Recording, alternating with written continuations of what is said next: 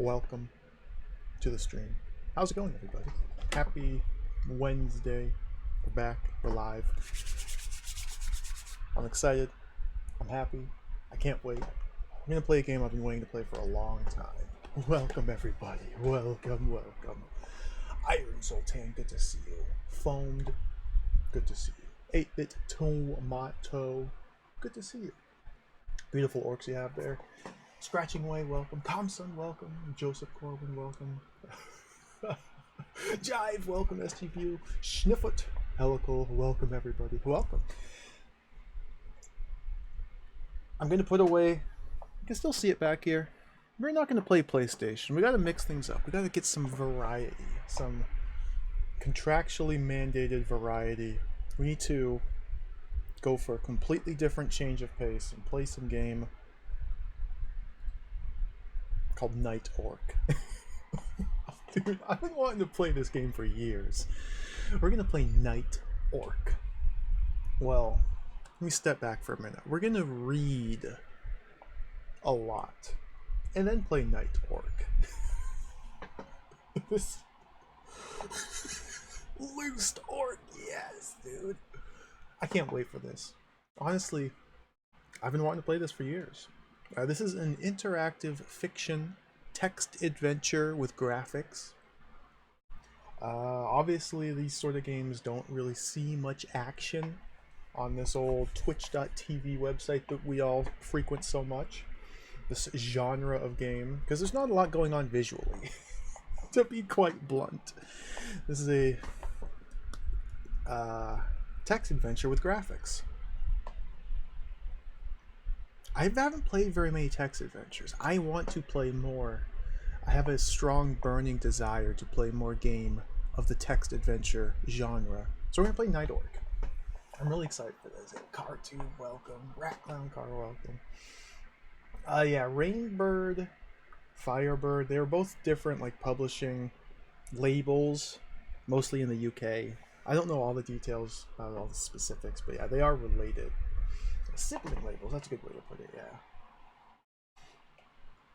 So this is developed by Level 9 Computers, which is a British company, put out, I don't know, 20 or 30 adventure games back in the 80s to early 90s. This was towards the end of their life cycle. Their life cycle, as if they died. This is one of the later games in their catalog, because a lot of their early stuff is just pure text. This one at least has static images, so we can have something to look at while we play. And yeah, I'm really excited. It looks super cool. Dude, I need to play Infocom. Yeah, I haven't played any Infocom games. I take that back. When I was in like high school, I played Zork 1. After about 3 seconds of playing, I just pulled up a walkthrough. So I didn't actually play it, I just kind of followed the guide. It doesn't really count in my book. But Dvork, welcome. Yeah, Level 9 made a bunch of cool games. There's a couple sci-fi games of theirs that I really want to play. Let me look up their list here. I think it's called Snowball? Look up their list of games. Yeah, Snowball looks really cool. One of their early ones. Return to Eden. They got a bunch of fun games. Just a bunch of cool stuff. Dude, people have been making text adventures, interactive fiction, for decades. Like, there's still people putting out new games in this genre. It's a very niche genre, but there's a very dedicated set of fans still making and releasing new games. Counterfeit Monkey. I'll have to look into that. A letter remover that can be used on any object. Oh, cool. That sounds like it'd be really hard. It'd be fun though. Smell a bit welcome. Yeah, my understanding is that this is kind of like a loose trilogy. I don't know if that's true or not because I haven't played them, but like there's Night Orc, there's Gnome Ranger, and Ingrid's Back. They're like three kind of games. They might not be related whatsoever. I know Gnome Ranger and Ingrid's Back are a duology. I don't know if Night Orc's related to those at all. I'm not too well versed in these. But we're gonna play some Night Orc. This is a fantasy adventure in 3 parts. Part 1, Loosed Orc. Part 2, A Kind of Magic. Part 3, Hordes of the Mountain King. We'll be playing this on the Atari ST. This was released on all varieties of computers at the time. 8-bit microcomputers, the more advanced Amiga, ST, DOS, MSX, Commodore 64, Atari 800, and so on. We're playing it on the ST. Kind of an arbitrary decision, but we just gotta make a decision. So you can see the cover art here. Got some cool graphics. I think this is Gringle Guts, our hero, on the right, riding a wild wolf with a spear in hand, or maybe a lance. Maybe we do battle with other orcs on wolves. Some mountain in the background. Lost Pig. Oh, dude, so many games. I've never heard of that one. I don't know what the wolf has in his mouth. Maybe I think it's just supposed to be like a bit or a bridle. It kind of does look like a little rifle. Looks cool. Let's turn the box over. Ding. Ooh. A humorous tale of revenge. Night Orc. It's level 9's most innovative and fun-packed adventure to date. Set in 3 parts, it casts you as an oppressed orc in a magical world, where all is not as it first seems. For generations, humans have been persecuting orcs. Now it's time to get your own back. Night Orc is a challenging game which is truly interactive. Each character leads its own life in the game, and their actions can affect you and the outcome of the adventure. Communication with other characters, learning spells, and solving puzzles are all a vital part of the game if you are to escape the mystical world and take revenge on humankind. The graphics are marvelous, bright, detailed, and a totally new style from that of previous adventures. Night Orc features red text on blue is very hard for me to see. Character interaction, the ability to communicate with and give commands to other characters. You'll need to coordinate a band of 5 creatures to complete your quest. I love coordinating creatures. The characters each lead independent lives, separately within the game, in search of their own goals. High-level commands, e.g., move straight to a named place or follow a named character. Superb quality color illustrations or digitized pictures on disc versions. Why we're playing on the ST, get those superb quality illustrations. A new improved language interpreter with multiple command sentences and huge 1,000 word vocabulary. This is a text parser game, yeah, for now. Is Raj welcome? Yeah, the screenshots here from the Amiga. These look really good. Look at that dragon in the top right. Oh, is it like an evil party of orcs in the top left, maybe? Smoldering castle. A knight on a horse. Some Renaissance fair. Oh, dude, I'm excited.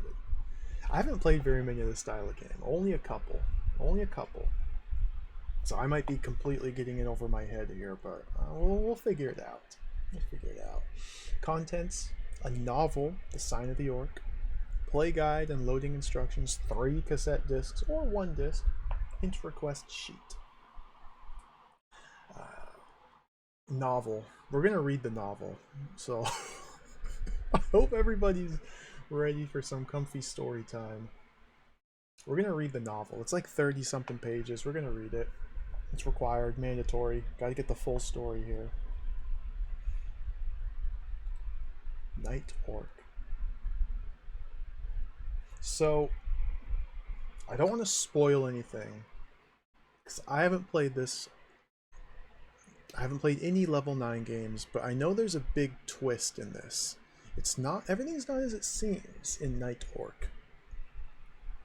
I would encourage you not to read about this game on Wikipedia. I made that mistake and it spoiled this giant twist. So don't look this up on Wikipedia. Don't want spoilers because it's just there. They're terrible quality standards. I'm excited. Let's open up the manual. There it is. Yeah, thanks, Wikipedia. I know. Oh, dude, get the beautiful graphics. Let me shuffle some windows around here.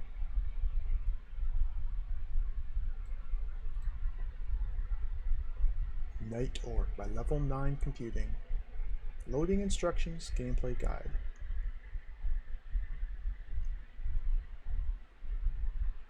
Introduction.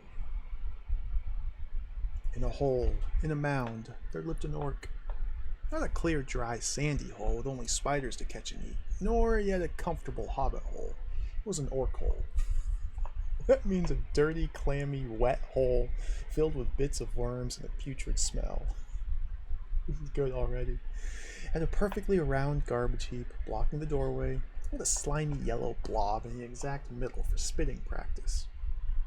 The doorway opened onto a sewer-shaped hall, a deeply unpleasant tunnel filled with smoke, secret panels, and floors snared and pitted, provided with treacherous chairs and lots of booby traps. The orc was fond of visitors. But what's an orc? Orcs are not seen much nowadays since they're shy of human beings.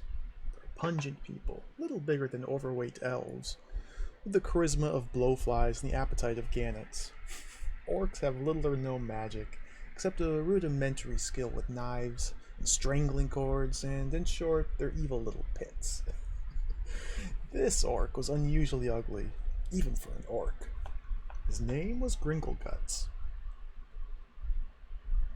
They have immediately spelled it differently in the next sentence. Gringleguts, Grindleguts, had lived in the neighborhood of the mountain for about a year, and most people considered him 2 steps lower than a tapeworm, not only because of the smell and the plague, but because he kept eating their household pets. Night Orc follows on from the events described in The Sign of the Orc. Grindleguts has been volunteered as their champion by the other orcs, while in a drunken stupor, tied to a horse so that he won't escape or fall off before the joust. Your first task as the orc in question is to live long enough to escape over the viaduct to Orc Mountain. Good luck, Grindleguts. You're gonna need it. I guess maybe the D spelling is canon, maybe the G is canon. I went with G when I titled the stream, because that's the first spelling I saw here. I may have made a terrible mistake. Oh, Hertron, welcome. Elf, but good to see you. Yeah, we got a novella. We're going to read the whole thing. I'm going to sit back and get comfy. He has layers. Oh, maybe that's it. Yeah, maybe it's his full name. Grindleguts, Gringleguts. I like it. It sounds good. Rolls off the tongue nice.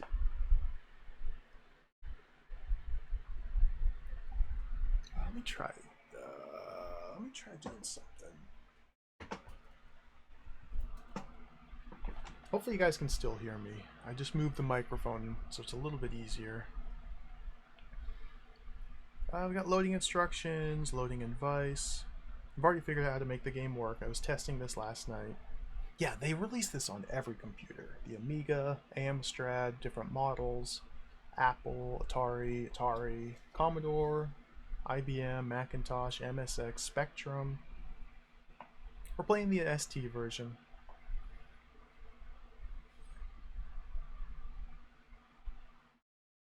Night Orc understands a wide range of commands in plain English, from simple 1 or 2 word instructions up to a complex multiple sentences. This chapter is split into sections describing ways in which to communicate with the program. So I read through this last night, so we're not going to read through it verbatim. We've got plenty more to get to. This is just kind of basic how to play a text adventure. Specifically this interpreter that they have here. Now you type your direction to walk to. These are the high level commands referenced on the back of the box. You can follow people. Try to stay close to someone moving when they do. Other people can be ordered to follow you as well. However, they can sometimes get left a little way behind, because even the most loyal follower will not obey you 100% of the time. Either wait for them, or command them to move to the destination with you following them. This introduces go to place as a command, which will be really nice. Instead of always typing out the directions to move someplace, you just type go to location, it just takes you straight there. You can run places instead. Find goat. Note that you can find just about anything, including people, moving objects, and things inside containers. Of course, there's not much that the program can do if you try to find something that does not currently exist, or if the way to your destination is blocked. For example, there's a thorn hedge around the tower. In such cases, the program does the best it can. Yeah, hopefully it works a little bit better than The Hobbit. Hopefully. I'm sure it does. The Hobbit was what, like 1982 or something? This is 7 years later. I'm sure they've refined and play tested it quite a bit.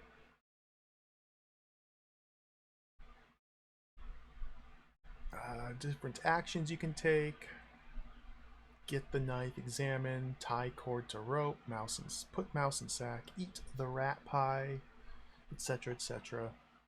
Kick the frog. You can do full sentences, examine multiple objects in one line, etc., etc. Collective nouns are understood. Exceptions are understood. Refer to the last mentioned thing as him, her, or it. A bunch of just convenient quality of life features. Take the axe, examine it. Sierra did this with some of their later text adventures, or text parser games as well. It's really nice once you get used to it.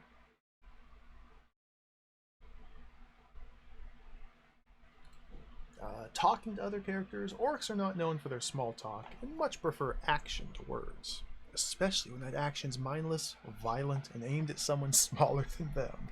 So conversation's limited in this game. People can be asked about things, a few of them may even answer you. One in particular is a mine of information. For example, Hobbit, tell me about the knife. Troll, tell me about the ring. People can be commanded to do the same sort of thing that you can do yourself, using the full range of commands.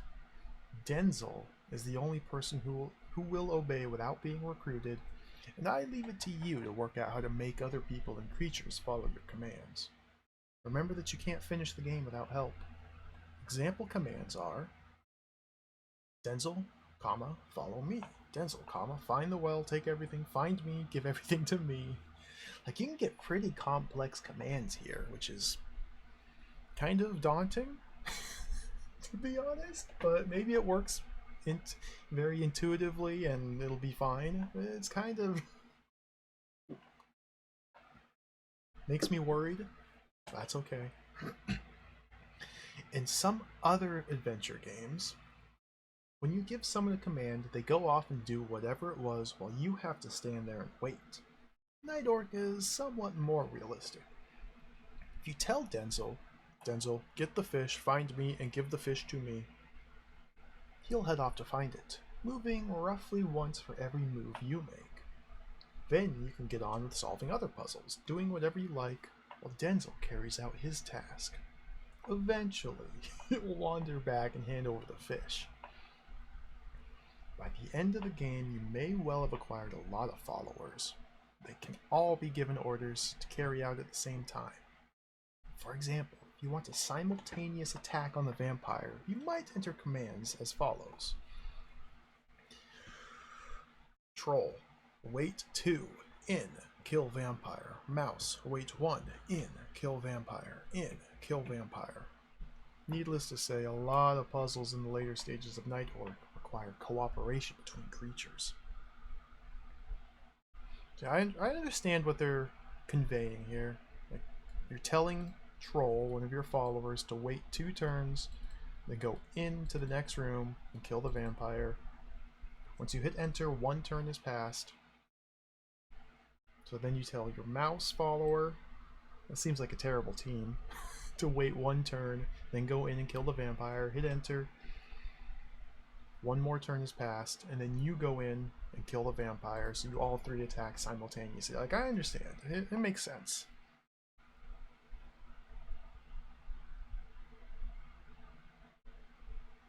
High-level commands.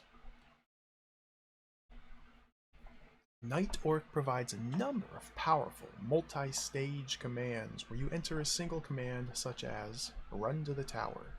The program carries it out in stages. The idea is that it's easier to enter one command than a lot of little ones. Most of these have already been described above.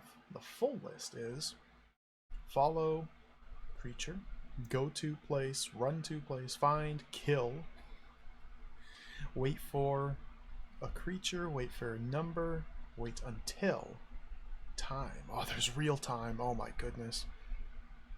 If something unforeseen happens, these commands can be paused by pressing space. The program will ask if you want to continue. Press Y or N for yes or no. Magic works in the Night Orc world. There are 21 spells to learn. You'll be able to learn them in later stages of the game. Excuse me. You'll have to know every spell in order to finish. To learn spell, you just need to see or hear its name. To use it, once learned, enter cast spell name or cast at target. Functions of the spells are fairly obvious from their names, and the rest is up to you. 21 spells! Oh my goodness. This will be fine. Everything's fine. Some special commands: inventory, score, again, help, quit, brief and verbose. Several commands are provided to control the adventure system rather than to make progress. These are described below. Some of the facilities marked with an asterisk are not provided on smaller computers, blah blah blah. Hopefully it's really obvious. What do we have here? Can turn off pictures. Why would you ever do that? Turn them back on. Oops to undo the last command. Oh, we can use oops several times to step backwards through the game. That's useful. We can save, we can restore. RAM save and RAM restore.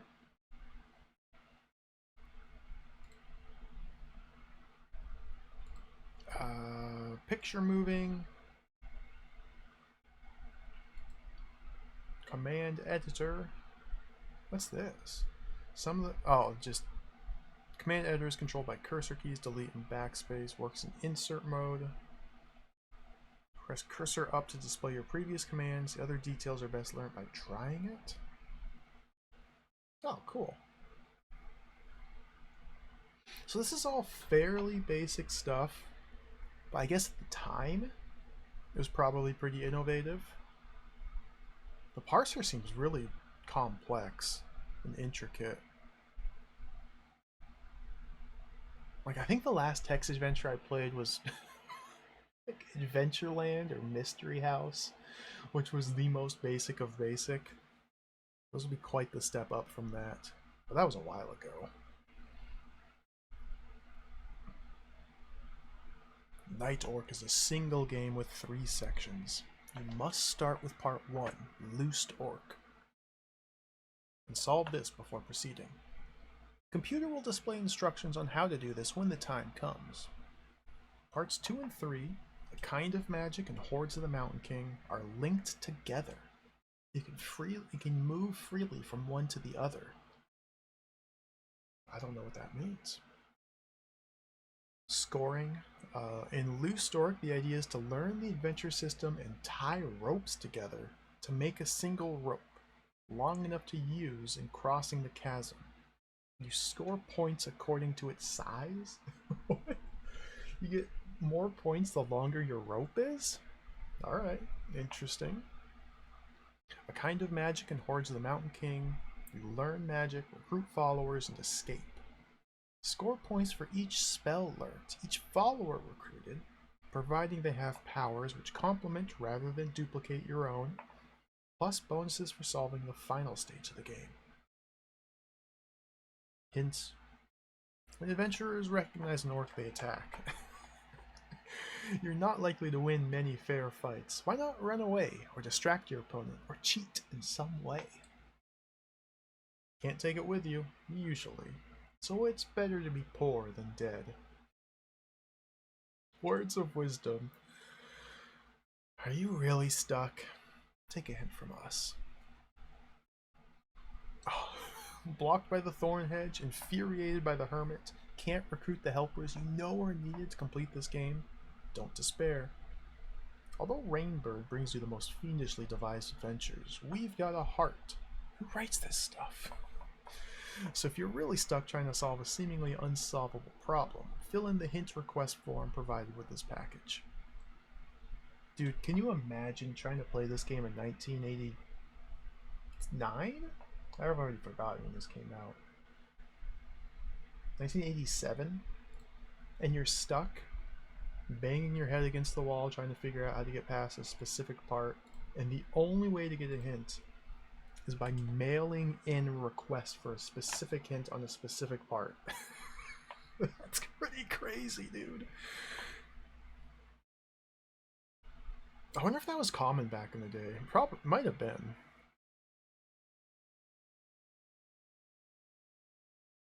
Here's the credits. Pete Austin, Mike Austin. I don't know much about the people who worked at Level 9. Looks like some brothers. Mike and Nick Austin. It's like 3 Austin brothers. I'm assuming they're brothers. A couple other people. 2 people on testing. The original paintings. This game has paintings, not pictures. They're paintings.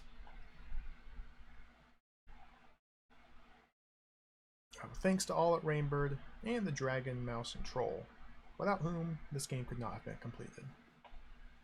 Yeah, waiting patiently by the mailbox for the hint to come in. Especially because you gotta mail it to the UK. You're playing this in America, like I would have been. It would take weeks, probably, to get your hint back. That's true, yeah. People would plug away at games like this for months. That was definitely the case. I don't expect to finish this game in one sitting. This will definitely be multiple sittings. I don't know how long it's going to be. This will be multiple sittings for sure. Alright, now we got the book, the novel, the short story. Let's sip some water. We're going to read this whole thing. It's very important we get the full story here. Oh, prostitution, welcome. Yeah, I know, it's insane, isn't it? You can actually learn how to play the game by reading the manual. The Sign of the Orc. Short story by Peter McBride. Oh, sorry, Peter McBride.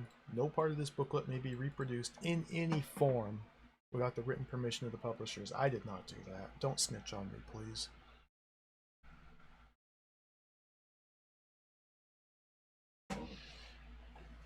Grok leaned against the cobwebbed window frame and stared out over the open plain. The grasslands were sprinkled with the pink and yellow of spring flowers. Scattered trees sparkled with the first unfurling leaves. The air trilled to the sound of larks and linnets. The sun shone brightly in the clear blue sky, dappled with pretty little fluffy white clouds. Dude, there's a freaking typo in the first sentence. Or the second sentence.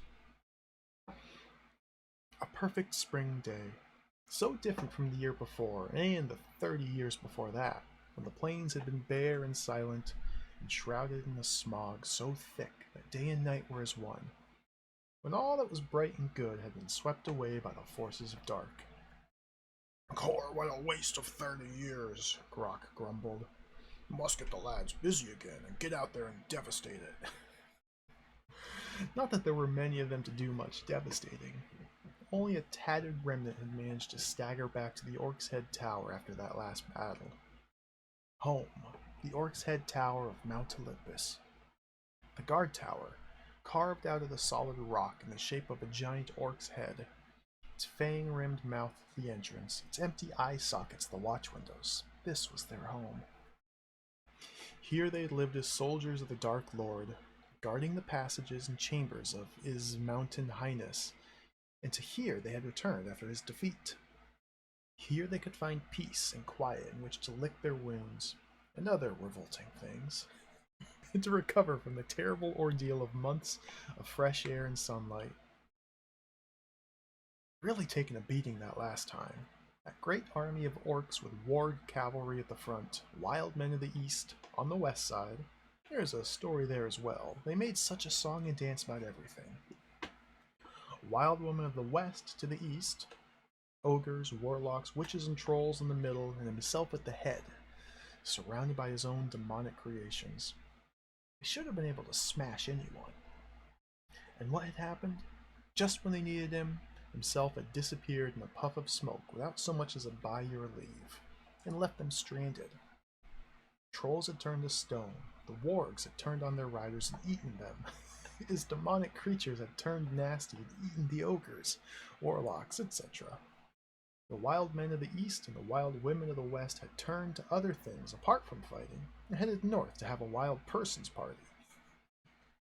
The orcs, more fools them, hadn't turned at all. They had suffered the consequences. Oh well, thought Grok. Oh well, thought Grok. At least I made it back home, and every day brings in a few more of us. One of these days we'll be ready to have another go, but no more meddling with magicians. They were a pain in the neck. Thinking of necks, Grok realized something was crawling across his. He reached back, caught a spider, and scrunched on it thoughtfully. As he chewed, he listened to a distant sparrow and remembered the times when he'd been an orc kid, out on plains duty, killing everything that moved. Well, everything except other orc kids, that is. Well, hardly ever killing other orc kids, only when they got in his way, or argued, or trod on his sandwiches, or sat where he wanted to, or... yes, well, killing everything that moved. He used to go on patrol by himself after a while. He remembered other times when he would go on long foraging expeditions, right out to where the men lived. Sometimes he'd bring back a barrel of apple brandy, or a whole side of well-hung bacon, or even a nice juicy child. He never forgot the milk. Milk for his mother, so that she could make blue cheese, rancid butter, and sour cream. They were good. Didn't get them nowadays. What had happened to his mom? Oh yes, he recalled at last he'd eaten her. There wasn't been food to be had that winter, and soldiers had to be fed, and his mum was quite fat and tasty too. Why did he keep thinking about food? Grok puzzled for a while, then a rolling rumble mumble from inside his jerkin reminded him. He hadn't had supper. Where was that lazy Oink? Oink! He bellowed through the open door. Where's my grub, you bone idle good for nothing? No reply. He shouted again, loud enough to set the passages ringing. Still no reply. Grok grumbled and went out into the dimly lit corridor. Oink! Oink! He shouted as he stomped towards the kitchens. Oink! Oink! As he was passing the guard room, he saw a movement out of the corner of his eye. Then he saw stars as something smashed down onto his head. Sorry, Chief. Brains put down his club and helped Grok to his feet. I thought you was a pig. Good job you had your helmet on, ha ha. He spoke hoarsely but laughed sheepishly. Then, cowed by Grok's stare, he ducked back into the guard room. Grok glared after him, but, driven by the rumblings in his stomach, he continued in his search for Oink and his supper. Oink was slumped at the bottom of the stairway that led from the kitchen. An empty tray and iron-studded wooden club lay on the ground beside him. Grok hauled him to his feet and slapped him around. "What's going on here?" he demanded. "Where's my grub?" Oink's eyes rolled around loosely like two marbles in a gutter. Grok tried again to slap him awake, and when that didn't work, he breathed on him. Oink's eyes snapped into focus. "What happened?" Grok asked again. "No, I don't know, Chief. I think someone must have hit me." Grok had a sudden inspiration. "Have you been going oink?" "No, going what?" asked Oink, and then he noticed the empty tray. "Here, they've nicked your supper. There was a bottle of booze and half a nice big rat pie I just made. Is this your club, Chief?" Grok looked at it. "Yeah, it is. What's it doing here? I left it in the room by the gate." Well, I reckon someone must have picked it up. Then when they hit me on the head with it, me not wearing my helmet and all, it knocked me out, and they nicked your grub. Then they left the club because they couldn't carry that as well." Oink finished with a flourish, proud to have worked it all out by himself. "Picked it up like this?" asked Grok, hefting the club. "Then hit you over the head like this?" Brought it down with a crunch. You not wearing your helmet and all, and knocked you out, then nicked my grub?"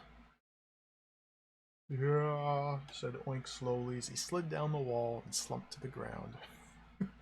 "Thieving rogues," muttered Grok thoughtfully as he stepped over Oink and headed up the stairs to the kitchen. "The other half of that rat pie should still be up there. And Oink," he shouted over his shoulder, "make sure you wear your helmet next time you're bringing me my supper."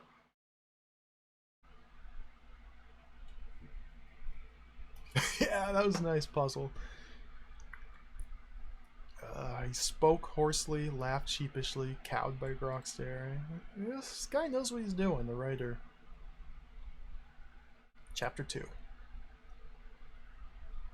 Brandon the dwarf sat cross-legged on the floor of the dragon's treasure chamber, with a large gold plate laid across his knees. He buffed it vigorously until it gleamed in the torchlight, and as he polished, he sang a song to the tune of ancient Ambridge air. "Golden swords and golden shields, golden cups and saucers, golden carts and golden wheels, golden bits and bobs. To get lots of luster, just muster a duster, and use lots of elbow cream, and sit and buff the golden hoard while I sit and dream." "Shouldn't that be elbow grease?" asked the dragon, who'd been supervising operations. Yes," replied Brandon. "I couldn't find a rhyme." It was not strictly true. The verse had originally used elbow grease and ended until the dragon's decease, but he wasn't going to sing that out loud. "I say," said the dragon, after a few minutes' deep thought, "I've just written a song of my own, all about gold. Tell me what you think of my masterpiece." "Gold, gold, wonderful gold. There's nothing like it for warming you up when the weather's cold. And when you've got a lot of it, it's handy to have a fellow who'll spend lots of time polishing it to keep it nice and bright and yellow. How about that, then?" "Oh, a marvelous triumph of the poet's art, oh brilliant one!" exclaimed Brandon with as much enthusiasm as he could manage. Then, as he wasn't very good at lying, he changed the subject quickly. "The orcs are back," he said. "I can smell them." Dragon sniffed the air doubtfully. "Are you sure? I can't smell anything." "Well, they do say, oh great fiery breath, smoking ruins your sense of smell," Brandon told him. "Well, till someone invents smokeless fuel, I haven't got much choice, have I?" replied the dragon huffily. "And frankly, Ducky," it added, "I sometimes think it's a blessing. I mean, when did you last have a bath?" Brandon was going to protest about the lack of a bath, or water to put it in, but the dragon shut him up with a snort of black smoke. The dwarf choked and sputtered. I don't know, said the dragon airily. Talk about me smoking, but you're the one with the cough. Tut tut. I bet you smoke as well when I'm not watching. Tut tut. It grinned at him complacently. I don't do anything when it's not watching, thought Brandon, because it's always watching. Because it knows that if it didn't watch me, I'd nick as much of this gold that I spend my days and nights polishing so lovingly as I could carry as Scarper. The dwarf stopped coughing and sighed quietly. Patience, he told himself. The time will come. Perhaps he could persuade it to go on an orc hunt. That'd get it out of the way. Are you going to do anything about them, O winged orc slayer? He asked the dragon. They might be after your gold. They're not the only ones, sweetie, it replied, giving him the eye. Besides, I don't like orcs. Isn't that a good reason to hunt them? Brandon was confused. No, you fool. I don't like them to eat. That's the only reason I hunt. I'm not a human, you know. I don't do it for fun. Now, if it was humans out there, it'd be a different thing altogether. They're tasty. Brandon sniffed the air hopefully. I think I can smell a human, he said brightly. The dragon guffawed with laughter, enveloping the dwarf with plumes of smoke. Oh, you are a one, clapped him on the back playfully. Brandon flew across the room and came to rest in the ornamental armor and jeweled weapons of war section. He had decided, some long time before, that if he couldn't steal the treasure, he might at least catalog it. He got some sense of ownership that way. On your way back, Brandon, the dragon called to him, could you go over to the Royal Toys and Games pile and find the pearl inlaid dominoes? I fancy a game. Brandon lifted a diamond-studded mace off his chest and struggled upright. The solid gold weapon swung heavily in his hand. One of these days, he thought, I'll have a go at that grinning smoke box. He shrugged, put the mace neatly back in its place. What good would it do, he told himself. If I got a lucky blow in, I might bruise its shin before it fried and ate. Poor little old me. He went to get the dominoes. Set was suffering from these games. Whenever the dragon was stumped, it'd pick out the pearl inlays to change the value of his dominoes. All the sixes and fives had turned into fours, and the threes had been split between ones and twos.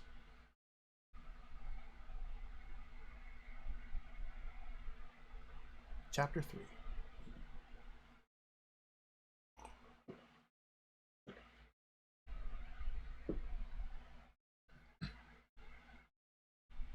Meanwhile, 7 leagues away, Barney Wallop was resting on his scythe in the field behind the Orc's Head Tavern. He mopped the sweat off his brow and frowned at the acre of close-cropped grass. There was a rash of molehills across the center, and he'd seen far too many daisies, dandelions, and nettles as he had worked his way across. It was going to take years to turn it back into the smooth green sward that his father had tended so lovingly in the days before the orcs had devastated the countryside around the mountain. Still, he thought, as he tied his red-spotted hanky around his red-spotted neck, it was only the 3rd cut of the spring. There was quite a while yet before the season started. He might have a decent surface by then, with a bit of luck. He picked up the gleaming, razor-sharp scythe and made to put it over his left shoulder, then thought better of it, transferred it to the other side. He'd already sliced off his right ear by mistake. He didn't want to lose the left one as well. Time for a pint of good ale and get ready for the lunchtime rush. If the weather held, he'd have a go at those weeds in the afternoon. He walked carefully around the edge of the field and went into the tavern. Do our lodgers be back, Jack? He asked as he entered the tap room. Not yet, Mr. Wallop. They'll be right hungry, too. They did forget to take the lunch, what the missus had made for them. Jack, the potboy, polished another pewter tankard with his long white beard and hung it, the tankard, on the rack with the rest. Their well-buffed sides gleamed and twinkled in a beam of sunlight, and so they should. Young Jack had been polishing them daily for 70 years, with a cloth the last 50, and then, when cloth was scarce, with his beard. It gave them a lovely satiny sheen. "Nice job, young Jack," Barney complimented him as he always did. "Nearly done?" "The last one coming up, Mr. Wallop." Jack buffed the tankard vigorously, hung it on the rack, then tied a knot in his beard to keep it out of the way for the rest of the day. Barney drew himself a foaming pint and drank slowly to check its quality, as he always did. Then drew another, as he always did, and drank that too, just in case. Excuse me. "I'm not too sure about this keg," he announced, as he always did. "I think I'd better check it again." "I shouldn't if I were you," muttered Jack. "The missus do be watching." As she usually was. "Well, I suppose it'll be all right." Barney pretended to be unaware of Mrs. Wallop. "Though I do like to make sure that my customers get the best." The lunchtime rush. Old Norman and Geffer Smithies arrived shortly afterwards.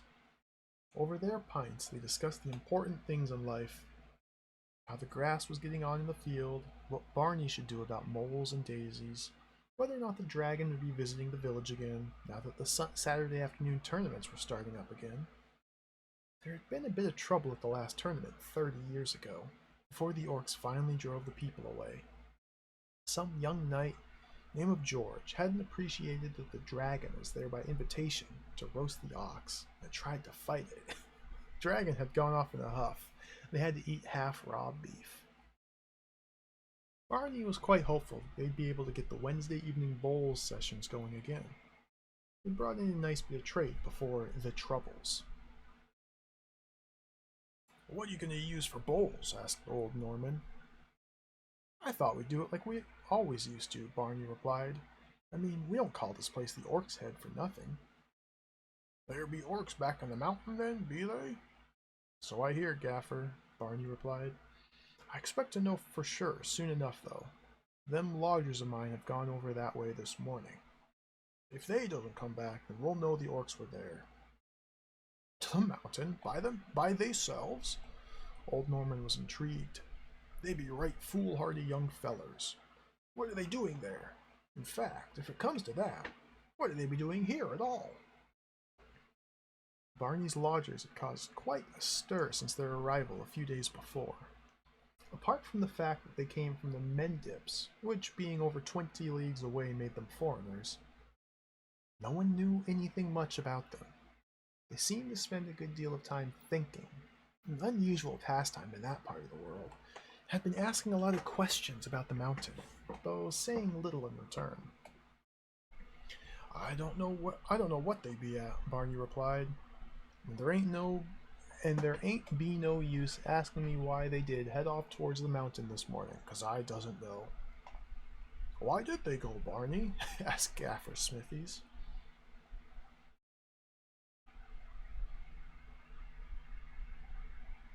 Chapter 4.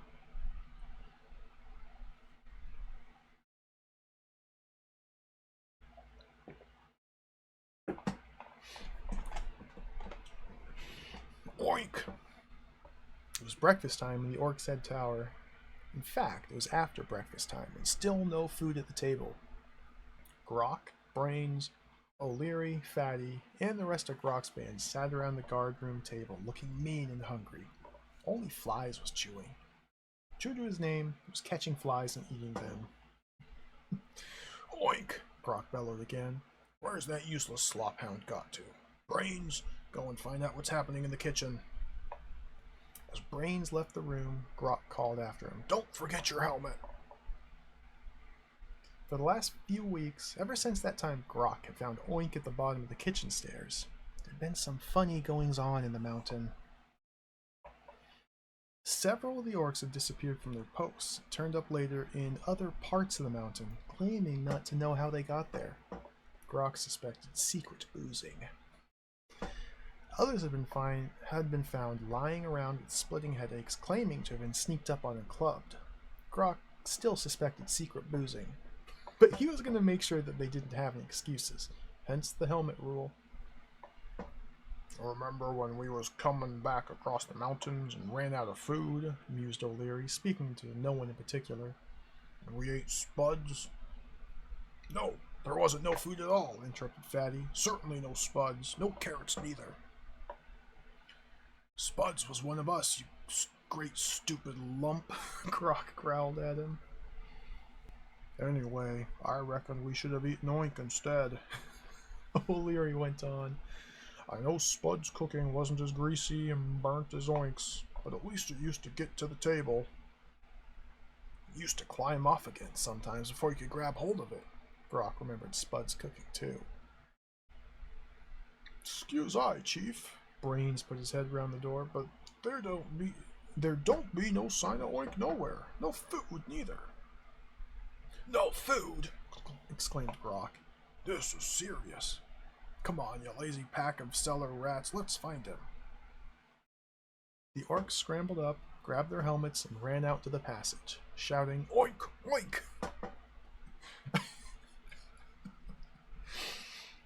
Hey, Tango Bunny, welcome. Chapter 5.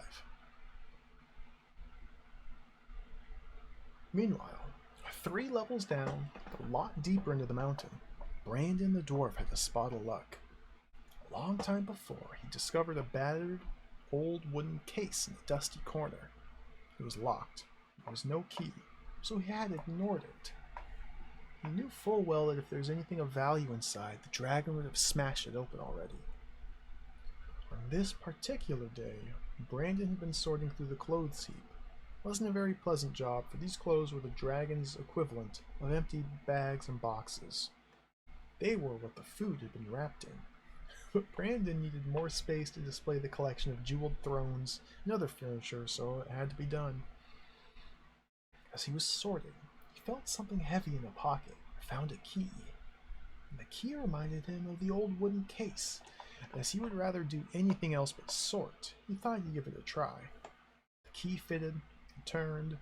The lid opened to reveal a complete adventurer's kit. Compass, measuring tape, paper, pens, and ink for making maps, stethoscope for listening at doors, small drill for making spy holes, soft chalk for making your trail, and a hold-all bag. The sort that you could put all kinds of things in and never fill. Brandon's heart started to race. His brain began to whir. Here was the answer to his prayers. Brandon Branniganson, what are you doing skulking over there? The dragon shouted suspiciously. Nothing, O mighty Emperor of the Mountain. Brandon shut the box quickly and scurried back to his master. Merely tidying, your royal beastiness. Found something interesting, have we? The dragon fixed an eye on the trembling dwarf. What was it? Brandon fluttered like a moth around a burning torch. He knew he could hide no secrets from the light of that stare. He struggled to resist, but felt his defenses crumbling. And suddenly, salvation! Oink! Oink! A distant echo broke the tense silence in the lair. The dragon shut off its truth glare with a rapid blink, snapped its head round, and pricked up its ears. Oink! That sound again, this time deeper, and issuing from another passage.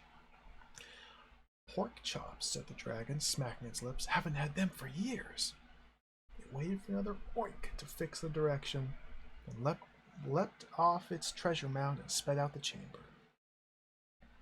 Brandon let out a long sigh of relief and sank to the ground. He'd been sitting there saying, Phew, that was close, for several minutes before he suddenly realized that he had got the opportunity of a lifetime. He jumped up and ran to get the adventurer's kit. His cunning dwarvish brain was working properly now. He thrust the compass and marker chalk in his pockets, grabbed the hold-all bag, and dumped the rest of the kit into it, and scampered around the lair, throwing in all the choicest pieces, including the entire individual gems and small objects art collection. Then, when the weight of the bag was as much as he could bear, he headed off out of the chamber in the opposite direction to the dragon. He paused briefly to take off his boots and tie them around his neck, then ran off silently in stockinged feet. He traveled fast but carefully, checking the compass constantly to keep his direction in the twisting tunnels, marking every awkward junction with his chalk in case he had to backtrack, listening avidly for the sound of orcs or dragons' feet, sniffing the air as he ran. It was a shame that he could only smell his boots, as otherwise he might have had some warning about the adventurer. As it was, Brandon ran straight into him as he came round a sharpish bend in the passage. He bounced off him, and the weight of his hold-all bag tipped him over. Brandon picked himself up and was delighted to see it was a man, and a pleasant-looking young fellow, that he'd crashed into, not an orc, or worse, the dragon. He reached out a hand in greeting and started to say a cheery hello, but the adventurer gestured briefly, spoke a single word of command before Brandon could finish. There was a flash. Brandon was enveloped in smoke. As the smoke cleared, he found himself in total blackness. Chapter 6. I'm pretty sure this is 30 pages or so. Oh, PDF.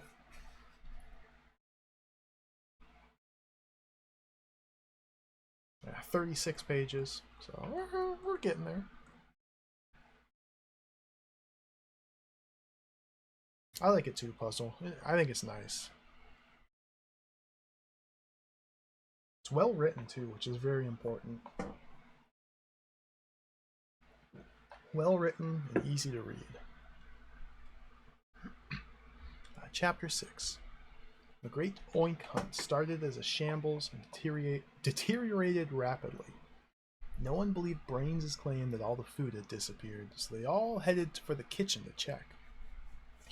There wasn't really room in there for 16 of them when Fatty discovered a small green furry loaf. There definitely wasn't room for them to fight about it. It didn't stop them from trying. Fatty had scarcely finished saying, "Look what I've got!" before he hadn't got it anymore. Scraggit grabbed it and shouted, "It's mine!" But by then it wasn't.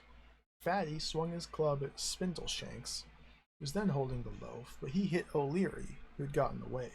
O'Leary pulled back his arm to smash Fatty and poked Grindleguts in the eye, so Grindleguts joined in that fight. Meanwhile, another battle was raging on the floor, where Spindleshanks had dropped the loaf after Scraggit had stamped on his foot. In the end, Grok caught the loaf as it was flung into the air and stuffed it into his mouth before anyone could reach him. With the loaf gone, the fight dwindled to a halt, a few last blows being flung to settle scores. "Right, enough messing about," he ordered, spraying green furry breadcrumbs as he spoke. "There'll be nothing else to eat until we find Oink, so let's get busy." "And if he hasn't got the food, do we eat him?" asked O'Leary hopefully.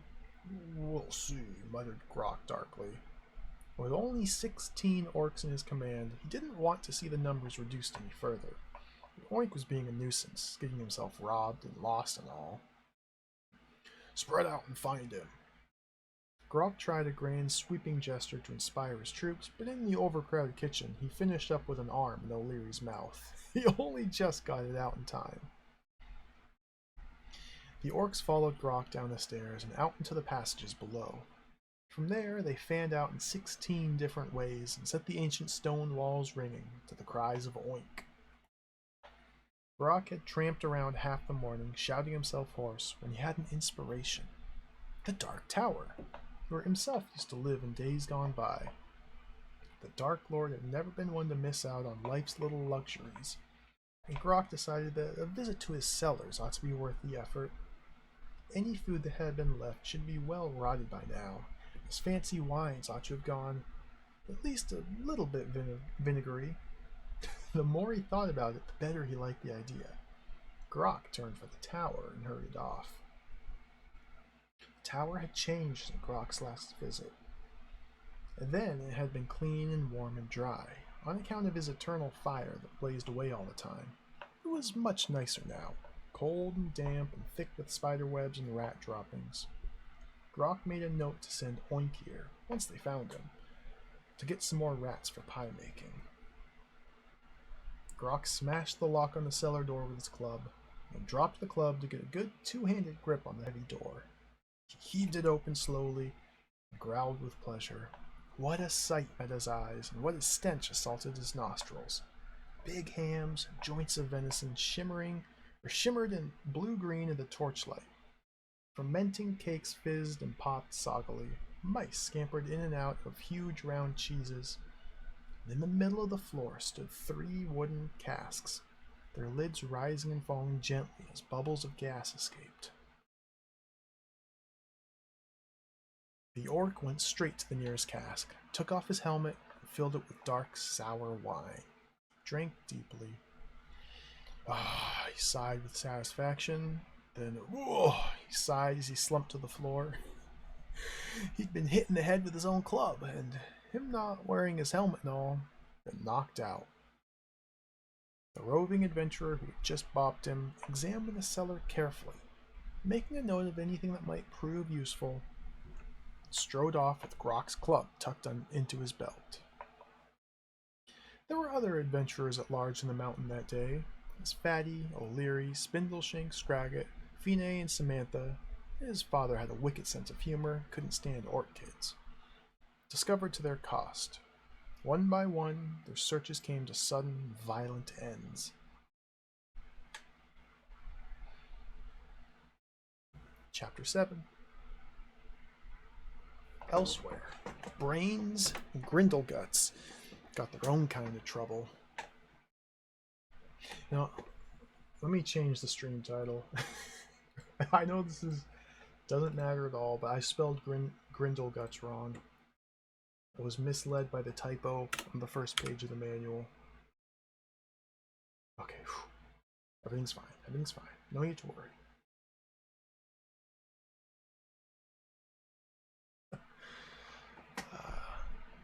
Elsewhere, Brains and Grindleguts had got their own kind of trouble. They'd met up on the second level below the guard room, decided to join forces. They both noticed the tunnels were no longer ringing with cries of oink, in the same way that they had been at the start of the hunt.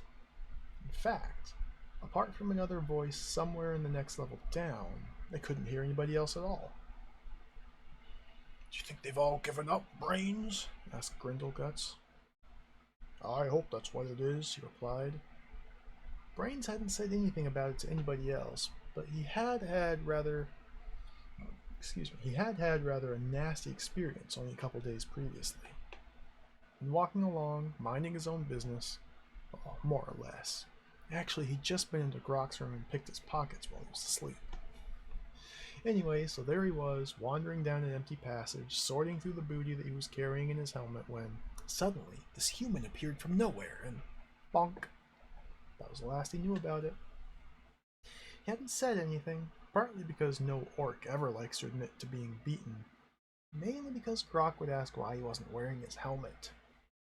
Grindleguts had also had a similar experience, which he hadn't said anything about either, on account of the fact that he was raiding the kitchen at the time. So when Brain suggested that they join forces, he was very happy to agree.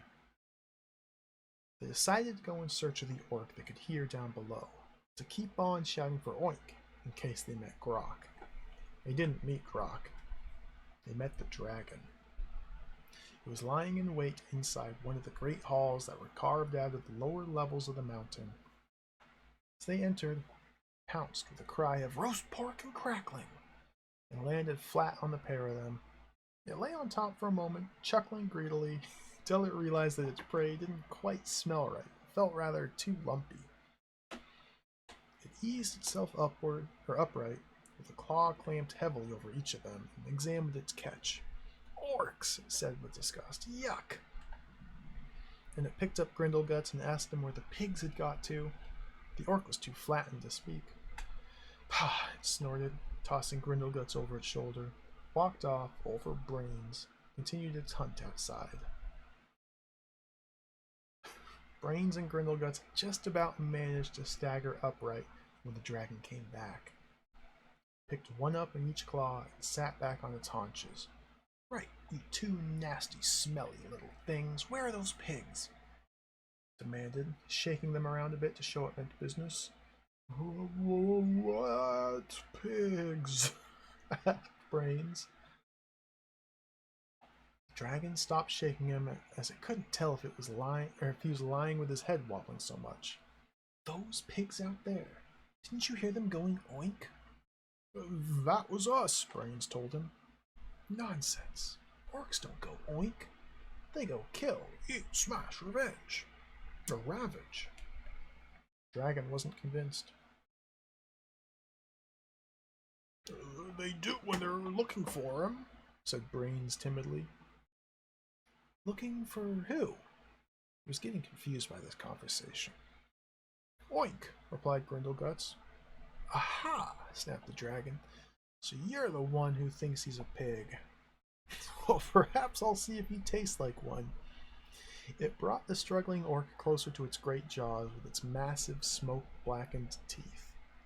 No, no, cried Grindleguts. Oink is the name of the orc we're looking for, he gabbled.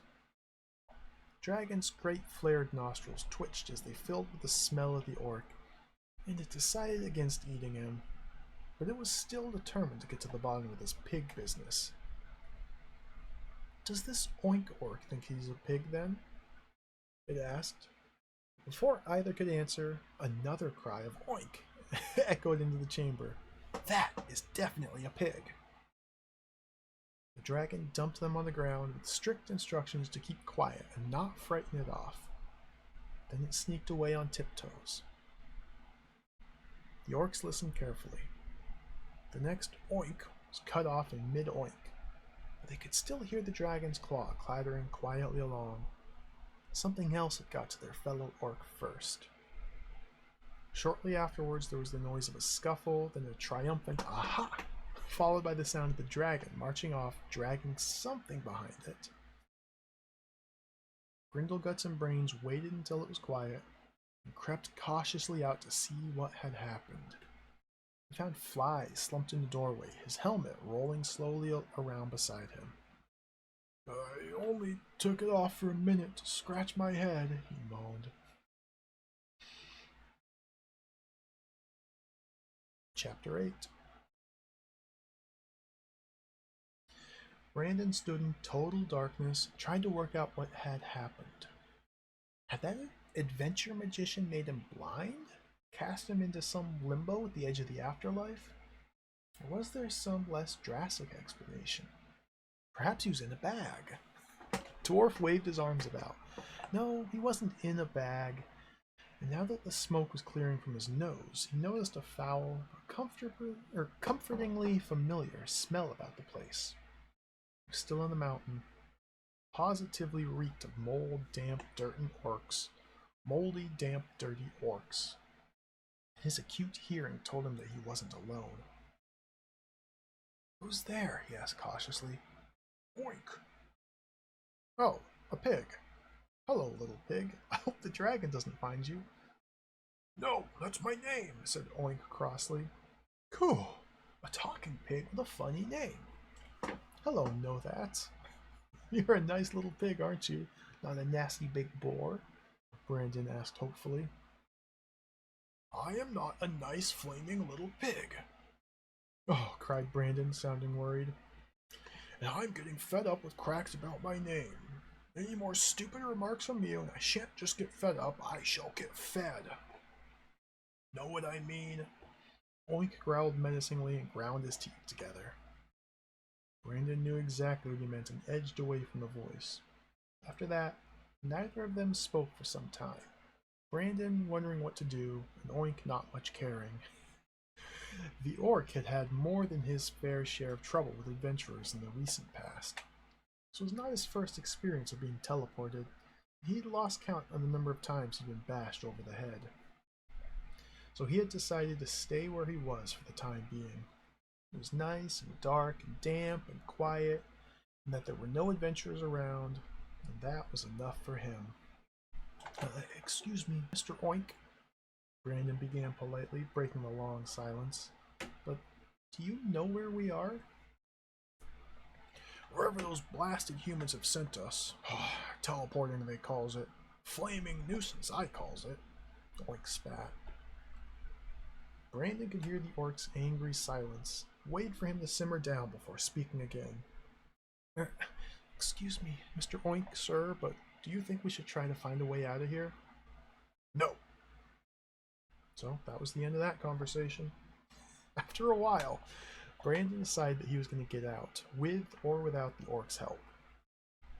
He started to fumble his way around the pitch-black room. It was not particularly big, but it did have a lot of arches and alcoves, and the floor was not very even.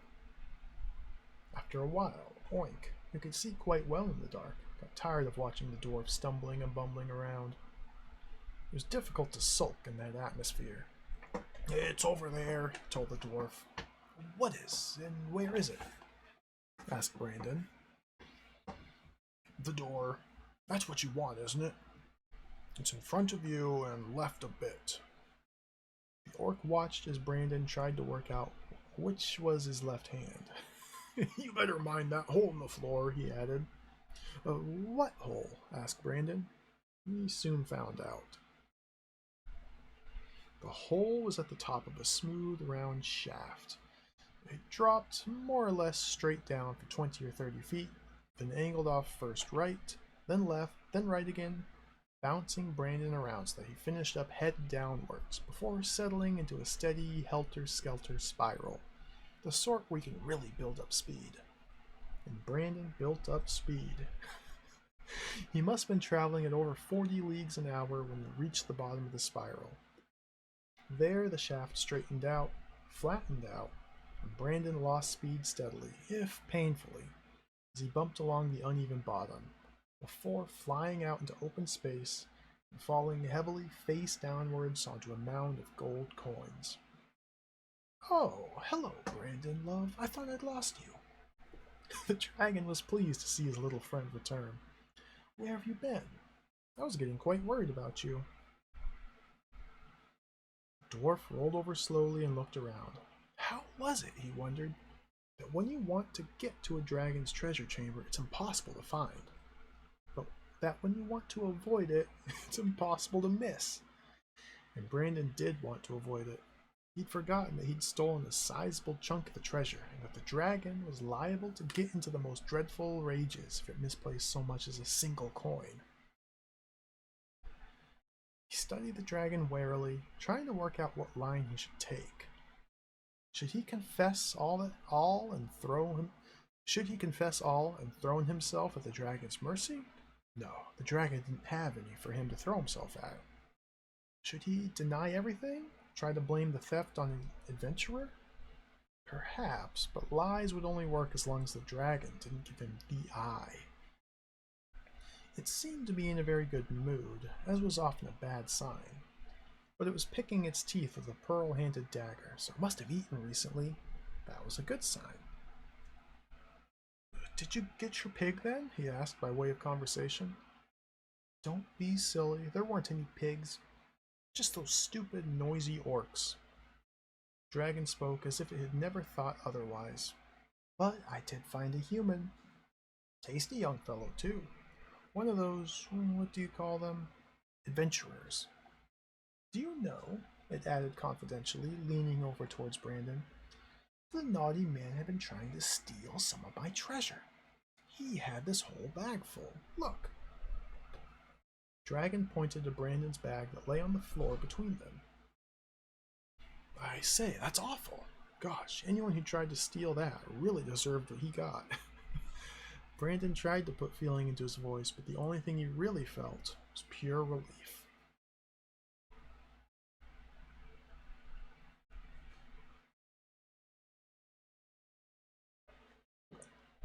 Chapter 9.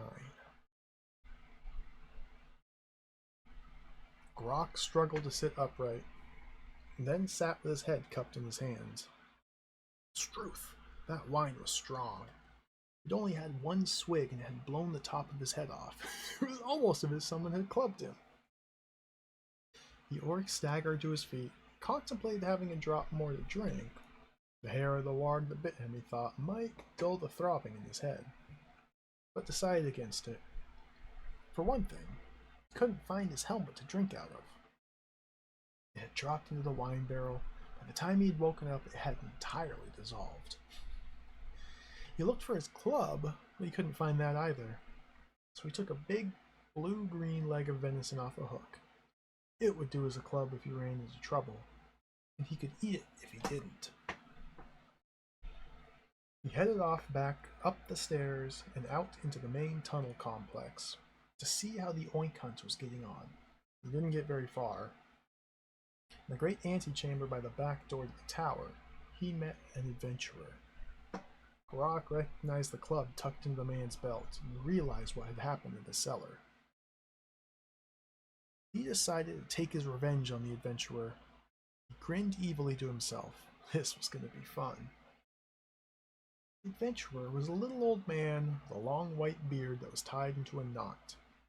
He saw the orc coming across the chamber and reached quickly into the pocket at the front of his apron and took out a notepad. Now, where was it? Young Jack muttered to himself, flicking through the pages as the orc advanced on him, wielding the leg of venison menacingly. Ah, here we are. He pointed a finger at Grok and uttered a single word of command. There was a flash and a bang, and Grok turned into a frog. Grok! Croaked Grok, meaning what happened, as he crawled out from under the leg of venison. Cackled young Jack. That was good. But it wasn't what I wanted. Let's have another go and see if I can get it right. He rummaged through his notepad again, found a later entry, tried to point at Grok as he hopped around. Keep still, will you silly frog? He demanded. He had to wait until Grok settled down for a dip in a small puddle before he could get a fix on him. Young Jack spoke another word of command and was pleased to find that it was the right one. There was another flash and a bang, and Grok was enveloped in smoke.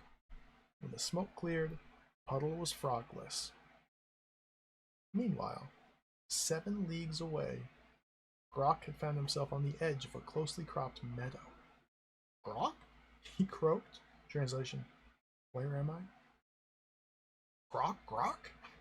Hello, handsome. A large green female frog came hopping out of the hedgerow to join him. Grok? Translation: you come here often?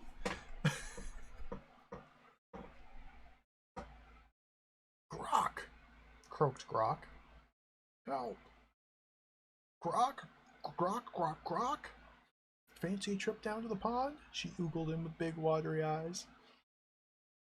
She was a big one, more than twice his size, with massive meaty thighs, 4 legs as thick as carrots, and rolls of spare flesh that undulated as she waddled. Under different circumstances, Grok would have fancied her for lunch. Just then, Grok didn't fancy her for anything. Grok! Croaked Grok. Untranslatable. He turned and hopped off as fast as he could. The frog whooped a kind of froggy tally-ho and set off in pursuit. Grok, being smaller and lighter, had the acceleration, but she had the staying power. By the time he was halfway across the field, he was starting to tire, but she was still coming on strongly. Desperation spurred him on, but it was useless. At last, with a merry Grok, she landed on top of him and pinned him to the ground. Grok! Translation: ooh, that was fun, she croaked. Grok. Translation: now give us a kiss. Grok crouched, transfixed, as her head came closer and she gave him a big, froggy kiss. He closed his eyes and tried to pretend that it wasn't happening. He had the most peculiar swelling feeling as her lips touched his. When he opened his eyes, he discovered he had returned to his normal self. The female frog looked up in surprise and disappointment. Perhaps I do fancy you after all, said Grok. He reached down, picked her up carefully, and slipped her in his pocket. She would do for supper if he didn't find anything else. Now, where was he? Grok looked around. There was a tavern over on the other side of the field, and an orcish one. At least, Grok assumed that the picture of an orc on the inn sign meant that. He tramped across the grass, kicking at the daisies and sending clods of turf flying through the air. He hated flowers, and he hated well-groomed grass. Barney Wallop caught sight of him through the back window of the Orc's Head Tavern. He grabbed his scythe and started for the door. You Maybe kicking at my meadow now, Mr. Orc, he muttered darkly, but you'll be rolling on it next Wednesday. Edna, he shouted to his wife, I'll be back in a minute. There's an orc out on the green. I could use him. Hey, so could I, Mrs. Wallop called quickly. With young Jack away, we could do with an extra pair of hands. You try and get ahead now. We're all behind. You try and get ahead now, and we'll be all behind come Saturday night. You're right, he could be handy. Barney was forced to agree. Well, I suppose I shan't be needing any bowls for nearly a week. Perhaps young Jack will have got over his foolishness and come back by then. He put down the scythe and took up his pacifier, one of Mrs. Wallop's stockings half filled with sand. He saw that the orc was heading for the tavern door and lay in wait just behind it. As Brock walked in, Barney tapped him on the head with his pacifier. It was a carefully judged bonk, designed to show the orc who was boss, without impairing the roundness of its skull. He caught the orc by a pointy ear as it sagged beneath the blow. Right, Mr. Orc, there's plenty more where that one came from if you give me any trouble. Do you understand? Barney demanded. Brock didn't understand anything. Things were just happening too fast for him to keep up with himself. In the space of half an hour, he'd been clubbed, frogged, teleported, hopped after, unfrogged, lost, and pacified. He shook his head dolefully. Barney bopped him again, repeated his question. Message got through that time. Brock nodded. Barney led him over to behind the bar and showed him the dirty tankards that were piled up beside the sink. Now, Mr. Orc, you're gonna wash that lot clean. Get them nice and polished. Bright. Understand? He swung Mrs. Wallop's stocking in front of Grok's eyes. Grok moaned. Washed, polished, cleaned, bright, ooh. But he nodded and reached for the first tankard. He looked at the hot, soapy water in the sink and grimaced with distaste. This was awful. He gritted his teeth, tried to wash a tankard without getting his hands wet. It wasn't possible. Grok watched with horror as the dirt began to come off his hands. Barney encouraged the orc with his pacifier until he was satisfied that he was doing a good job. Then he got on with his own chores, chiefly beer tasting, keeping a watchful eye on his new pot boy. That day, Grok learned to wash up, polish, though he had to use a cloth as his wispy, scraggy beard was useless for that job. Carry logs, and mend the fire, sweep the floor, muck out the stables, chop wood, under the supervision of Mrs. Wallop, who was far more terrifying than her husband. Make beds, and fetch casks and bottles up from the cellar. He also learned some other interesting things. It seemed that the tavern had become a center for adventurers. Some merchant magicians, working from one of the back rooms, were selling guidebooks to the mountain. Guidebooks to his mountain. Travelers were coming from far and wide, buying their guidebooks and heading off across the plain to the Orc's Head Tower. Those that discovered the teleporting secret would pop back for a drink or something to eat every now and then. They'd stand around the bar boasting about how many orcs they'd bashed or robbed or teleported to who knows where. Grok kept his head down and listened. If they were all telling the truth, there were a lot more orcs scattered about the mountain than he thought. He hoped they were right. As soon as he got back home, he would gather them all together, march back to the tavern, and do for those guidebook merchants. Grok also learned that there was to be some sort of shindig on Saturday, and that the dragon would be coming. He wondered if he could hitch a lift back with it. It certainly might be possible to slip away when the place was busy. Finally, he learned that there was to be a bowls match on the following Wednesday. For some reason, they all expected him to be playing in it. He did try explaining that he didn't know how to play bowls, but Barney Wallop just laughed, rather unpleasantly, thought Grok, and said, "Don't worry about that, Mr. Orc. It's just a matter of using your head."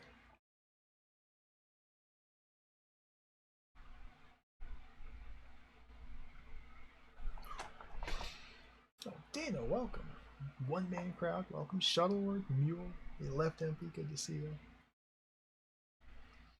Yeah, this is the novel, the short story. This is all the prologue, setting up the story and the setting for Night Orc. It's pretty cool. I'm liking this. We're a little over halfway through. A couple more chapters to go. Grok, grok, grok. Now give us a kiss.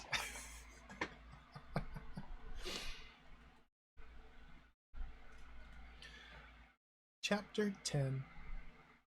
Brandon had been sitting in the corner, plucking at the zither for most of the morning. He was trying to remember a song he'd learned as a child. At last, he called to the dragon. I think I've got it now. Would you like to hear it? Is it about gold? Asked the dragon, who liked songs, but most of all loved those that were about gold. Actually, no. This one's called The Gay Dragon, Brandon replied. Ooh, that sounds fun, it cried. It stopped polishing its claws so that it could listen properly. Brandon struck up a chord and began. There was a gay dragon who lived in a cave. He was fearsome and ugly and not very brave. Just a minute, the dragon interrupted him. Are you sure about those last two lines? Brandon caught the glimmer in the dragon's eye and said that perhaps he had got it a bit wrong, so he started again. There was a gay dragon who lived in a cave.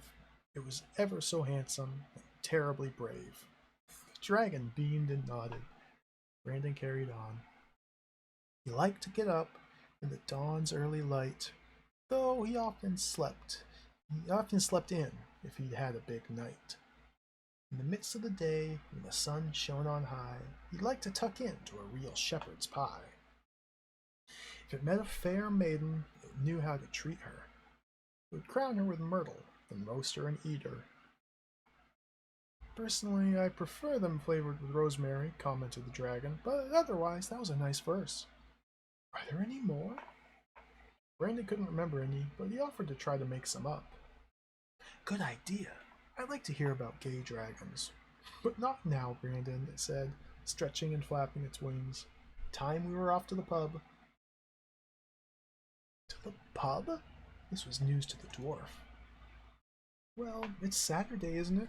I always go to the pub on Saturdays in the season, as long as that obnoxious Sir George isn't there. Where do you think I get my best firewater from? It doesn't grow on trees, you know. Come on, climb on my back and I'll give you a ride. But what about your treasure? Asked Brandon, spotting an opportunity. Don't you think I ought to stay and guard it? There are thieves about, you know. Yes, I know, my little dwarvish friend, it said, and gave Brandon a very meaningful look. Don't worry about my treasure. I've got a spell or two up my sleeve. They don't call me Puff the Magic Dragon for, They don't call me Puff the Magic Dragon for nothing, Ducky. Puff. That was also news to Brandon. So Brandon the dwarf had his first taste of flying. It was a hair-raising experience for the dragon, who was rather out of practice.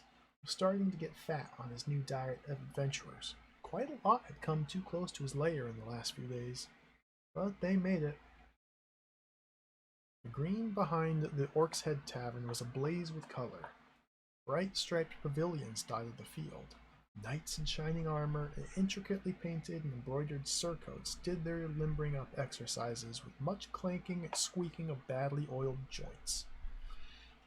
Ladies in long flowing robes of red and purple and gold sat sipping infusions of herbs and nibbling delicately on thinly sliced cucumber sandwiches. Liveried servants ran hither and thither for their masters. The people waved gaily as the dragon glided in over their heads and landed with a long, skidding belly flop. Oh, it said as they came to a halt in front of a Barney Wallop and an ox on a spit. I do wish you'd do something about those molehills. That was quite painful. Sorry, Puff, old chap, said Barney cheerfully. How are you then after all these years? Let's have a look at you. Yes, just as fat and ugly as ever. He laughed and rubbed the dragon's muzzle playfully. Right then, down to business, eh? Let's get this ox going, and none of your nibbling this time. I've got lots of folks to feed today, so I'll need all 4 of its legs. The landlord waggled a finger at the dragon as he gave it its orders. Brandon was horrified to hear him talking to the dragon that way. Surely it would frazzle him up for being so familiar, but no. It just snorted with laughter and said, "Oh, Mr. Wallop, as if I would." The dwarf could only stand and stare as at the dragon being put through its paces. It roasted the ox beautifully, showing total control over its fire, so that the meat was crisp and tasty on the outside, but tender and juicy within. The rich smells soon began to waft across the green. People came and ate and wandered off and came back for more all through the long afternoon and evening. There was much excitement and applause over on the other side of the green, but Brandon didn't see much of it. He had discovered early on that if the big people that the big people either trod him underfoot unseeing, or if they noticed him they would pat him on the head and say, "What a nice little chap." Brandon could not decide which was worse, so he tucked himself out of the way onto the dragon's belly. It was warm and cozy there. Occasionally the dragon would use a sharp claw to slice off a piece of ox and toss the hot, juicy meat to the dwarf. At last, well fed and comfortable, he fell fast asleep. Over in the Orc's Head Tavern, Grok was neither well fed nor comfortable. He was being rushed off his feet, fetching and carrying, and all the washing was making his hands disgustingly soft and clean. Whenever he got the chance, he'd slip to the back window to spy out the situation on the tournament field. He spotted the dragon. He was trying to think of some way in which he could sneak out there and clamber on its back without anyone, especially the dragon, noticing. But he wasn't getting far with his plans. Mrs. Wallop never let him out of her sight for more than a few seconds at a time. She kept him on the run, or at the sink, just about all the day. As twilight came, Grok saw the squires starting to pack up the little changing pavilions, and he still hadn't found a way to escape from the tavern. He was getting desperate. Just then, Barney Wallop poked his head around the tavern door and ordered Grok to run down to the cellar for 2 casks of best applejack, then bring them out to him. Grok's hopes rose. He got the casks and hurried to find the landlord. His hopes rose even further when he heard that he was to take the casks over to the dragon. You clamber up and settle the casks between his shoulder blades while I go around the front and say goodbye to it, Barney ordered him. Then get back to the missus and finish the washing up. Yes, sir, Mr. Wallop. Grok sounded polite and keen. Barney congratulated him on the success of his pacifier treatment, and wondered vaguely whether or not he ought to buy a set of wooden bowls after all. Young Jack still hadn't come back, except to pop in for a quick pint and disappear in a flash of smoke as soon as Barney had mentioned work. The landlord started gossiping with Puff about this and that. The dragon was particularly interested in the problem of molehills on the landing strip, and wanted to discuss a range of possible cures, so that by the time they'd finished, Barney had completely forgotten about the orc. As for the dragon, when it was time for it to fly off, it felt the weight of Grok on its back, assumed it was Brandon, and went straight home.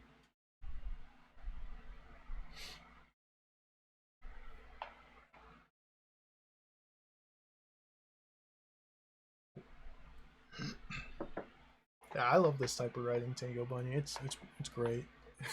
It's very easy to read. It's just very silly too, which I'm a big fan of.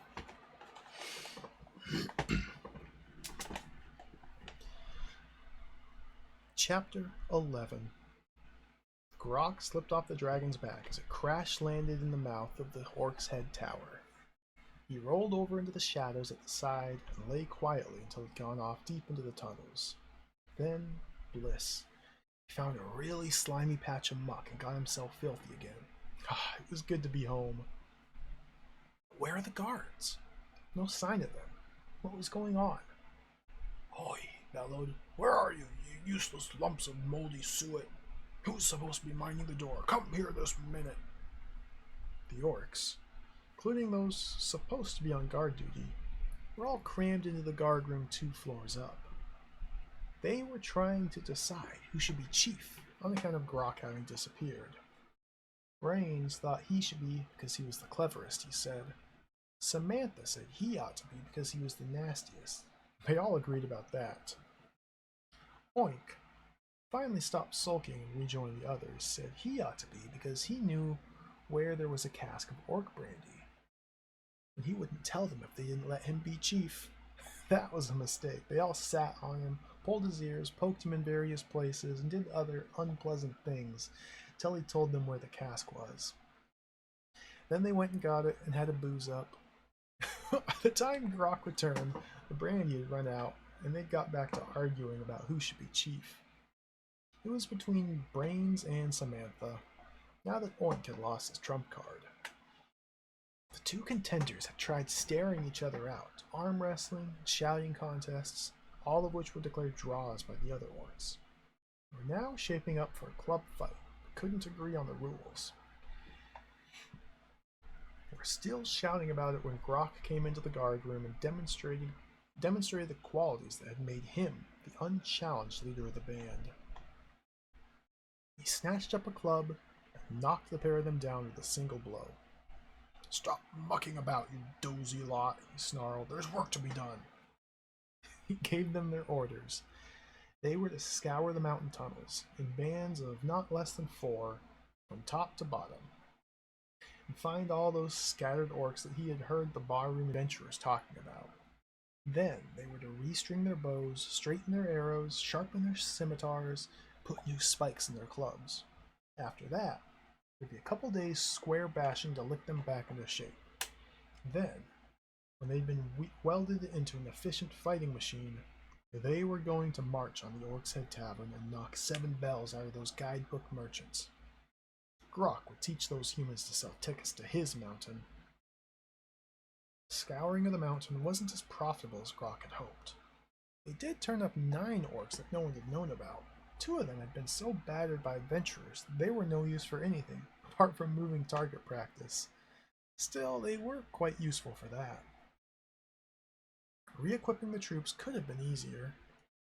Most of the orcs had lost most of their weapons in the rout after the last battle, so they had to go and get new ones from the old armory in the Dark Tower. This shouldn't have posed any problems, but young Jack had taken a fancy to the place and wouldn't let the orcs near it. He turned O'Leary and Samantha into frogs as soon as they set foot in it, and Grok had to club flies to stop him from eating them. Fortunately, Grok still had his emergency rations, the female frog, in his pocket, and she was pressed into service to restore his soldiers. Even that caused trouble. The female didn't fancy O'Leary, nor did he fancy her, and they hopped off in different directions. The orcs managed to catch them, but couldn't get them to kiss and make up. In the end, Brains had a brilliant idea.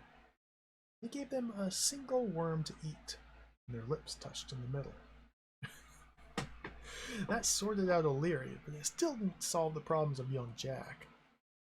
They could have ended up having to go into battle armed only with a few clubs and their own natural weapons, teeth, claws, and bad breath. They were saved from this by the intervention of Grok's girlfriend, as she was called behind his back. The female frog had hopped off into the Dark Tower in search of food or a mate. The orcs didn't know which, though Grok had a good idea. Young Jack tried out one of his words of command on her and turned her into a barmaid, complete with a tray full of pewter tankards of beer. At last the orcs heard, before young Jack led her off to an inner room and shut the door. He was explaining how you could get a really good sheen on pewter by polishing it with a beard. Although the barmaid, not being a dwarfess and therefore not having a beard, might like to try it with their hair instead. Perhaps if she let it down, they could give it a try. Jack was heard to suggest as the door slammed shut. Now, I wonder what'll happen if he gives her a kiss. Who cares? As long as it takes him a few minutes to find out, said Grok. and hurried his orcs off to the armory quickly while there was still time. Grok then tried to lick his undisciplined rabble into an army, but after 2 days he decided that enough was enough. It was time to lead his undisciplined rabble to war. So one twilight, towards the end of the following week, Grok and the 23 orcs that he had gathered into his band set off over the Orcs' Tongue Bridge with murder in their hearts, bows and clubs on their backs, scimitars and arrows by their sides, and mouse sandwiches in their pockets. Through the long night they marched, swiftly and silently, striking terror into the rabbits that they met on their way. Grok was sure that they would have terrified anything, but rabbits were all that they met. As dawn broke, the orcs stopped for a breather behind the long hedge that ran along the back of the tournament field. The Orcs' Head Tavern lay quite still. The shutters had still not been thrown back from the windows, and smoke did not yet rise from the chimney. Hey, Hosanna, welcome. Oh yeah, we got a novel here. We're almost through with it, and there's only a few more pages left. Earlier, Mule, the manual said that the game takes place immediately after the story, so we gotta read it. This is important lore.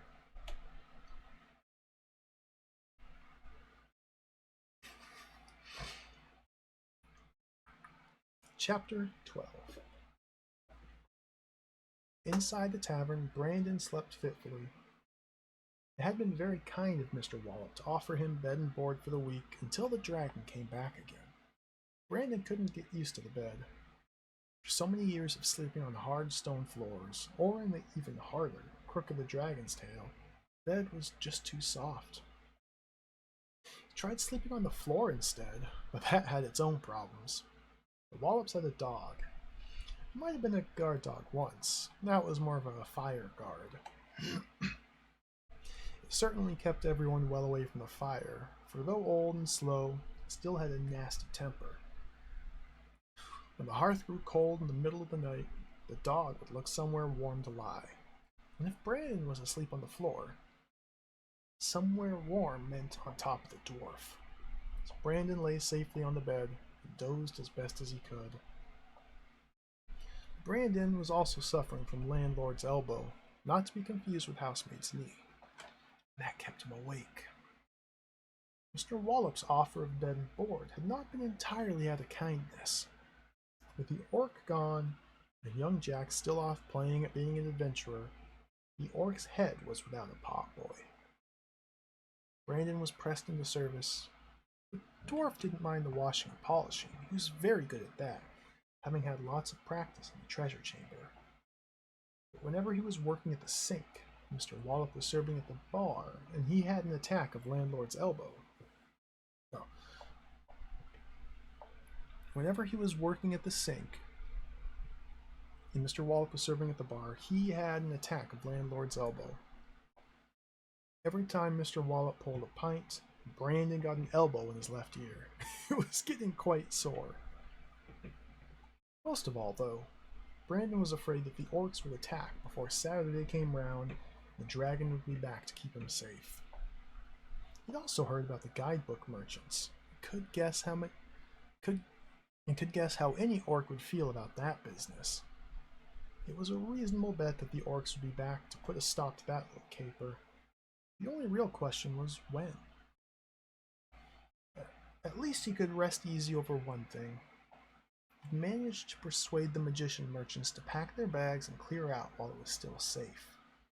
They'd not been keen on the idea at first and had pooh-poohed Brandon's fears, but when adventurers, teleporting back for a swift jar or two, started telling tales of military maneuvers and scimitar sharpening, the merchants changed their minds. They had heard, so they said, someone had invented something they called a printing press. That with it, they could produce guidebooks by the thousand instead of having to scribble them out by hand one by one. Unfortunately, it was rather a long way away, so they had better get started as quickly as possible. So, thanks for the lodgings, Mr. Wallop, and not to worry about trade. Soon the Orc's Head Tavern would have customers by the score as the guidebooks reached a new and wider audience. Yes, thought the wily dwarf, and not to worry about food, Mr. Dragon. Soon you'll have a plentiful supply of fresh young adventurers. That should keep you busy. Give me a chance of getting my hands on some treasure. At last. Oh, yes. Brandon knew what he was doing when he got the merchants away to safety. But it didn't solve his immediate problem, and he grew more nervous as each day passed. Thus it was that Brandon was awake when the orcs arrived at the tournament field. He got up to stretch his legs, which was soon done, and was taking a bleary look at the new day through the gap at the bottom of the shutters, when he noticed a glinting in the gap in the hedge beyond. Something metallic was reflecting the first rays of the rising sun. He rubbed his eyes and looked again. His worst fears had been realized. It was an orc's helmet that glinted in the sun. Brandon ran through the inn shouting, "To arms! To arms! The orcs are attacking! Over there! Over beyond the field!" There was a flurry of excitement and a rush for those windows that looked out across the green. The Wallops and their overnight guests watched as 4 orcs slipped furtively through gaps in the hedge. "Oh, here come my new set of bowls," chuckled Barney. "Can't get on with those wooden things," he added as an afterthought. "Let's go and get them," cried a keen young adventurer. Another 4 orcs appeared through the hedge. "Ah, and there's a set for Gaffer Smithies," commented Barney. The keen young adventurer counted heads in the tavern. There were 9 of them, including Mrs. Wallop, Brandon, and the dog. He slipped away quietly to pack his bags. Another 4 orcs appeared. "And a set for old Norman. We'll be well equipped this season." Barney was delighted with the turn of events. Mrs. Wallop brought him down to earth with a bump. "Who's going to collect them?" she asked, gesturing to the adventurers who were all disappearing in search of their belongings. Perhaps we will need a bit of help." Barney turned to the dwarf. "Right, the missus and I will go round up the troops. Master Brandon, you keep them busy till we get back." The dog growled to show it understood. "Don't you let them come in here with their muddy boots on after traipsing across that field," Mrs. Wallop added, as she hurried after her husband. By the time Brandon reached the front door, the Wallops were galloping off down the road on their old mare, and all that remained of the adventurers were a few wisps of smoke from the teleporting. If the dwarf had run then, he might have gotten out of sight before the orcs reached the front of the tavern. But he didn't. He thought about Mr. Wallop's silver measuring cups and went back to help himself to them. It only took a few seconds, and he might still have made it but for the dog. It saw him stashing the silverware in his pockets and stood with lips curled back and a deep growling in its throat, barking his way to the door. Brandon looked for another way out, but there wasn't one. Not from that corner of the tap room. Hey, Emily, welcome. Gee, good to see you. We're almost to the end of the story. There's about 10 more pages left. Oh, there is a gay dragon. Oh, there's a song about a gay dragon.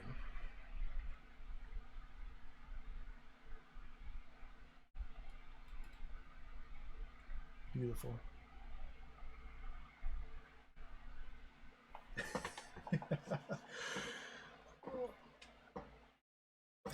Chapter 13. Brandon was still trapped in the corner when the orcs burst in, brandishing their scimitars and howling wild war cries. The dog turned around at the noise and began to snarl, but when it saw what it was up against, it slunk off and hid under a corner seat. Frightening a 3-foot dwarf was one thing, but a band of orcs was something else altogether. Besides, the dog's orders were to let no one steal anything. The landlord hadn't said anything about no dozens. The orcs were a bit crestfallen when they realized that the guidebook merchants had fled, and they'd only got a single scared dwarf to vent their terrible rage on, but they decided to make do with him. They advanced across the room, waving their wicked weapons willfully. Brandon was small and scared. He was also slippery. As the wall of orcs closed in on him, he dived between Spindleshank's bandy legs and ran behind the bar. There, he dived down the cellar stairs and bolted the heavy trapdoor behind him.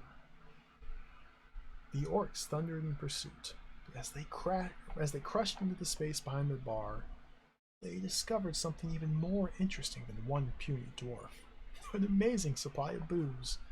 Bottles of every shape and size, casks, jugs, barrels, and beer pumps. Brandon was instantly forgotten. They didn't give him another thought until the beer ran out several hours later. Grok, who'd learnt about these things, knew that there were other barrels in the cellar, pulled at the trap door, and remembered about Brandon. Hey, you lot, he shouted to his band. It's time for pub games. We're going to play Smash the Dwarf. Get this trapdoor open and we'll start. Brandon had been quivering quietly in the cellar, listening to the shenanigans that were going on overhead, so he heard about the new game that Grok had just invented. He decided that he didn't want to play, and worked his way deeper into the barrels and crates that were piled high in the cellar. As he burrowed further back, it got lighter rather than darker, which surprised him, until he realized that there was another entrance to the cellar, out front of the pub, and the sunlight was filtering through the cracks in the wooden door. He hurried over to it, stacked empty crates into a staircase, climbed up. He eased back the bolts quietly, cautiously lifted the door. He peeped out. All clear. He threw back the door, hauled himself out, and began to run for it. Meanwhile, the orcs had just managed to get inside the trapdoor, in time to see Brandon disappear out the outside one. After him, Bellowed Grok. Brandon ran as fast as his little legs would carry him. It was just an unfortunate fact of dwarfish life that little legs don't carry you very fast. So by the time he reached the tournament field, the orcs were close and gaining on him rapidly. A deep black shadow passed over him, matching the deep black despair he felt, for he believed that his end was nigh. But how wrong he was, for the shadow was the shadow of the dragon coming into land. As it swooped down low over the green, the orcs didn't wait to see what it would do. They turned and ran for their lives. The dragon banked into a curve and came round to land bumpily in front of Brandon. "Oh," it said as it stopped. "Hello, sweetie. Having a spot of bother, are you?" "Oh, am I glad to see you, Puff," exclaimed Brandon, quite forgetting his usual manners. "Those orcs nearly had me then." "Nice to see you too, Brandon, love. I was going to give that lot a roasting as I passed over them, but I didn't think it would do the grass much good. Wouldn't want to upset old Barney, would we? But where is he, anyway?" The dragon looked round the empty field. "And where's everybody else? Where are those pretty little striped tents, and the men in their tin suits, and all the lovely ladies? Where's the ox? What's going on? Don't they know it's Saturday?" "But it's Friday," Brandon told him. "Oh, bother. All that flying again tomorrow. Still, I think I'm glad I came when I did." The dragon wrapped a protective claw around Brandon. "So am I," said the dwarf with feeling. "Shall we go home, Brandon?" it suggested. "It's a good idea, Puff," he agreed. "I'm all behind with my polishing, and I've had an idea for rearranging the rings and things display." "Brandon," the dragon began. "Yes, Puff?" "If I promise to leave you my treasure in my will you promise to stop trying to steal it?" Brandon considered the offer carefully. Being heir to a fortune had a certain appeal. "Yes, I will," he replied as he climbed onto the dragon's back. "It's just one thing, though," he added as they set off. "How long do dragons live?" "Forever, sweetie, just like dwarves."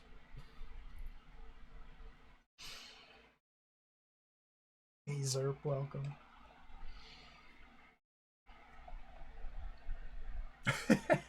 Yeah, good point, Prostitution.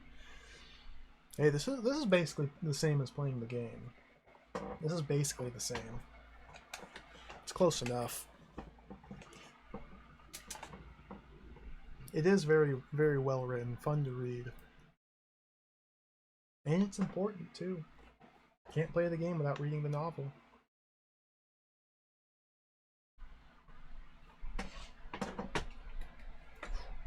Some more water.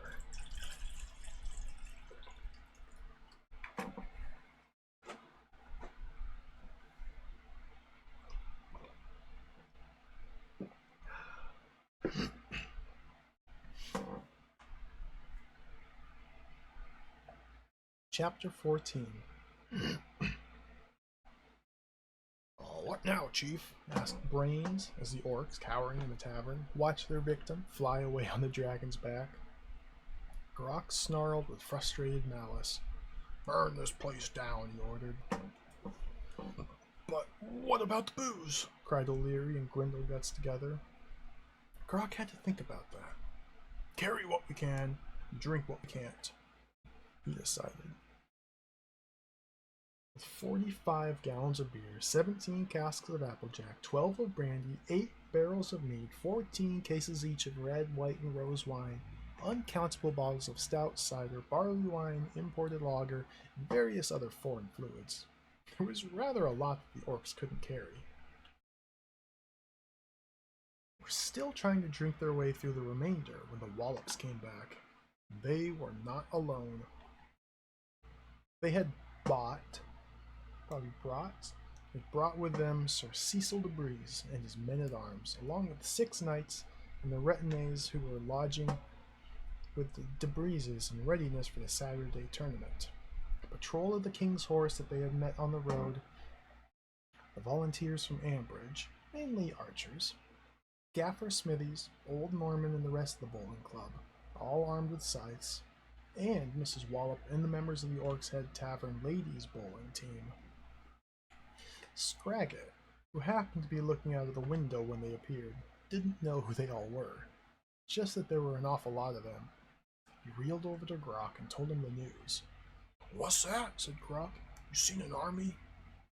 He lurched over to the back window and peered drunkenly out. Oh, hell, I can't see them. No, Chief, over there.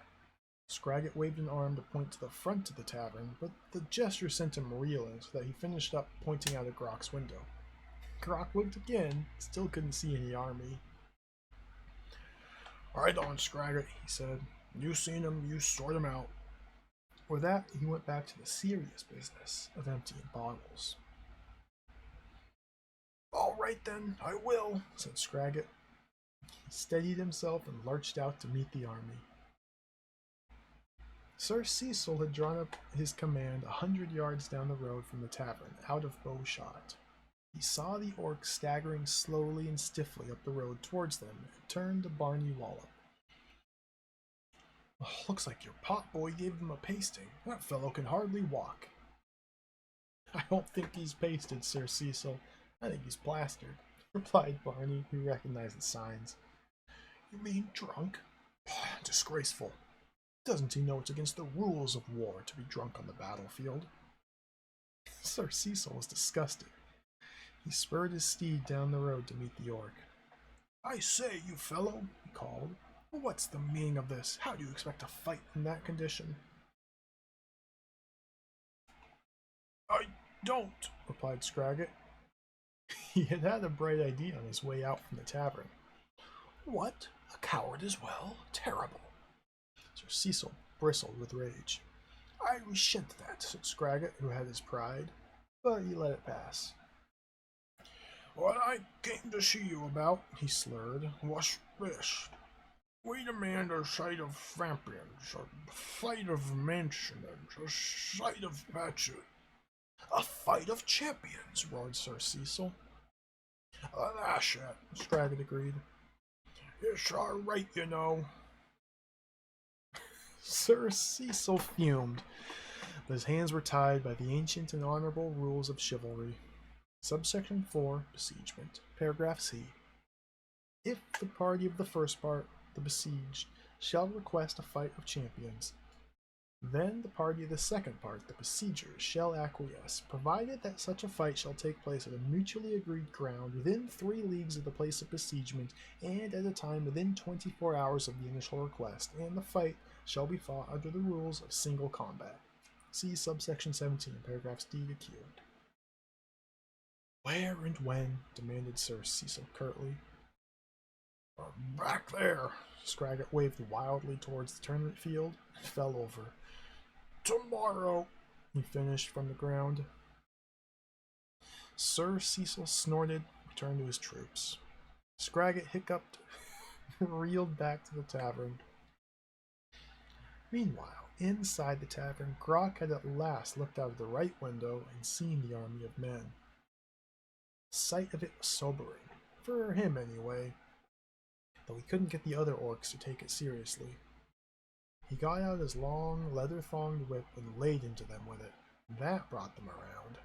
He'd found that you often need to have a whip round after a booze up. Only Grindleguts was still lying flat out under a table by the time Scraggett got back. The orcs crowded round him, demanding to know what had happened. Having seen the size of the army that faced them, they were delighted to hear that they wouldn't have to fight. There were some worried faces and lots of sudden attacks of splitting headaches when Scraggett told them about the fight of champions. Grok settled that problem by volunteering Grindleguts. But he's useless, protested Brains. What happens when he loses? The rules state that the party of the first part, that's us, explained for the benefit of those not versed in contract law, has to surrender, and we forfeited the right to mercy by going for an FOC. FOC? Echoed O'Leary. Fight of Champions, Scraggett explained. He knew his rules as well as Brains. What happens to us, Grok said, is nothing, because we won't be here. We're in a Scarper tonight while it's dark. But we've got to have that fight, objected Scraggett. It's the rules of war. That's all right, Grok calmed him down. There'll be a fight of champions. Grindleguts will stay here and do that for us. Find some rope, Fatty, and tie him up to make sure. It's just that we won't stay to watch. There's nothing in the rules that says we have to, is there? There wasn't. So as soon as it was dark, and the men had settled down to sleep around their campfires, Grok and his band slunk away into the night. Grindlegut slept tight, peacefully unaware of what his future held.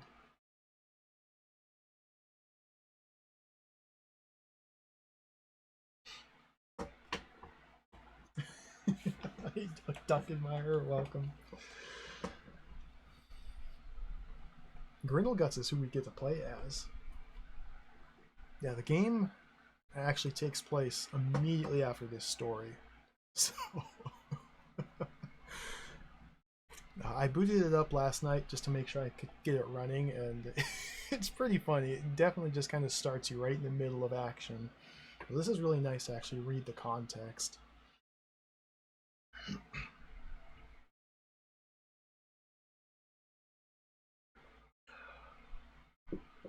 Chapter 15. Their escape did not go entirely unnoticed. Mrs. Wallop had been prowling around the tavern, looking in through the windows to see what kind of a foul mess the orcs had made during their occupation.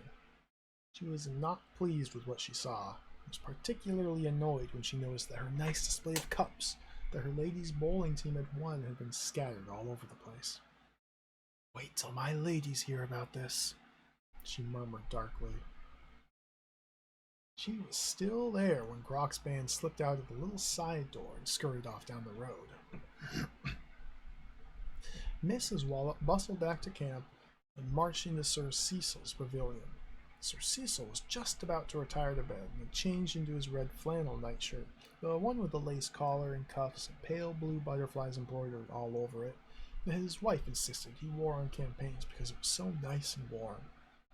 He was rather put out to see her. That nightshirt was a well-kept secret, known only to him, Lady de Breeze, and his valet. Sir Cecil wanted to keep it that way. He leapt into bed and pulled the covers up to his neck. Come back in the morning, he barked. Mrs. Wallop was not a woman to be put off that easily. The orcs are running off, she told them. Get your men and get after them. Have they all gone? Sir Cecil was aghast at their ungentlemanly behavior. There's one more still there, but all the others are running away. You'll have to get a move on if you're going to catch them. Mrs. Wallop tried to spur him into action. Come on, get up and get moving. Sir Cecil was not getting out of bed while she stood there. In any case, there was no point. I'm dreadfully sorry, dear lady, but my hands are tied. So are his, come to think of it, Mrs. Wallop mused. It's the rules of war, madame. If the champion is there, then the fight of champions is still valid, and under the rules, all hostilities are suspended pending its result. Sir Cecil waved a hand over the bedclothes in a gesture of helplessness, then realized that the lace cuff was showing and hid it again quickly. My men can do nothing. Well, my ladies can, stormed Mrs. Wallop. We aren't bound by your silly rules. We don't wear frilly nighties with butterflies on either, she added over her shoulder as she left. Sir Cecil pulled the bedclothes over his head. How would he face his men in the morning? Perhaps if he developed a cold and stayed in bed all day, they would be so busy jousting that he'd forget about his nightshirt. What if they came in to see how he was? Mrs. Wallop stomped off and rounded up her bowling team. She told them what was happening to their new sets of bowls, and what they had done to her display of cups. The ladies were furious. Shall we go and get them ourselves? She asked rhetorically. Indeed we shall, they all chorused, and rushed off to get their husbands' scythes and their own chopping baskets. Within a few minutes they were off in hot pursuit, and as they marched they sang their team song. Some people think that orcs can be a nightmare, but we believe that they can be a dream. For we will go where neither man nor knight dare, with the Orc's Head Tavern, ladies' bowling team. Some people like those modern bowls made of wood, and polish them until they shine and gleam. But we think the old-fashioned ones are just as good. We're the Orc's Head Tavern, ladies' bowling team. Some people say the sight of orcs would scare them dead, and when they see them they begin to scream. If you want to win, you've got to get ahead. We're the Orc's Head Tavern ladies' bowling team. Their song echoed across the moonlit plain. The orcs heard and ran.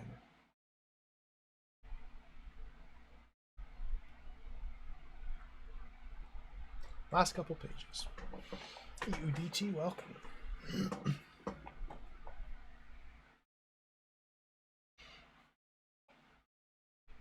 Chapter 16. Grok and his band got back to the Orc's Head Tower ahead of the Orc's Head Tavern ladies' bowling team, but not that far ahead. The orcs were still suffering from the after effects of a hard day's drinking. The lady bowlers were all remarkably spry for their age. The orcs panted to a halt inside the mouth of the tower and turned to look back at their pursuers. In the early morning light, they could see that they had been running from 8 old women. They hadn't realized that there were so few of them. Oh, come on, this is ridiculous, protested Spindleshanks. It won't take us 2 minutes to sort that lot out. Uh-oh, Grok shook his head. That's Mrs. Wallop out there in front of them. I'm not tangling with her. Oh, no. He knew Mrs. Wallop.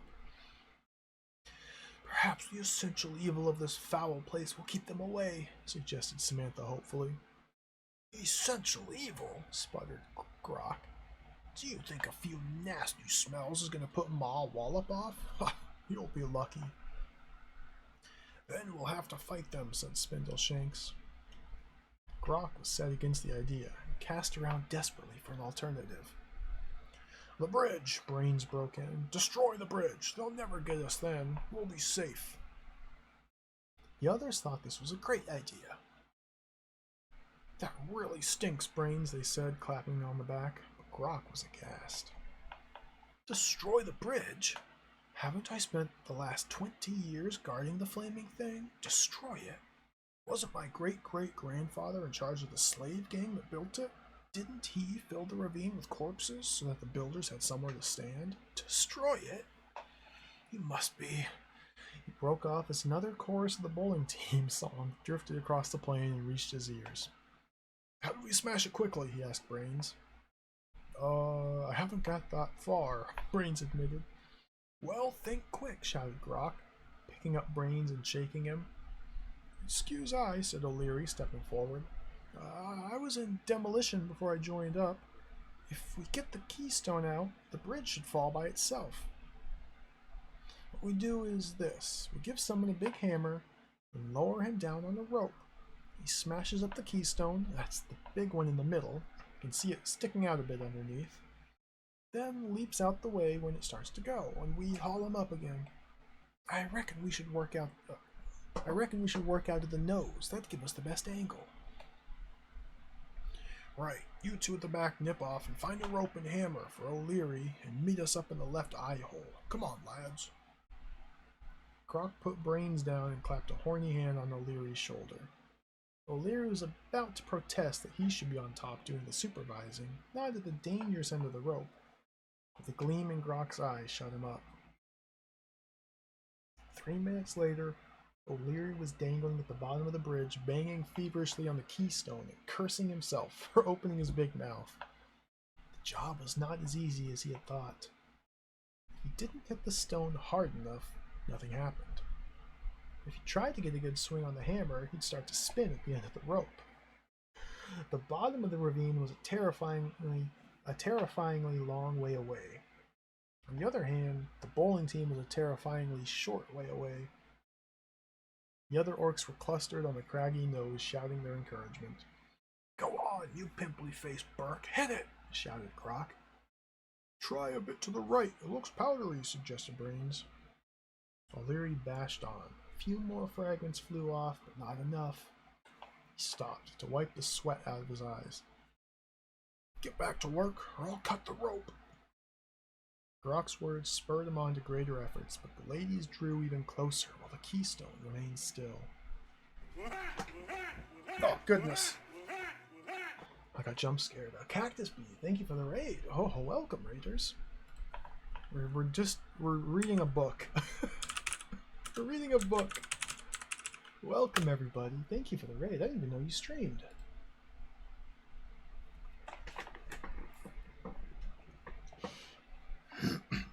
We're at the end of a short story here, setting up the plot and the setting and the lore for Night Orc, an adventure game. I've literally been reading a book for like 2 hours. Thanks for the raid. Welcome, everybody.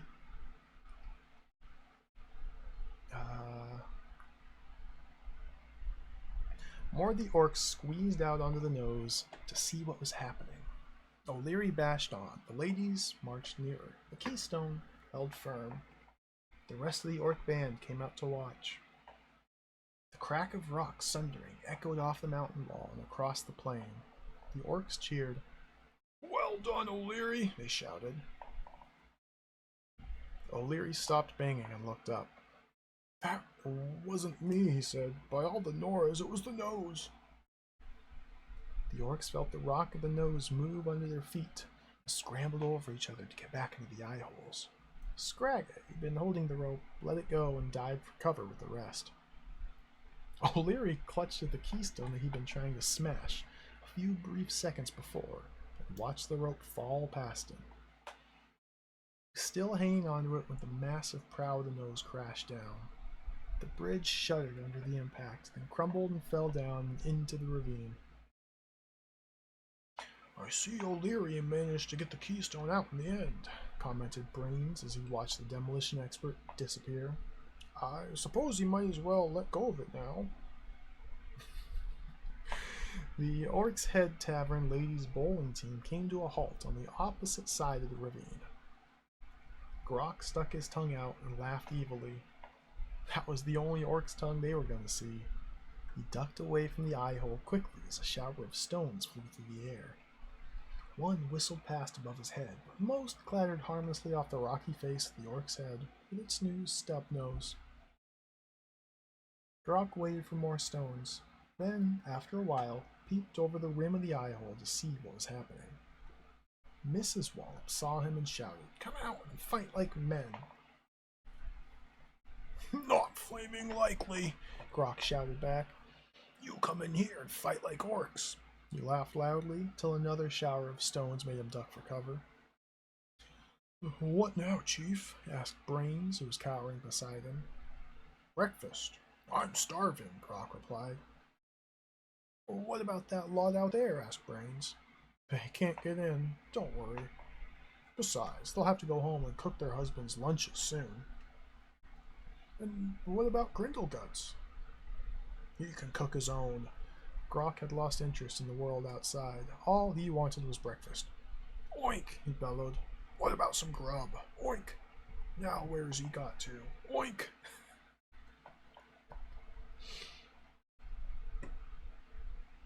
That's it.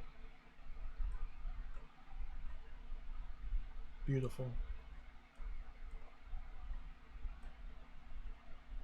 I love how it ends the way it starts. With Grok looking for Oink. So once the game begins, we play as Grindleguts. And now some of the previous bits of the book make a bit more sense. Like the manual.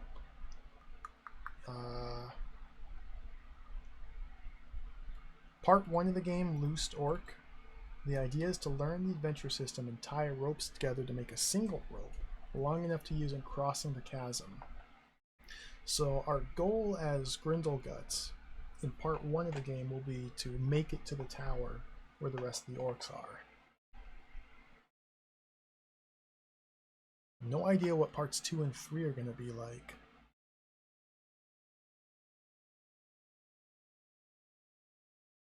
Yeah, it was a good book. It was a fun read. Killer Miller. Will the game live up to this? Oh, I think it will. I think it will.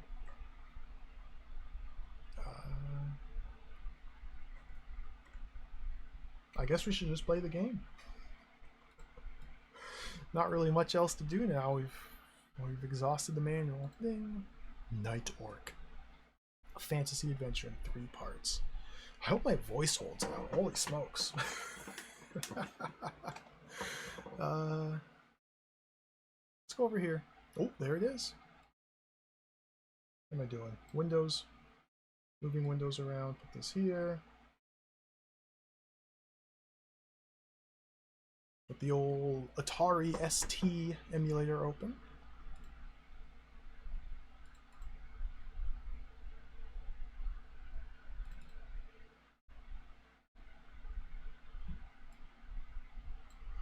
Make Bippo read the book.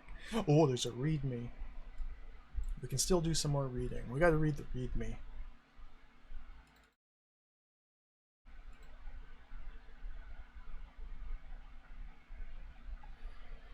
A letter from the authors. Hi. Just a short welcome from Level 9, creators of Night Orc. We hope you enjoy your time as a vile goblin. I thought we were an orc. And find that playing an orc is an interesting change. Wait, what? Oh! We hope you enjoy your time as a vile goblin and find that playing an orc is an interesting change. Are they implying that us, the players, are goblins just in our normal day-to-day life? Come on. To help you, we've included some information we were unable to put in the play guide, so please read these notes before playing the game. To load the game, insert the boot disk, click on the game.prg icon. When the game is loaded, remove the boot disk and insert the picture disk. Please note, the game does not auto boot. Making a backup. I have to use a special format on the Night Orc disks in order to get on all the data. For this reason, we've supplied a free formatting program on the picture disk called format.prg, which makes a little extra room on the disk which you use to make a backup of the game disks. This isn't too important, because if I want to make a copy of the disk, I pull up Windows and press Control C, Control V. So we don't need to read about that. If you discover any oddities, bugs, suggestions, or ideas for improvements, please write to us at the address below so that future ST games can be even better. Help! If you're stuck, packaging includes instructions for contacting Rainbird or Firebird in the USA. If you'd rather write to Level 9 direct, you're very welcome, but please enclose a self-addressed envelope and a stamp or an international reply coupon for our reply. Please say that you have the ST version.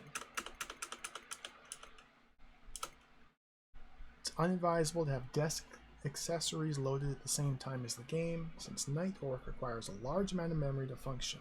Please boot Night Orc directly. No email. This is 1987. Can't send them an email. Happy adventuring. Pete, Mike, Nick, and John. End of file. Holy smokes! The Jiggy Raid. Welcome, Jiggy and Raiders. How's it going, everybody? We just read an entire book. Just spent like 2 hours reading a book. Now we're about to start playing Night Orc. There's one other thing I forgot. We're jumping the gun a little bit. We gotta step back here. Thanks for the raid. Welcome in, everybody. I was watching some Games Bond this morning. Let me go back here. There's one other thing I forgot to show off. This game came with not just a manual, not just a book. Where did I put it here? Where did I put this?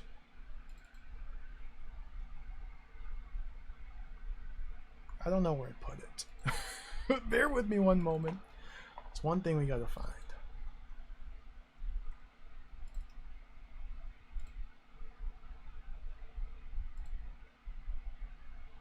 The game came with a map as well. I don't know how useful this is going to be.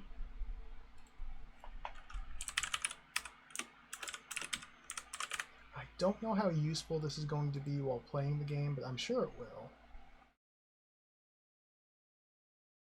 Oh, super big. There's a cool, like, hand-drawn and colored pencil, it looks like, map that came with the game. I can't really make out too much here because I haven't played it yet, but this is obviously where the Orc's tower is. Those are the eyes that they were hiding in. This is the bridge, which was destroyed in the story. I'm assuming down here is the Orc's head inn with the field over here. This is pretty cool. This is like, it looks like colored pencil. It's kind of abstract because like there's the fantasy castle, graveyard, a flower garden with flowers as tall as a mountain. There's a forest, and up in the middle of the sky there's Sky Crossroads with a well and a noose and a tower and a tree and a field and a carnival. I don't really know what all this is about, but this came with the game. Maybe this will be more legible once we start playing it. But we gotta show it off.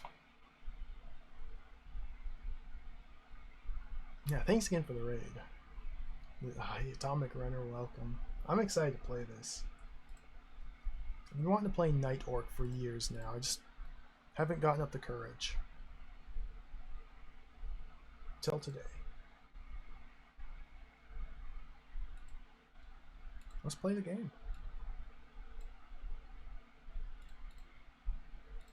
Open up the game.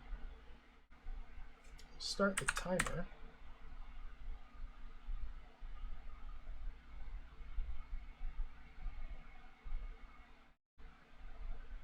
Oh, dude, look at these graphics. Yes.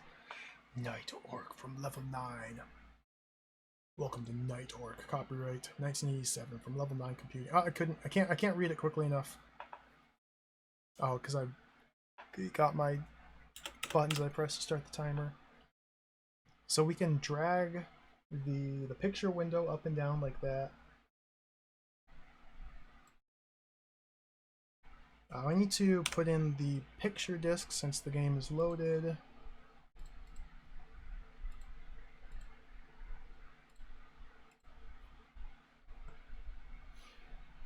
"1987, level 9 computing in Rainbird. Grindelguts struggled awake, groaning piteously. The world bucked and swayed. His headache was agony, and he ached in every limb. Grindelgut's mouth tasted like a hobbit's armpit, and he seemed to have lost another tooth. He could not quite remember what had happened after they captured the inn yesternight, but he was sure it must have been fun. He moaned again and prepared to wallow in his hangover. A sharp object stabbed at Grindelgut's ribs again, interrupting his enjoyment of his misery. Grindelguts risked ungluing his one bloodshot eye and squinted at the world. A shaft of sunlight stabbed back. It was still light. It was very light. Some idiot had woken him in the middle of the day. What now? I want to see this title screen.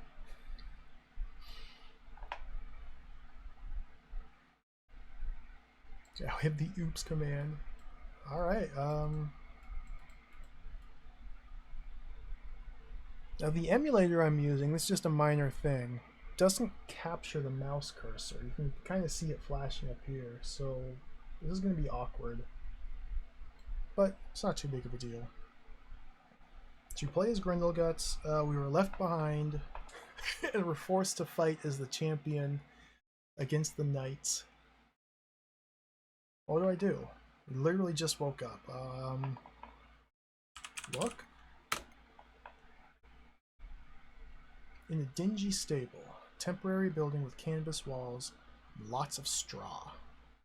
Exit leads east. You can see the huge knight. Oh, new picture. Dude, these graphics are awesome. You, Grindelguts, leap furiously at the jabbing figure beside you, and discover to your horror that your legs are fastened to some huge animal.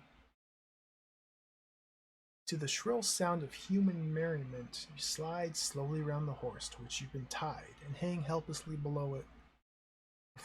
Tied this to a horse? Wait, what? Your captors are dressed in a variety of styles, from long white robes to the full armor of a knight, mounting another horse nearby. He catches your glance and curls his upper lip into disdain. "You don't stand a chance, little man," he says, spitting contemptuously. "I can't think why the orcs chose you as their champion." Lowering his visor, he rides out into the full sunlight. One of the robed figures hauls you back upright, jeering, "Go on, Sir Orc.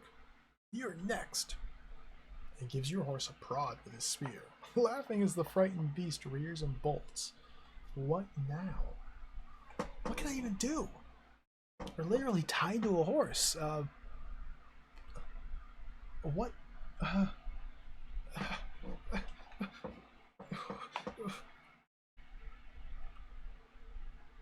don't know what to do. Fight the knight. You bravely charge the knight. The knight takes aim and whomp, his lance meets your chest and you fall backwards, breaking your bonds. The crowd roar as you fall, stunned to the hard ground. Sometime later you awake, bruised and battered, but you must still be alive. First it seems to be night, but you gradually realize that you're buried. You're in a huge pile of garbage, with the other rubbish thrown away after the tournament. Exits lead down and out. You can see a putty knife and a hooded cloak. What now? That fight didn't go very well.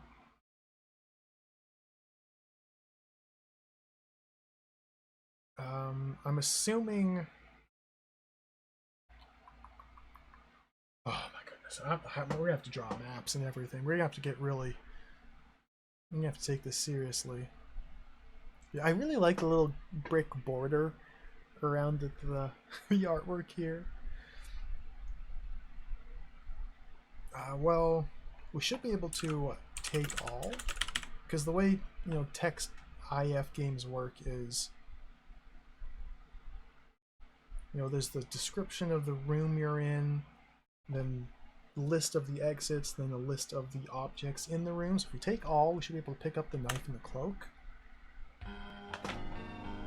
Dude, there's no noise. I'm getting jump scared. Udichi, thank you for the Prime Gaming. Thank you very much. So take all, picked up the putty knife and the cloak. In the middle of those two, a male voice in the distance shouts, "How do I get through the Paradise Gate?" So I guess the take all command probably took place over the course of 2 separate turns. Yeah, taking each thing must cause a turn to pass. Yeah. Now the manual said we can do time.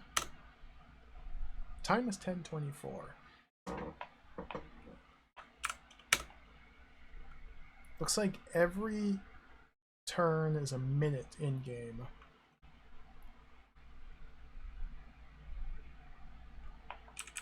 Oops. I can't use oops. I think using time. I think checking the time increased the time, yes. Well, we have a cloak. We have a knife. The manual warns us that adventurers will attack orcs. So I think we want to wear the cloak as a disguise. Where are we? In a pile of garbage? Exits lead down and outside. Can we search the rubbish? It's a load of lost objects, thrown away by the stupid humans. There's enough garbage here to feed an army of orcs, enough rusty metal to equip them. Male voice in the distance shouts, "How do I get a drink out of the innkeeper?" We won't bother with what now from now on. Okay.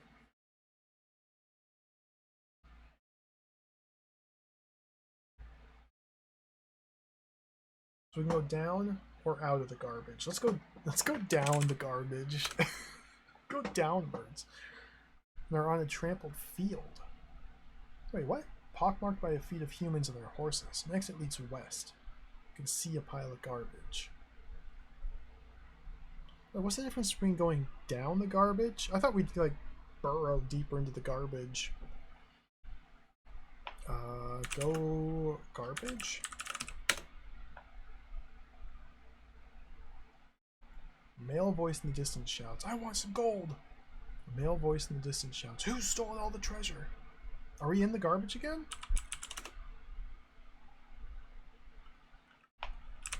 Enter the garbage. You go inside, you're in a huge pile of garbage.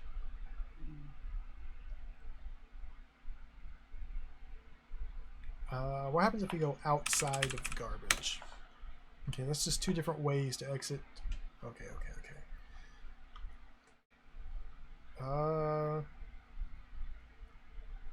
So there's people talking in the distance. We're in a field. Let's go west. We're on a jousting field, an acre of firm meadow, divided by a fence which guides and separates the contestants. The grass is surrounded by garish pavilions and a tented grandstand, big enough for hundreds of people to watch the fight. North, east, south, and west. So I'm assuming, it's going to be totally wrong, I'm assuming that I gotta draw a map instantly. I'm gonna get so lost. I cannot keep my bearings in this sort of game.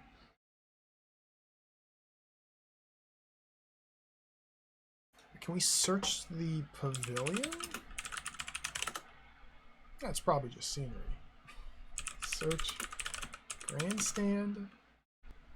So I'm assuming that if there are important objects for us to pick up and take, they'll be listed separately after the exits are listed.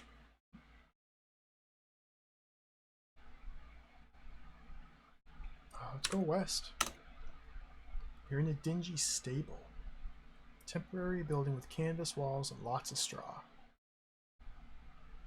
Exit leads east. You can't search the stable. Just scenery, yeah.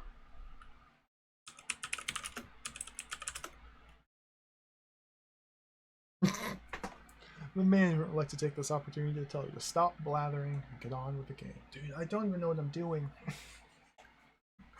It's been like a couple of years since I played a text adventure like this.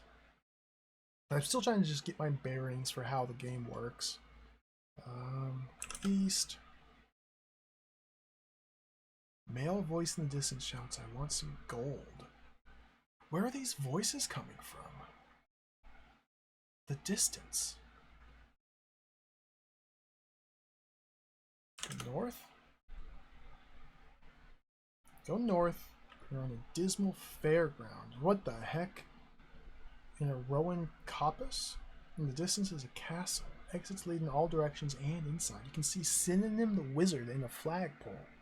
Synonym the Wizard goes southwest.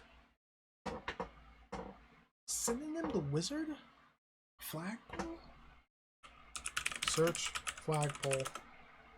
Ugly white post, 100 feet tall, stuck in the mud. Fastened it. It's a halyard. What the heck's a halyard? A female voice in the distance shouts, "Help." Denzel enters from the east. Dude. Synonym the Wizard? Denzel? The manual talks about Denzel.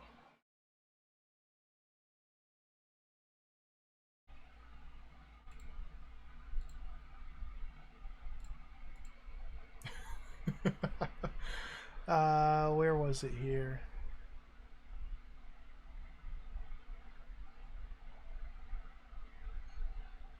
Denzel. Denzel is the only person who will obey without being recruited. I leave it to you to work out how to make other people and creatures follow your commands. So we can give commands to other people, talk to other people. Looks like to address someone, you have to type their name, comma, and then tell me about something. Denzel, comma, follow me. Okay, so since we found Denzel, we can just tell him to follow us now?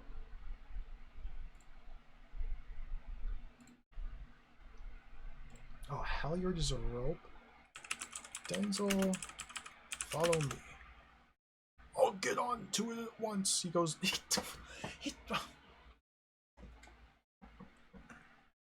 He left. Take halyard. Take the halyard. Oh, Denzel enters from the north. Okay, cool.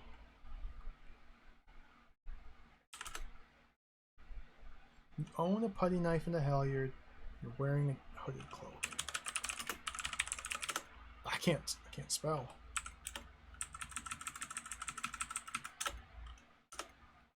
Long silken cord. Okay. Oh, like the sort of cord that you'd use to run a flag up a flagpole. I see. I didn't know it was called a halyard.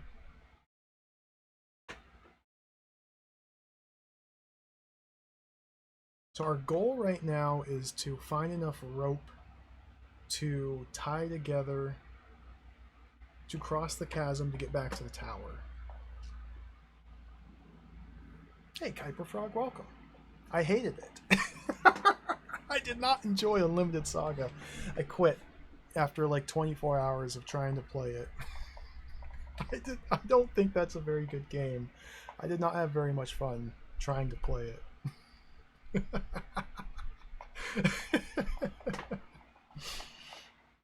One of the few games that I dropped on stream.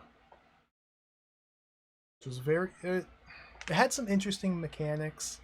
It was kind of fun to figure out how to actually play the damn thing.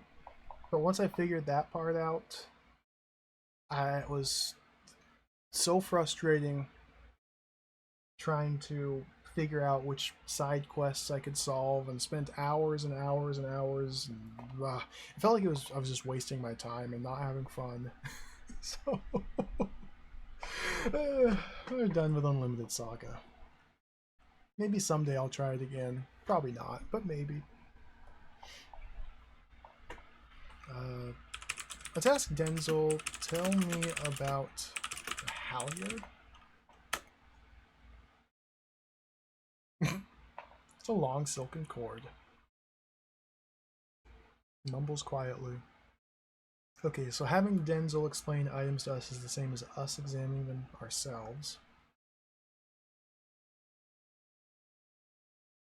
So I have a knife and a cloak. I guess I should look at my knife and cloak. Examine knife and cloak. Rusty and blunt, barely able to carve the slime off a puddle. Hooded cloak is long and dark, like a deep shadowed cape. Denzel went southeast.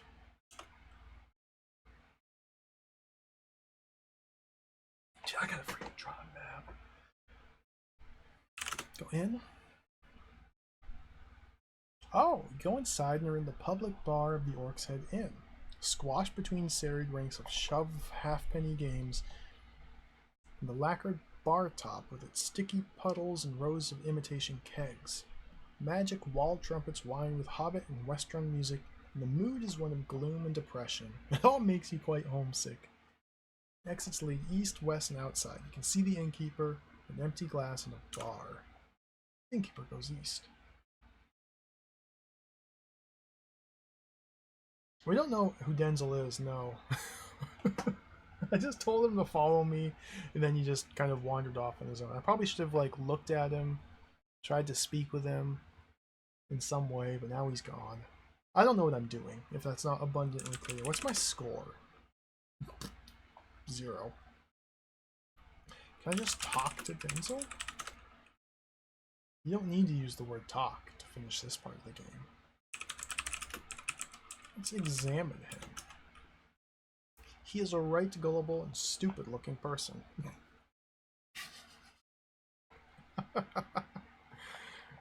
Okay. Let me try. Denzel, take the glass, fill or find ale, and give it to me. I'll get onto it at once. Just trying to see how this works. Let's examine the bar. Just the right height to rest your chin on. You avoid doing this though, in case it gives people ideas. Underneath it's a spear. Take spear.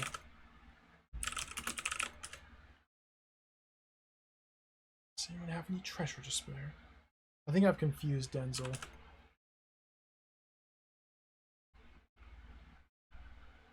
I told him to take the empty glass. I guess I'll just take it myself. I can't type.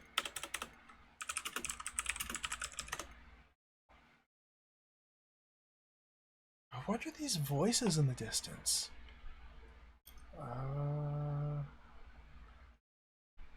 Can I... East, west, outside. Let's go east. Go east are in the Headhunters Saloon bar of the Orc's Head Inn. Wading through the thick carpet, this high-class room is furnished with luxurious orc-skin armchairs and decorated with paintings, famous sportsmen and their trophies. Exits lead west and downwards. See the innkeeper in a bar.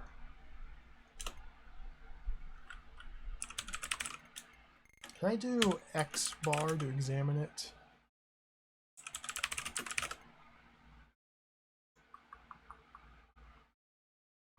Nope. It's horribly clean. Most of the usual scraps and stains have been scoured away and it reeks of greasy polish. Male voice shouts, anyone seen the orc? I want to kill it. So I think we're hiding successfully since I put on the cloak. Female voice shouts, who's stolen all the treasure? I don't know what's with these voices shouting everywhere. What are my exits? West, down. The innkeeper went down. Let's follow him. Blah.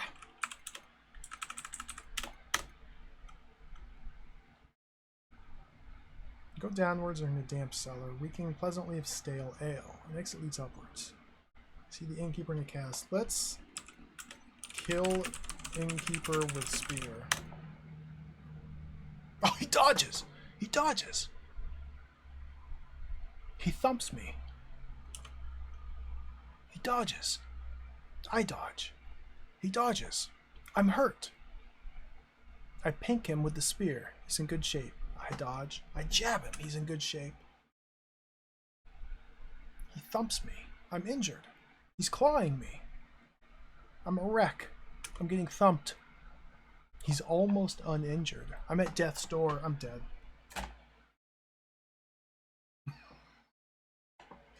Okay, I guess the kill command just fights until death. Yeah. That didn't work. Strangely, you still seem to be conscious, although you cannot move. You lie still for a while, unable to even twitch, until a winged woman appears. A Valkyrie swoops down, picks up your body, and flies steadily southwards, eventually swinging low through Paradise Gate. Your eyes are still adjusting to the glare when the Valkyrie drops you amidst the glowing clouds in a vast chamber of swirling mist.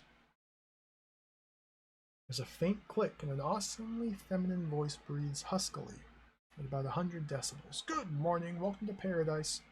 Our nymphs are busy right now. They'll attend to you in just a few moments. Remember that patience is a virtue. She pauses briefly, then chirps, putting you on hold, and ends with another click.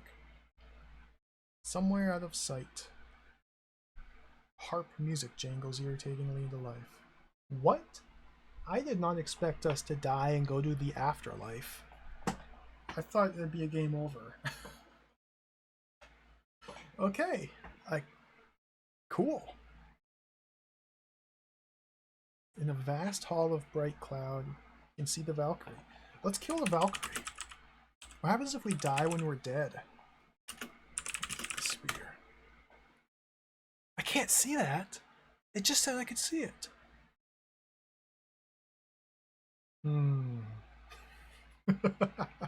What's my score? 0. A male voice in the distance shouts, does anyone have any treasure to spare? We're still just hearing voices. Oh, I might have lost my spear. Good call. Yeah.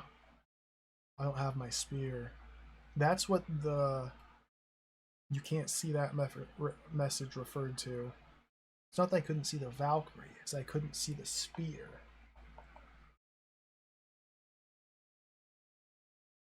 Let's just kill the Valkyrie. Oh, she dodges. With a fanfare of trumpets, two nymphs float majestically forward. The first turns up its nose in disgust. Oh, poo. It's that broken down orc again. The second flicks at you with a silk handkerchief. Stop moaning, Lucy. It does look pretty bad, but then what can you expect?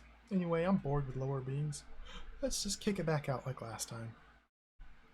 Everything goes black and you awake to find, beside Paradise Gate, a shimmering entrance which seems to lead south through fog and blinding light in a rolling ghostwood. In the distance is a castle. Holy smokes, dude!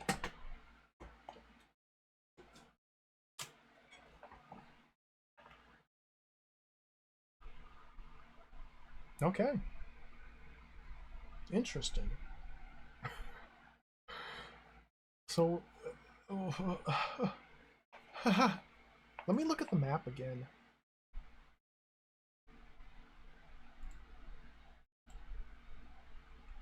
Where did I put it? Ding.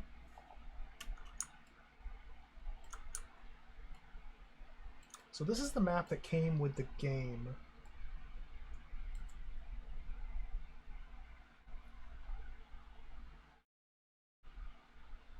Maybe this is the Paradise Gate. Oh, whoops. Maybe this is the Paradise Gate here. Ghostwood? Maybe we're up in the sky? I have no idea what's going on. I am totally lost and confused, which is good. Oh yeah, let's see how oops works. Can I just go back to before I died?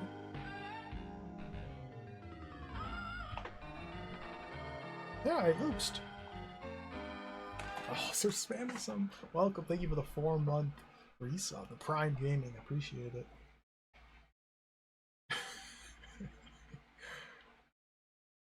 Do I have my spear back? Okay, so if you die in the game, you just oops, and you're back to life. Okay, that's good.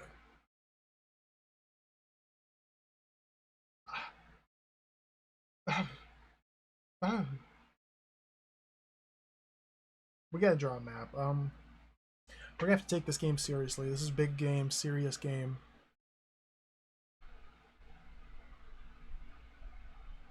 Let me get my trusty Trisbort out.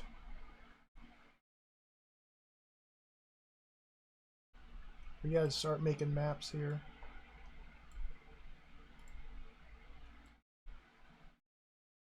Put that over there. Actually, I should probably take a quick break too. I gotta run to the restroom and get some water. This is gonna be a big game. I'm excited. Let me take a quick break and we'll dive into this proper. Spend a couple hours probably drawing maps and trying to figure out what in the heck is going on. This seems cool. We'll be back in just a couple minutes. BRB.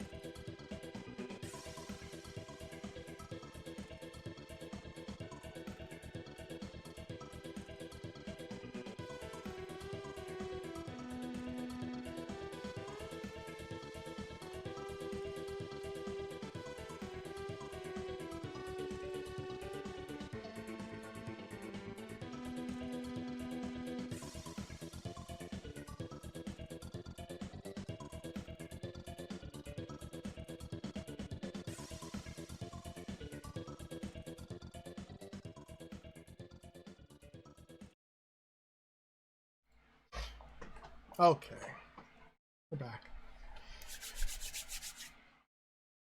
We gotta dive into this. We gotta take this seriously. We gotta draw some freaking maps.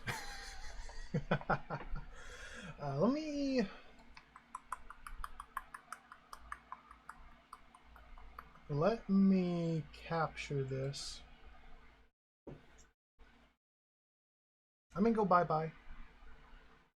I'm gonna put the map instead of the webcam. Because I don't really have a lot of room on this layout here. Dang, see ya.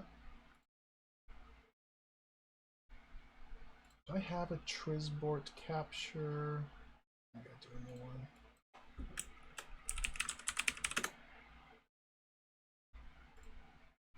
Shrink it down, like that. Put that over here. Okay. So we need to forget how to use this program. Well, it's pretty easy. It's pretty simple. This is Trizbort, Trizbort, the interactive fiction mapper. It's an incredibly useful program. You can make rooms, connect them with lines like this.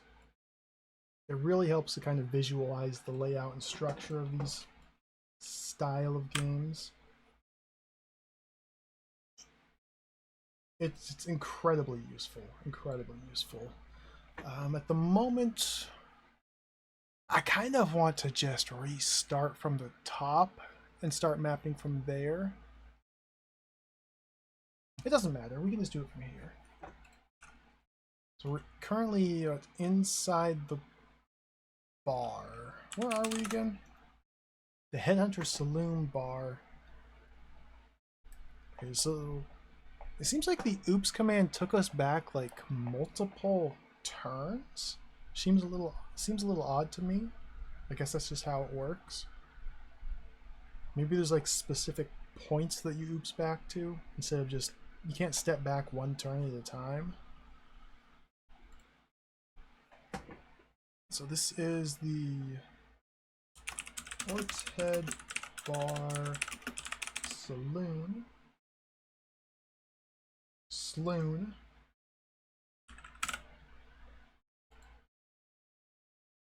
And from here there's an exit west thing. Exit down.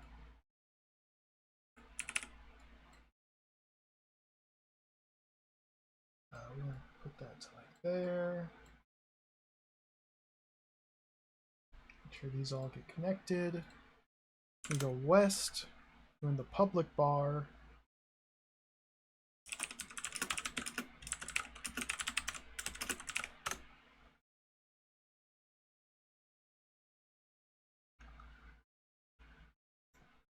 This screen is also worth noting what items you find in which rooms. So this had the glass jar. There's a bar, a spear under the bar.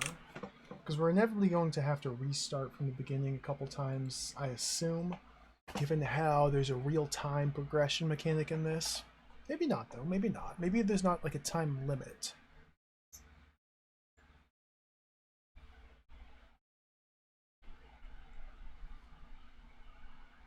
What's this? Oh, that's really cool, Tango. I like that. Oh, that looks really cool. Acorn's Quest. Sweet.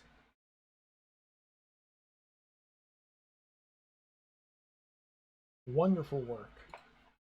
Beautiful work. Ever use auto hotkey? Not really. I don't think I've ever tried it. Can I zoom in a little bit? Yeah, we'll go like that. Make it a bit more readable.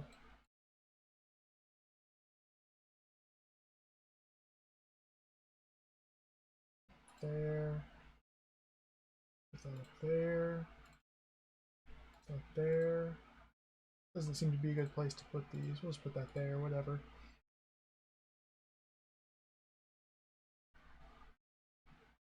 I think for now I'm just going to kind of wander around. and just fill out the map. Not worry too much about like progression or trying to solve puzzles. Just kind of get a sense for the size and scope of the game.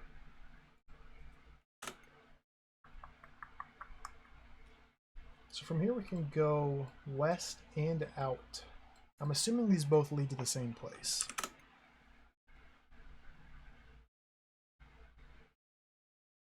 West goes to the Dismal Fairground.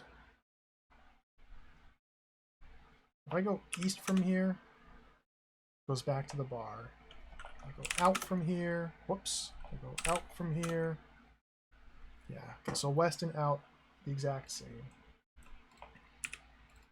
So this is Dismal Fairground. Ding. Put that there. I can name this in out. The other way around. The Dismal Fairgrounds got exits north, northeast, southeast, south, southwest, west, northwest. Let's see. What the heck is happening? Mighty Flynn, Genghis, and a flagpole. Mighty Flynn takes the gold comb. Mighty Flynn shouts, "I've just stolen something from Genghis." He's very annoyed. He says, "What's your game, Buster?" He attacks Mighty Flynn, but he dodges. What the heck is going on? Emergent gameplay behavior here. The NPCs are like, dude, this is basically The Hobbit. This is basically The Hobbit. Where's Gandalf? He's gonna like steal the One Ring and get turned to stone, and Gollum's gonna show up and attack me. These NPCs are just wandering around aimlessly. Maybe they have predetermined paths, like specified behaviors. I might want to also start making a list of the different NPCs just so I can learn who all inhabits this world. Because one of the goals for the future parts of the game is to recruit followers on our quest and issue commands to those followers, and followers who have to do something specifically to recruit them. Oh my goodness. This is cool. I've just stolen something from Genghis. Can I just sit here and watch them fight? Oh, Genghis is happy. Mighty Flynn goes, okay, fight's over. Mighty Flynn goes south and then enters from this. What is going on here? Exactly, Marvin. Just sit there and people watch for a little bit. Ignore.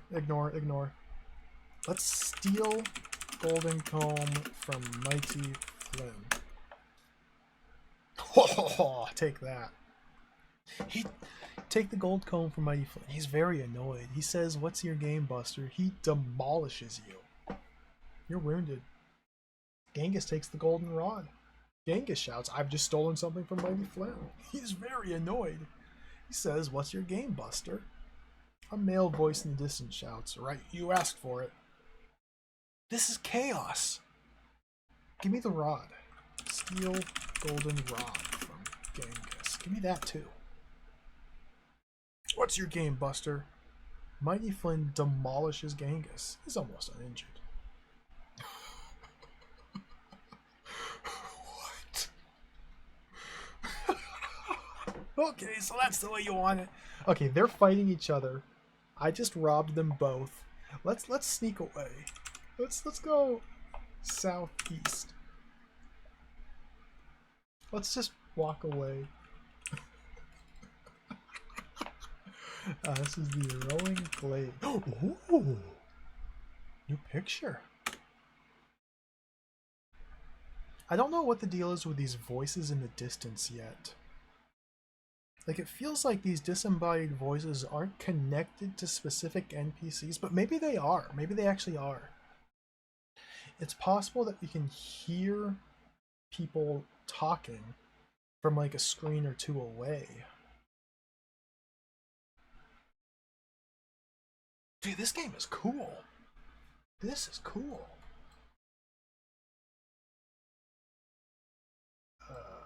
Click that. Exits lead north, northeast, east, west, and northwest. Oh my goodness, this might be hard to map. North, northeast, east, west, northwest. What happens if I go north? Sure, certainly that's not going to take me into the bar. Nope. Interesting, interesting. So we've gone like...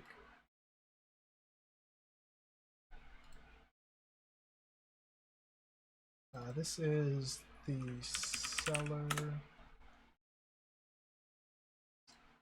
Down and up. Put those like over there. Fairground leads like down here.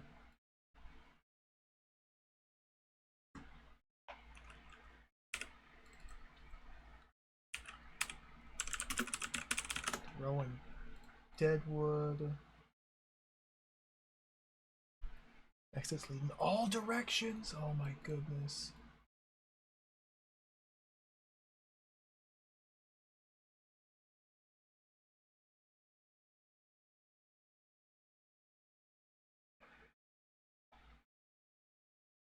So south will take me back to the glade. North. Oh, north again? Juniper Wild. Oh my god, dude. Okay.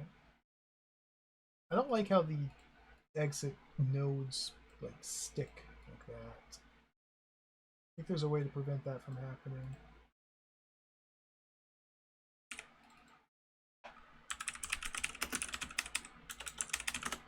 Juniper Wildwood.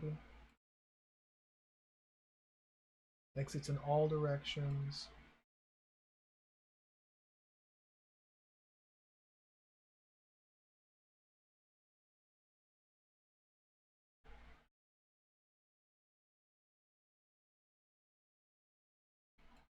Yeah, there we go. Just keep going north. Juniper Spinny. Oh my goodness, what is going on?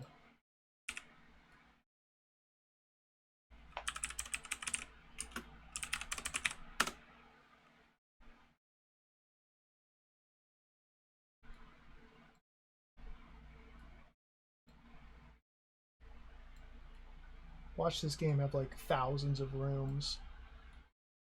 I mean, the manual did stress that we can just type go to location and it'll just take us there. What happens if we type go to Orcs Head Bar? Southwest. We find Odin. And then we went south and we're back in the Dismal Fairground? I found the Prophet, Mighty Flynn, Genghis, and a flagpole.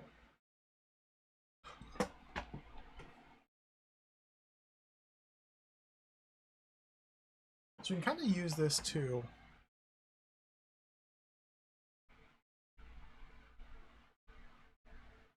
I'm not really sure how to actually do this better. The Dismal Fairground's like a...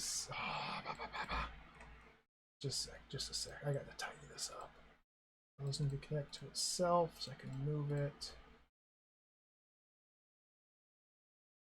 I gotta relearn how to use this program. Put that over here.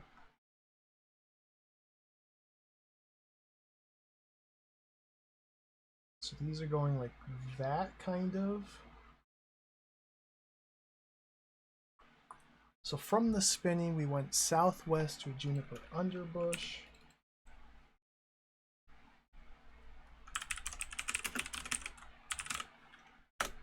Under brush. From there, we went south to get to the Dismal Fairground.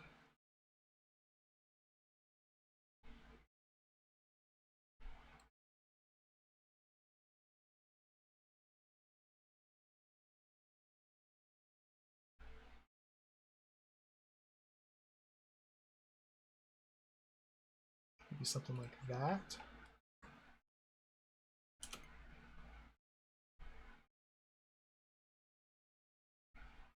Prophet buys the beer with a gold finger, drinks it in a single draught. Innkeeper retrieves the empty glass. Guess I'll take that, thank you. He takes the spear! I guess I did steal it from him.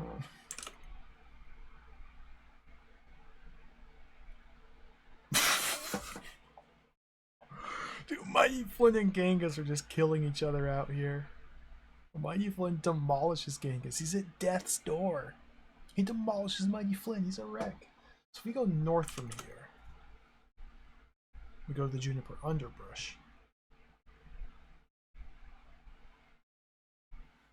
And then if we go northeast from here, we should go to the Juniper Spinney. Okay.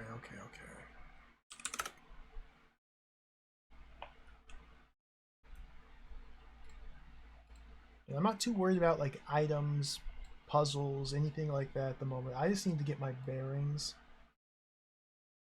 Figure out how to navigate this game world, etc., etc.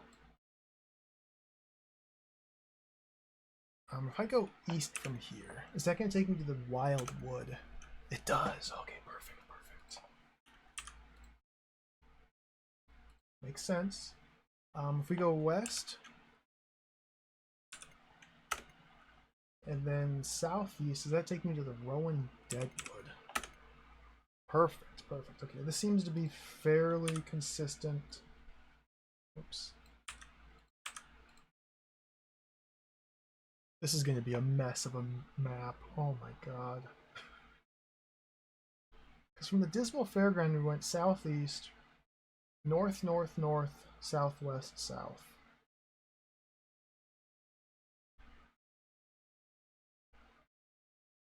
But east from the fairground takes us to the inn. So what's west from the Rowan Deadwood? And southwest from the Juniper Wildwood. There's got to be a room over here. We're in the Rowan Deadwood. I'm immediately just lost in the freaking forest. Southwest from here. Dismal Fairground. Oh, that's perfect.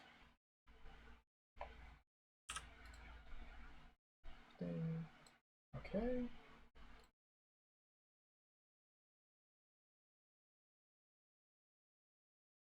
But the prophet stole my golden rod, and then shouts, "I've just ripped off a treacherous orc." It's my rod. They can't just take my rod. You can't just take my rod. It's my rod. What the heck is happening?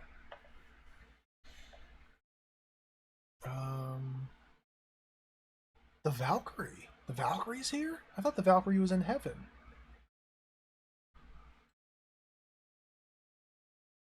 Now let me go to Rowan Deadwood. Southeast, then north. Yep. From here, let's go west and see where this takes me. Dismal Fairground? But we can't go east, because that's into the bar. They stole all my stuff.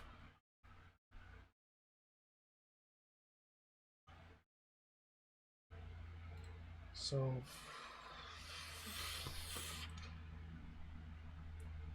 from the Rowan Deadwood, we can go west to the fairground, but from the fairground, we can't go east to the Deadwood. That's just a one way. Okay. Ding. Oh my god, dude. This is a mess.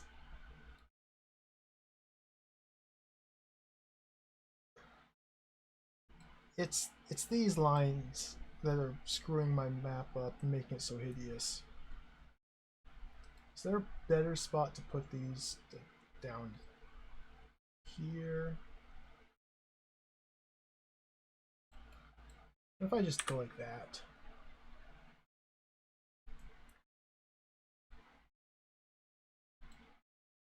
And this is one-way arrow. Okay.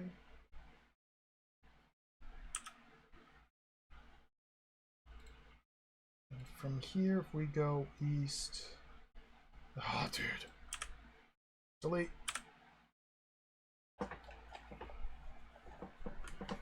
Oh, you can make the room sizes bigger. Okay.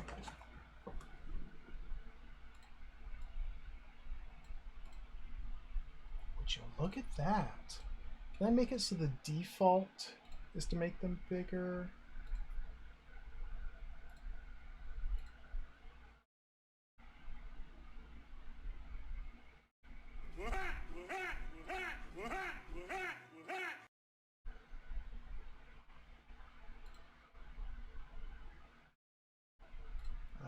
There is. Bump that up to like 40?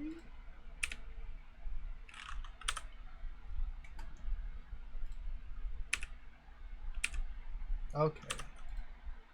Perfect. Yo, Abs Nerdy, welcome in. Thank you very much for the raid. How's it going, everybody? Hope Pathfinder went well. We're starting a text adventure here. I'm completely out of my depth at the moment. Trying to figure out how to make this all work again. It's been ages since I last played a game like this.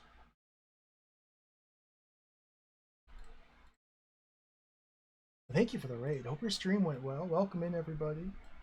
This is Night Orc, an adventure game by Level 9, a British company. Playing it on the Atari ST. We just got started. We spent like literally hours reading the novel that came with the game, setting up the lore and the plot and everything. Now we're finally actually playing the game. I'm just trying to make this map look right.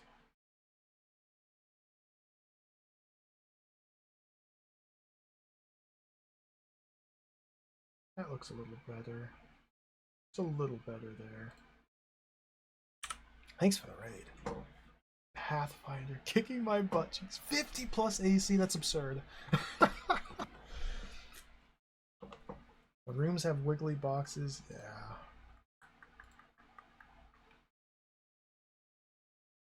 Boom, squares. Thank you for the help.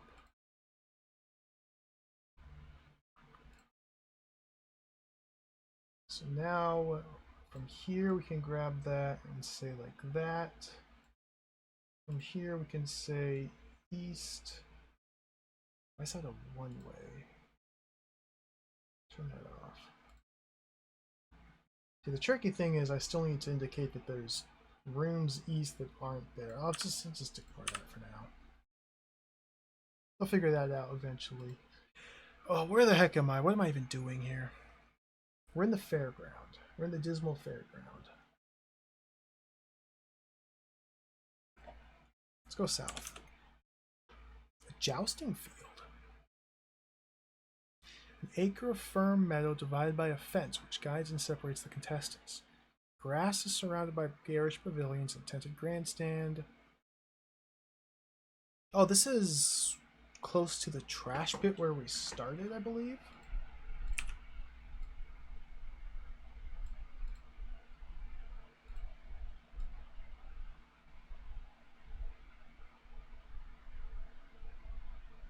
Well, this is weird.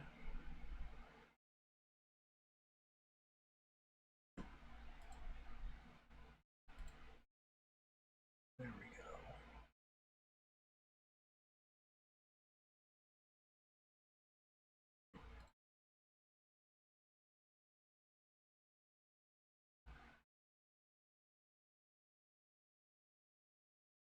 I was trying to snap these to a grid, but these rooms I already placed are like offset on the grid.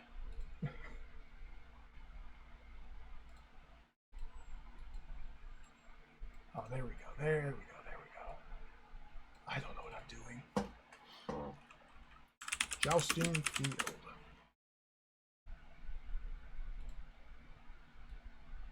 Ding.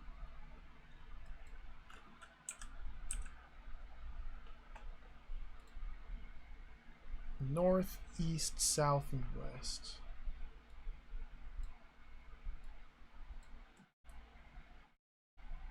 I assume that going east will not lead to the Rowan Glade. No, this is the trampled field with a pile of garbage. Okay, this is where we started the game. Okay. So this is like down here.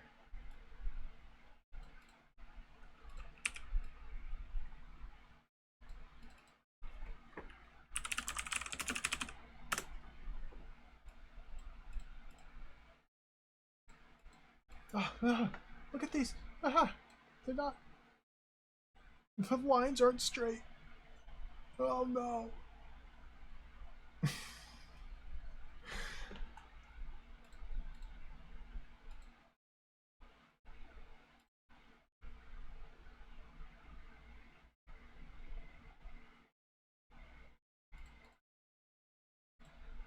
Oh, I know what I did.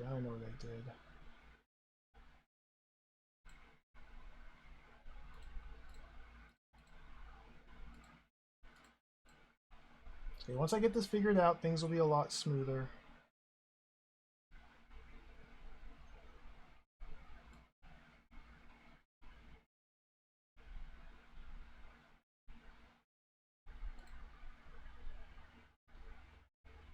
Okay, so from here we can go.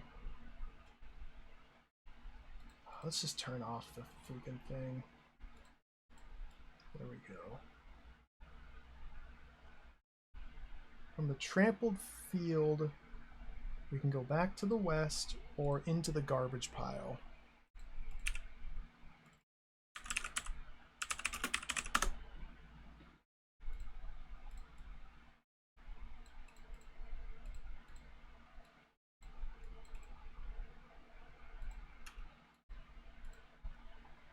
The garbage pile had the cloak and the knife. It's also where we started the game.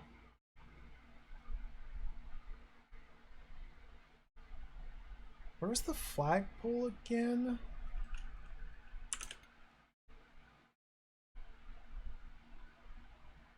It's not important.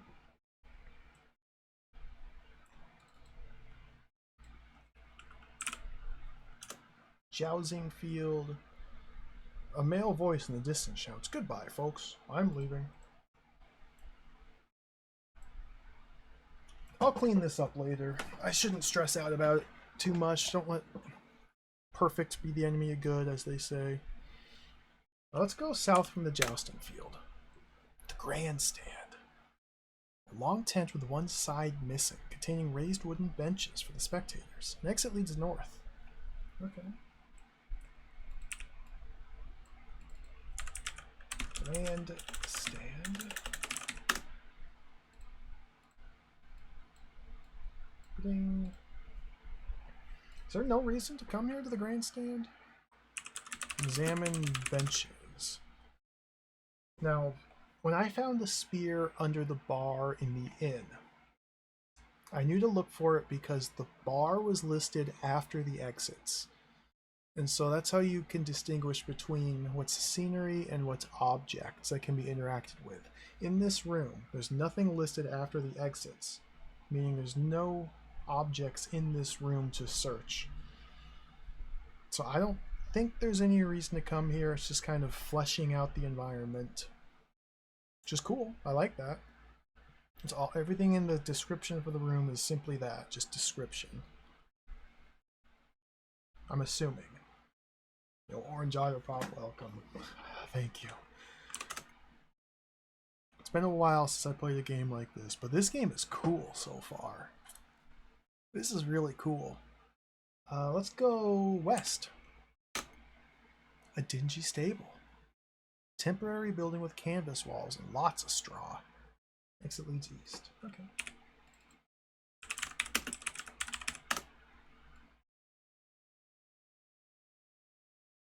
So it looks like this jousting field, trampled field, garbage pile, grandstand. This is just like a nothingness area. Again, there's nothing listed after the exits to the room, so I'm assuming I can't look at the straw. I can't take the straw. No. I can't like search the stable. Nope. Yeah, it seems like it's fairly standard. where you have the description of the room, a list of the exits, then the list of the objects. Cool.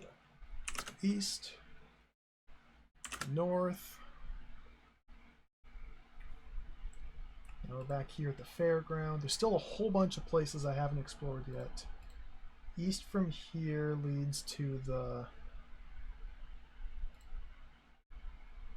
Yeah, I still don't know how to like make it look nice. Having the bar and such to the east. We'll figure it out. Okay, I'll figure it out eventually. We need to explore this forest a bit more. Let's go southeast to the rowing glade. And then go west. Go west and are beside Paradise Gate. The shimmering entrance seems to lead south, but through fog and blinding light in a Rowan ghostwood. In the distance is a castle. This is where we got kicked out after dying. We got kicked out of paradise and put here after dying.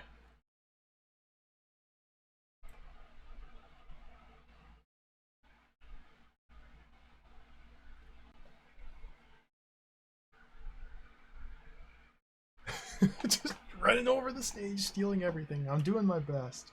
Trying to.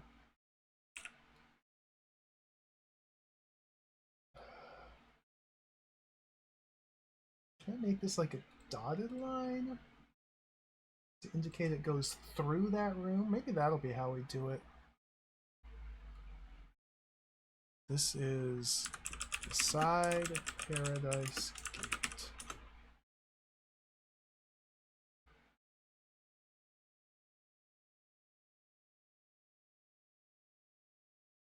North, northeast. Nope, don't do the dotted lines.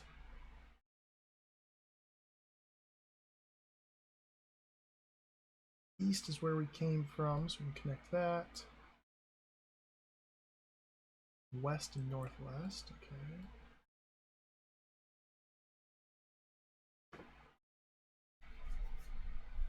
Let's see if northeast goes up here to the Rowan Deadwood.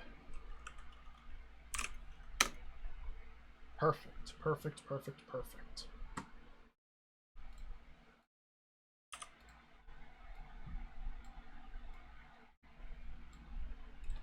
Okay, let's go southwest. Let's go north from here and see if this leads to the Dismal Fairground. It does! It does. Interesting. One way, the other way. Not dotted.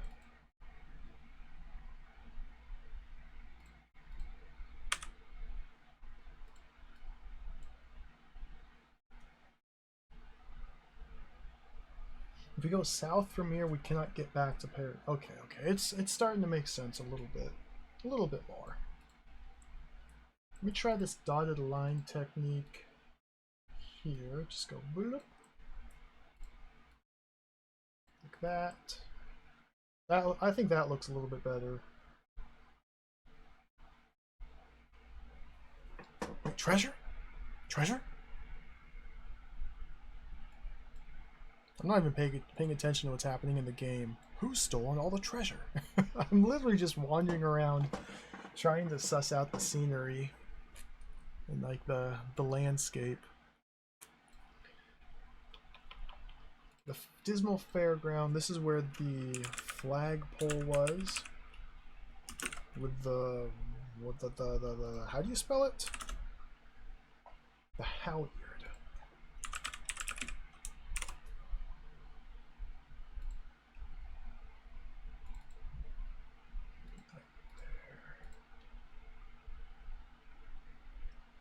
So let's, what happens if I go to Paradise Gate?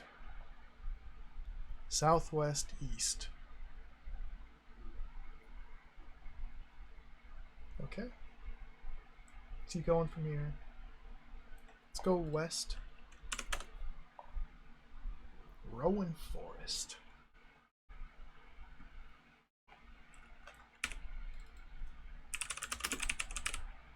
It's nice that each one of these forest rooms has a slightly different description to them. So we know that we're going to unique and distinct rooms every time we go to a different place.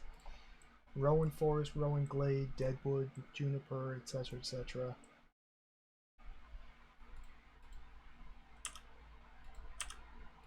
Goes there.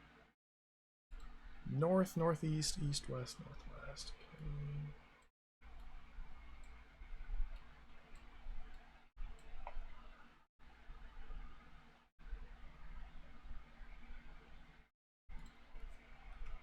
Keep going west.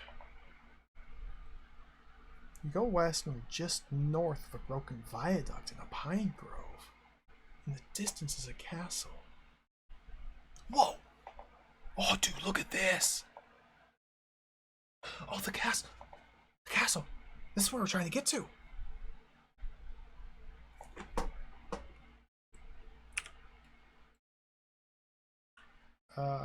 This is north of Viaduct? Sure. It's a very good mouth. I really like the art style. These graphics. Incredible.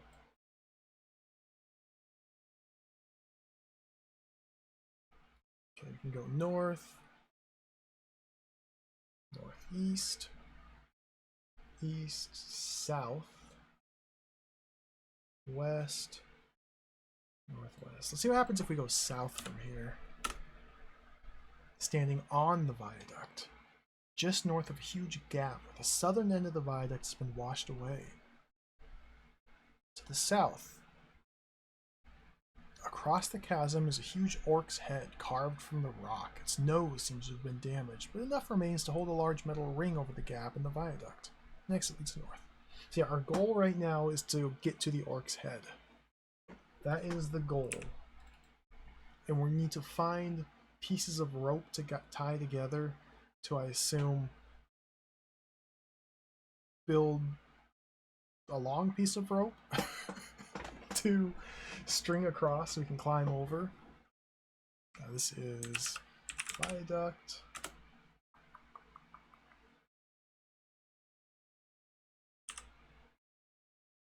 That. A rope sausage. Exactly. Okay, cool. And no objects in this room. I wonder if we can look at the metal ring or the nose or things like that. Probably not. I'm assuming they're going to be part of the description of the room, the scenery, and not something we can look at and interact with. But let's examine metal ring. Oh, no, look at that. It's a great iron hoop far above, fixed through these orc statue's nose, which overhangs the gap in the broken viaduct.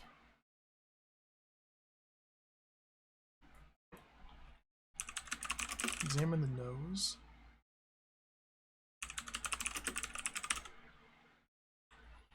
It's the bridge back to your base in Orc Mountain. It's a single span, shaped to look like the tongue of the huge orc head, gored from the cliff opposite. Unfortunately, some overzealous idiots vandalized the viaduct. It's not as if there aren't enough human buildings to destroy. It smashed a wide gap in the middle. Below the gap, you can see the gummy waters of the river's sewer. People are fighting in the distance, I don't care. Can I climb down? No. It would have told me that down was a viable exit, if that were something I could do. Look at the river.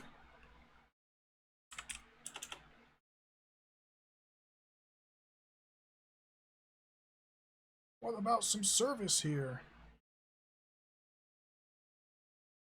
I really like how you can drag this up and down.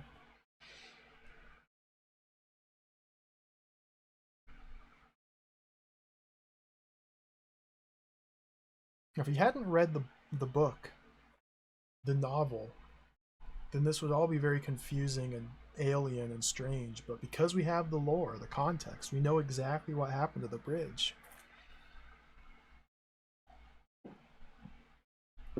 Alright, keep exploring. Go north. Oh, give me my picture back. Any danger of some service in here? Denzel's wandering around. Let's keep going west. Pine Glade. Okay.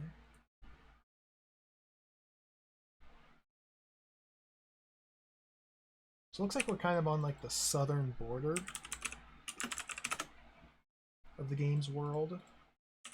The only way to go further south from here so far is by going into the Orc Mountain. If we look at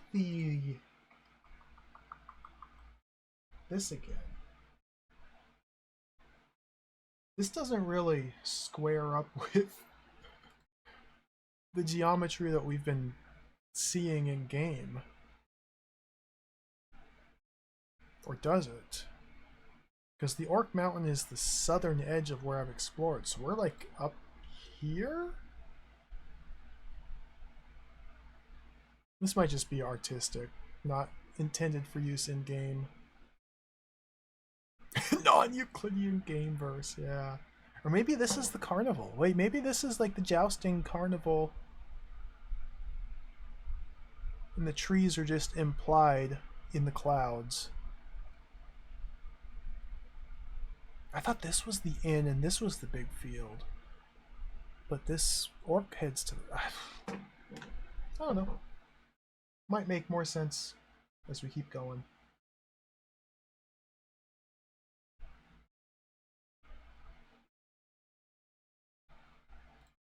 Let's see. People are just fighting in the distance, stealing each other's gold, killing each other, etc. Just let them do their thing. Northeast, east, west, northwest. Okay. I'm gonna keep going west as far as I can.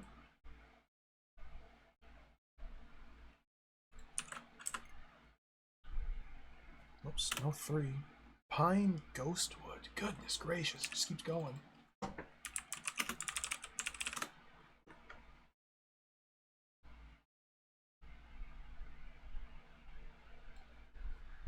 North, northeast, east, west, northwest. Same as it ever was.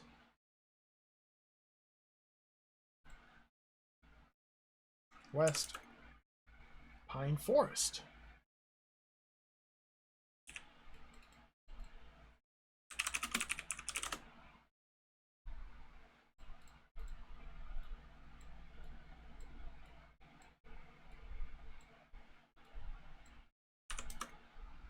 Oak Grove. Goodness.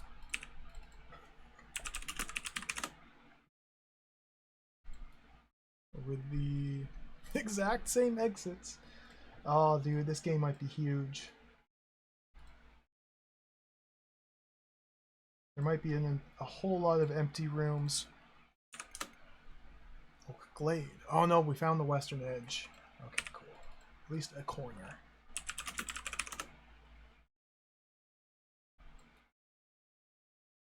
North, northeast, east. North. Deadwood.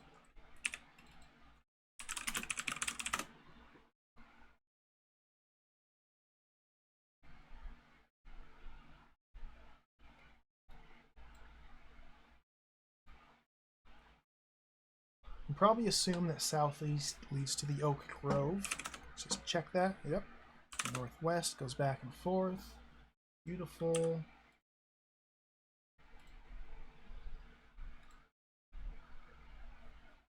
Let's go north again.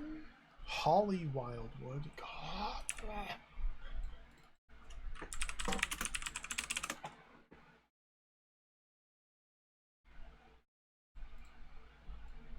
This is a whole lot of empty space. North. Holly Spinney.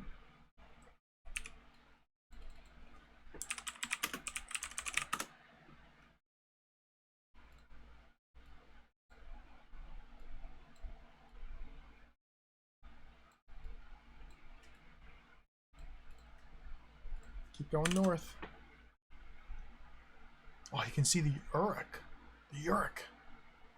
Who's that?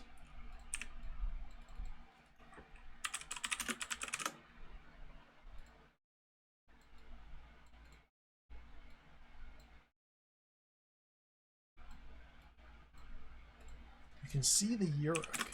Examine the Uruk. A trollless creature of great pungency, related to the Wolhai.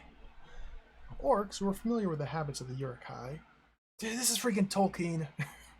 Pronounce this word by gathering a mass of phlegm and gobbling it as far as possible. Uruks, in response, say the word orc with the same sound as is made when you grab someone by the throat. Orc! I'm not gonna phlegmy spit. Not in my computer room here.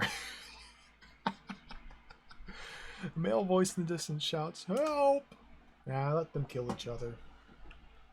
I'm assuming the Uruk is traveling, roaming. He's probably not fixed to this location. Just in case. Say it's right there. North. Deadwood.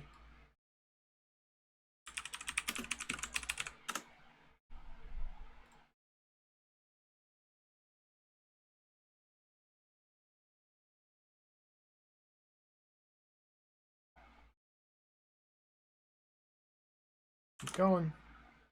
Elder Wildwood. What is going on?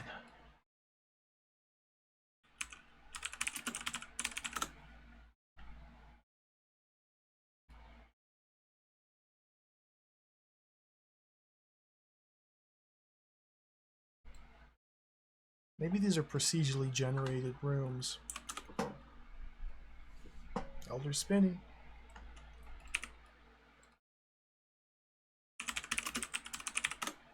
It just keeps going.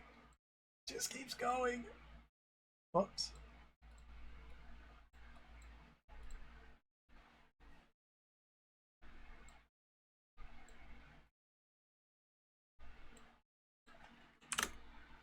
Elder Glade. Just keeps going.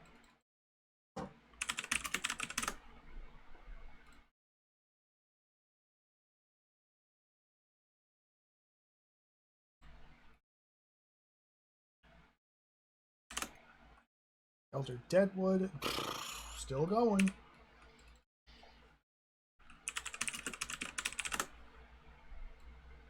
Now they didn't advertise on the back of the box that this game had, say, 10,000 rooms or anything like that. I know that was a selling point for a lot of early text adventures. Just the sheer size of the game, even if a lot of those rooms were literally empty, dead space. The Time Zone, the old Sierra game, comes to mind. Just advertised as being one of the biggest adventure games ever made, but like 90% of the rooms in there are completely useless. Empty rooms. There's no reason to ever visit. But that was just a big selling point. They would brag about how many rooms their game had. The back of this box did not have that. It just keeps going though. Okay. Keep exploring.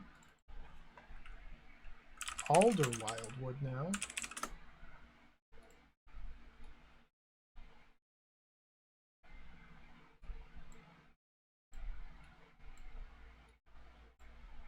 Just keep going.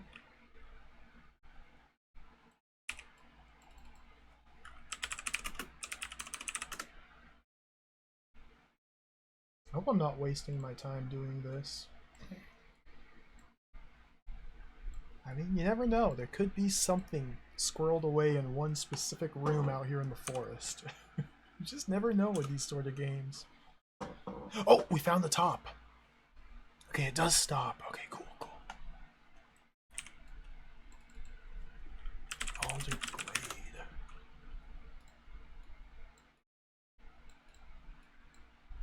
Oops.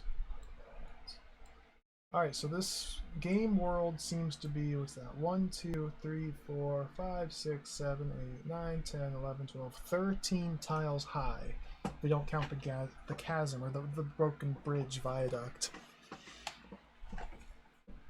I didn't explore how far east it goes, but if it's like 13 by 13 square, that's what, 169 rooms? That's a lot of rooms!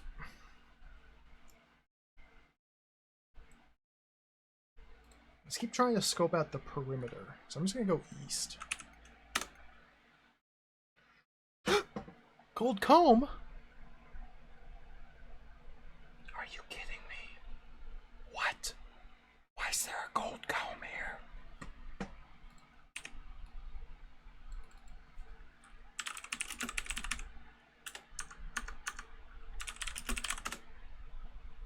Didn't I have a gold comb earlier? Isn't that one of the items that I stole?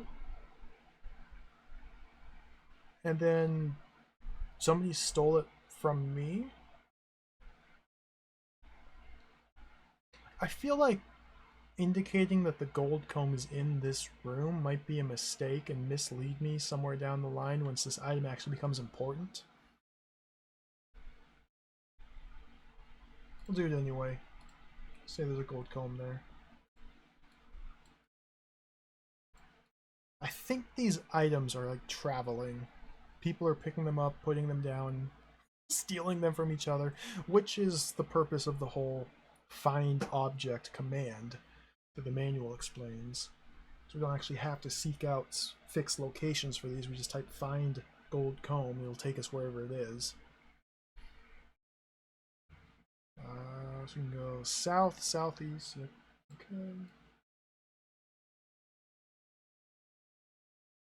Almost definitely southwest will take me to the Alder Spinney. Let's test it out.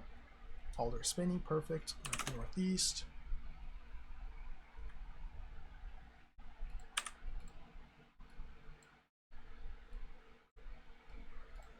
Let's take the comb.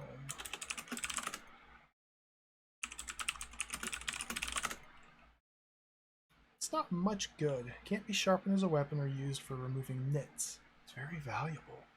One time when we were in the bar, one of the people used or gave a gold something to the innkeeper to get some beer or ale. That might be the entire purpose of these gold objects, to be traded for other things. But we have it now.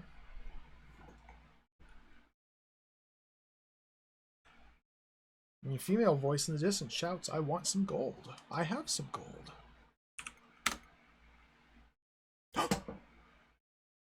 Go east and a little way south of a tower, separated from it by a thorn hedge in a beech forest.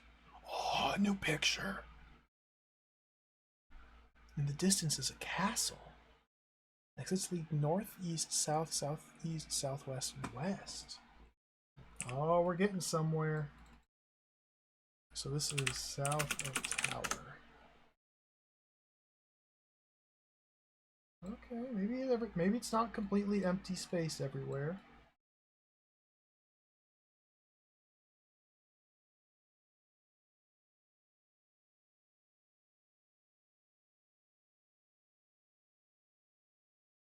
It says in the distance is a castle. Can you see which way? Which direction? I guess we can just type go to castle.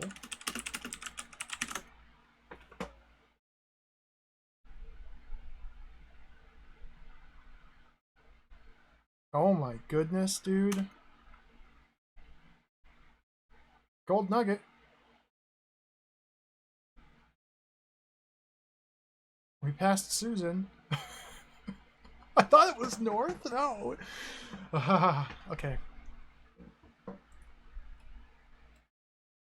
Okay. So we went southeast to the beach scrubland. We went southeast to the beach wildwood. Oh, southeast, not southwest.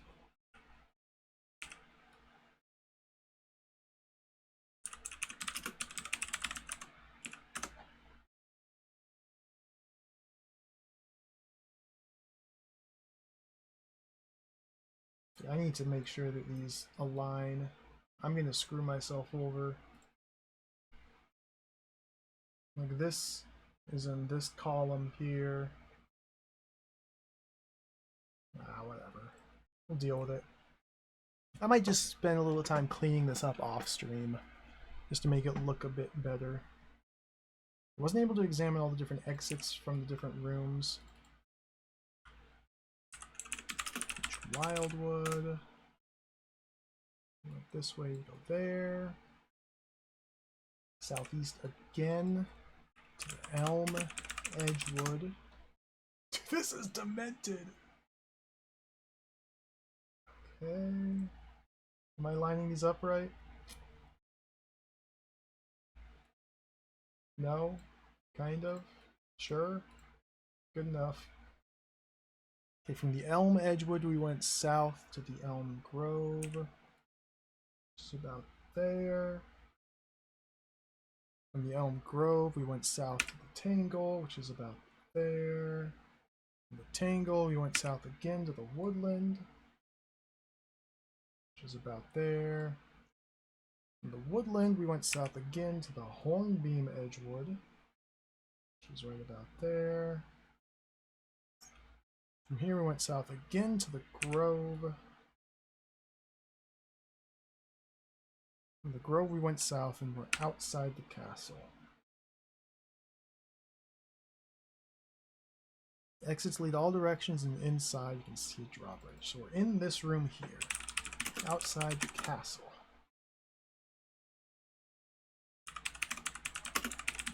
Hornbeam Grove had a gold nugget. I presume this gold nugget is not a fixed item.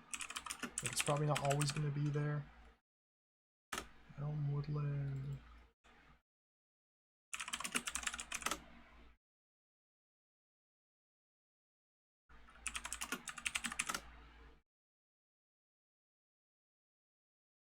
Wait. Elm Edgewood. Elm Grove. Wait, what did I miss? Outside the castle, Hornbeam Grove. Oh, I forgot the Hornbeam Edgewood.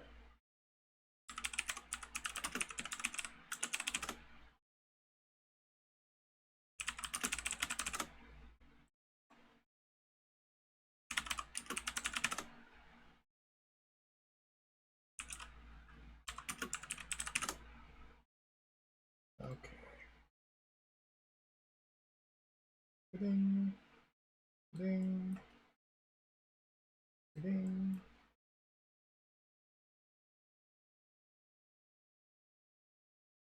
From here we can go all directions and inside. You can see a drawbridge. The drawbridge is closed. Beautiful castle. It's warm in here.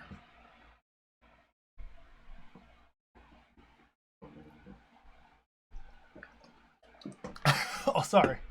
It's an ugly castle. Not a beautiful castle.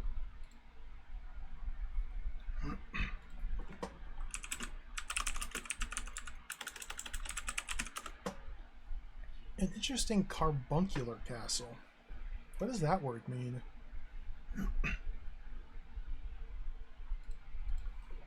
Google, define carbuncular. Of or relating to or resembling a carbuncle, especially having a carbuncle or red in inflamed area. Designed by a firm of mad dwarves who were totally unable to cope when the planners agreed that anything so gross must be art, and gave the go-ahead. They forgot to include a roof over most of the castle, but managed to get the rest of it built. Fortunately, ivy now hides the vile stone walls, where past generations of orcs have failed in noble attempts to capture and smash the place. Interesting.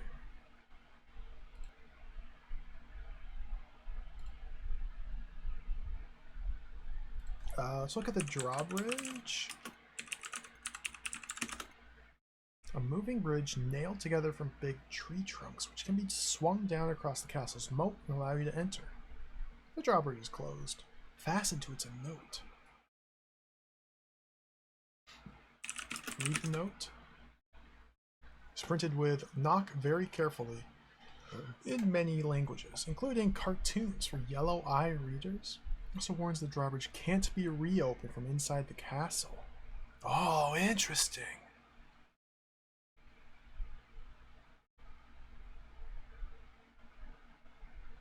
So I suspect this is going to be like a puzzle sort of thing where we're going to need to enter the castle and grab stuff, or ask one of our followers to enter into the castle and grab things for us.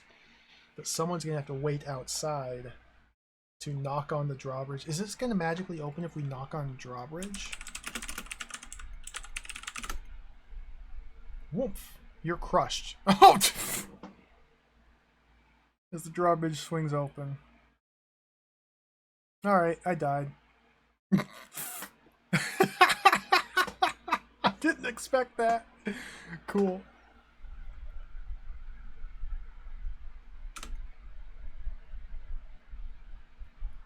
This is the same death text. Oh, Mighty Flynn died. His body's up here, but he's dead. Oops. They put me all the way back in the Hornbeam Grove? That's so weird. That reversed me like 5 turns or something. Yeah, I'm not really sure how death works yet in this. You don't die, you go to an afterlife, and then the nymphs there, or Valkyries there or something, like, don't want to deal with you, and so they just kick you back into the world. It's kind of unclear at the moment how it works, and I haven't really explored it yet, because I'm more focused on just trying to get the sense of the world here. This map is huge!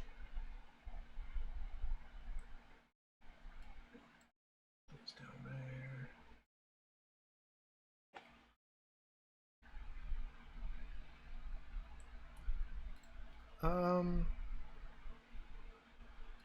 Well, one thing we can start doing is filling in the potential exits of all these different rooms. Outside the castle had exits in all directions as well. So I'm really worried about things not lining up on this map. They're not lining up at all, but again, I'll fix that later. I'll fix that later.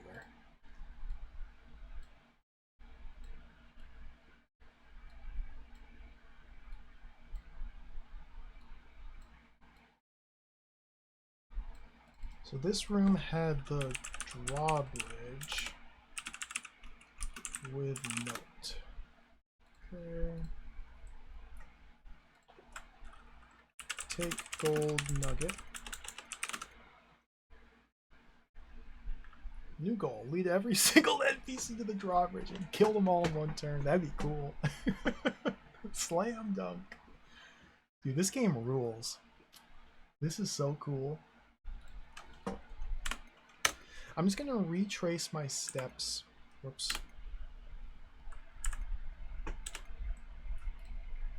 Just to make sure that all of these different rooms here have viable exits in all directions. I assume this is just going to be a giant open space where you can freely move between nodes. But, I mean, we found a castle here.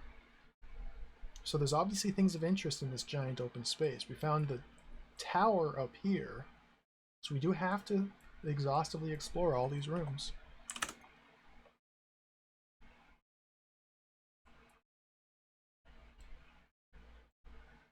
I want to go back to searching the perimeter, though. I'm going to make my way back to the perimeter. Susan! Susan took the gold nugget! What's wrong with you, Susan? Dude, people just steal from you. You can't just... I guess I'm an orc. I'm a vile orc. What do I expect? I'm not going to be treated with respect and dignity. I'm an orc. I need to disguise myself, maybe. Although NPCs steal from each other as well. That just might be a fact of life in this world. Going north.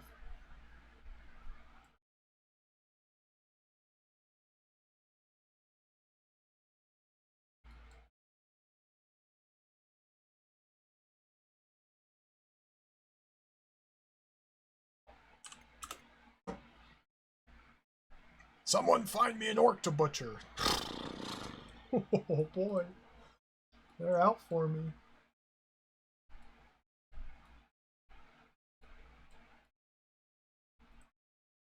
Again, just retrace my steps.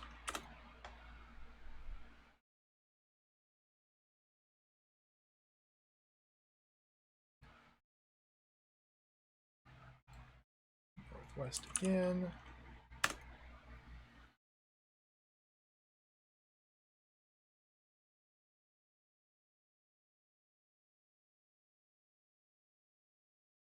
And then northwest again will take me outside the tower. Perfect. Separated from it by a thorn hedge and a beech forest. It's weird how from this screen it tells us about the castle in the distance, but the castle is 1, 2, 3, 4, 5, 6, 7, 8, 9 rooms away, and none of the 8 rooms in between where I am and the castle said that there was a castle in the distance. I guess we can just kind of assume that the geography, the landscape, we're like climbing up a hill, a gradual incline. From here, we're at like the base of this mountain that we're looking at, so we can actually see the top of the castle in the distance from here, whereas these other rooms were down in the forest and we can't see it. Let's try and go. Let's examine the tower. Vertical spire of burnt rock, thrusting above the trees. You feel homesick for the bad old days, guarding the dark tower. Oh, is this the dark tower from the manual? Or from the book? This might be. It seemed like in the story the tower was like part of the Orc Mountain.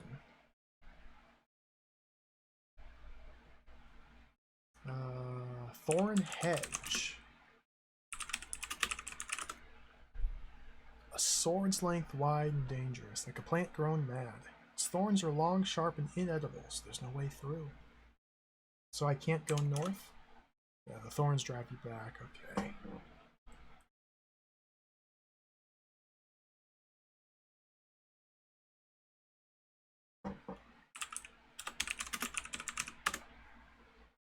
Thorn hedge there, blocking path that way. What are my exits from this room? North, east, south. Okay.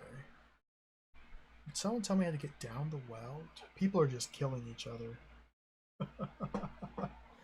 I probably have to burn them. That's my first thought too. Or find one of the scythes that the Innkeeper League used and cut them. There's something. Maybe a spell. Although the manual implied we're not going to get magic in part 1 of the game, but maybe we'll come back here in part 2 to get past the Thorn Hedge once we learn some spells. I don't know. I'm not too worried about solving puzzles or things like that yet. Again, just trying to feel out the game world. Let's keep going around the perimeter. A gibbet in a beech ghostwood. Distance is a castle.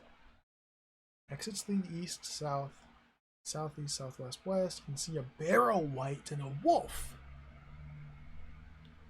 What the heck's a barrow wight? I know that's a Tolkien thing.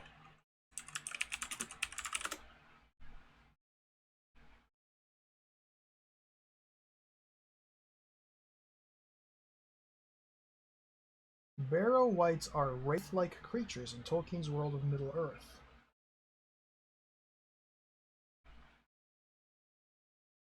They're like wights. Some sort of undead creature. A barrow's a burial mound.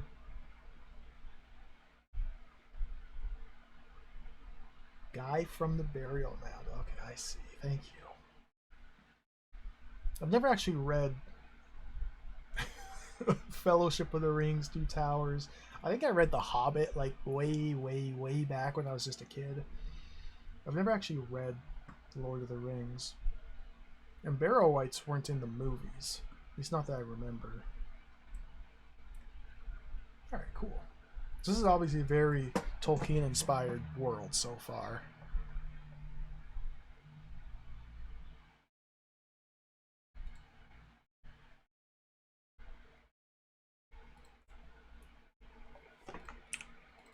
So this is beside a gibbet and a beech ghostwood. That's a gibbet. Dude, words! Define gibbet. A gallows. Oh! Oh! I see. It's like the oh.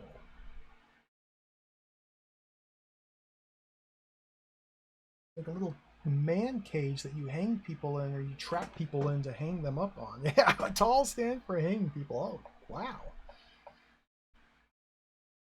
Well, we saw that in the map, didn't we? No, that's a noose, not a gibbet. Unless the noose is hanging from the gibbet.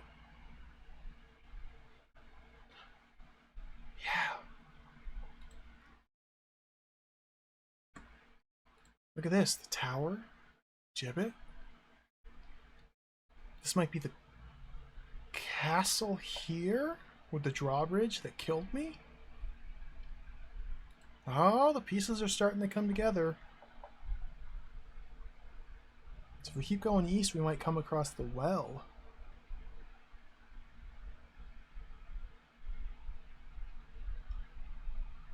Dude, this game is so cool. I haven't even started to play the game properly or attempt to solve anything. Just the world itself is so cool. This is, we'll call this the Beach Ghostwood. I'll just say beside.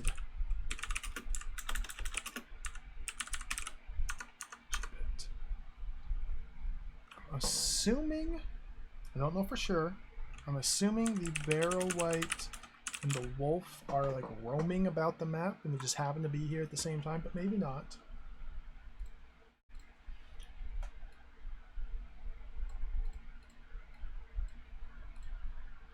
South from here should take me to the scrubland. East, south, southeast, southwest, west. Okay.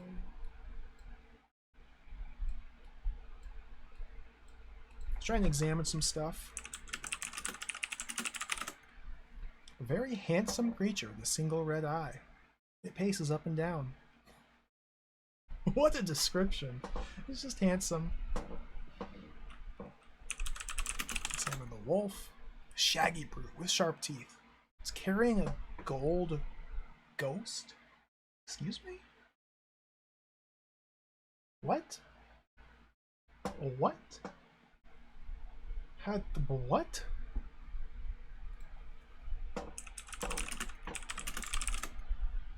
A flimsy little thing. What's a gold ghost? It's a flimsy little thing. Okay. Homely construction, used for executions. A good thing, too, you think? If more criminals were hung, there'd be less of them after the loot. Fastened to it's a noose. Can we take the noose? Piece of rope, piece of rope, piece of rope. Can we tie halyard to noose? The rope joins magically. Score. Oh! Look at that. Easy game. What an easy game. We're 2% of the way through already. 2% of the way through part 1.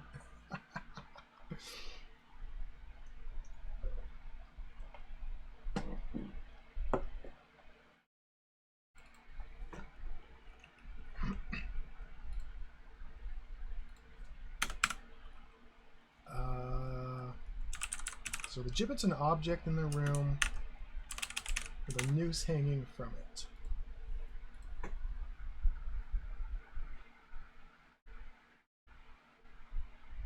It's so weird how there's just like a barrel. What? Just ignore. Let's go south. That should take me to beach scrubland. Perfect. Just always got to double check to make sure. Northeast.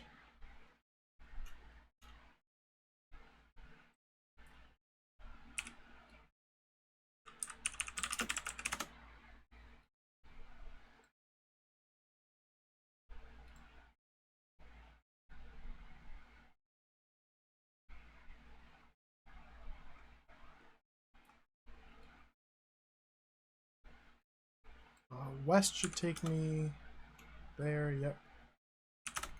Barrow White and Wolf still hanging out. They haven't moved yet. I don't know if they will in the future.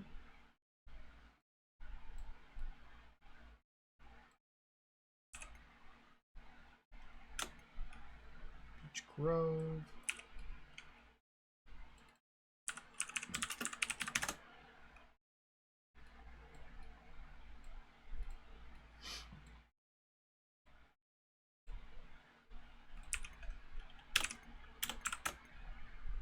Blackthorn Forest, a golden disc.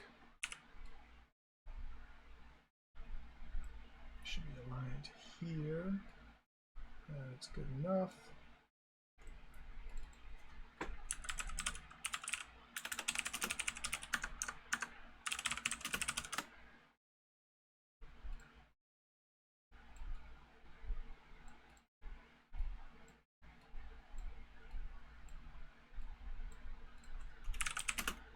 Now let's examine it. Unusual sheet of flexible metal. Very valuable. Cool.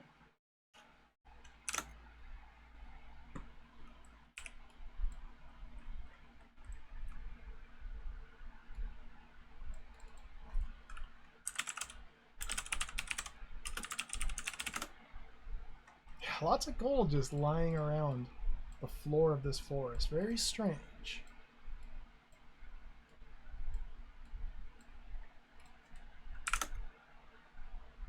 A gold heart now.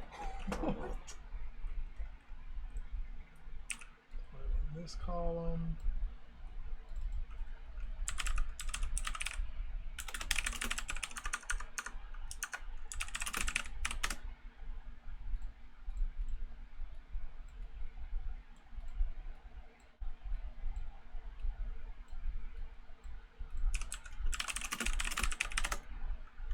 An inferior piece of work. The artist has left out all of its chewy veins. It's very valuable. Take golden heart.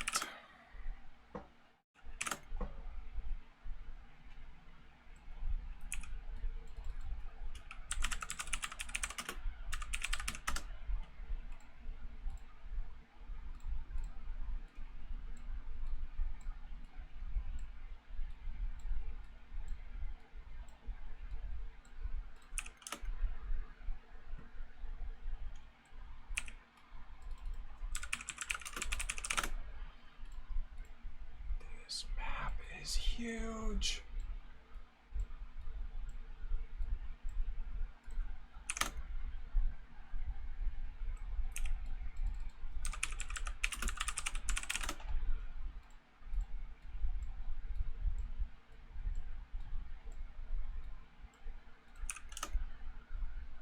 Yeah.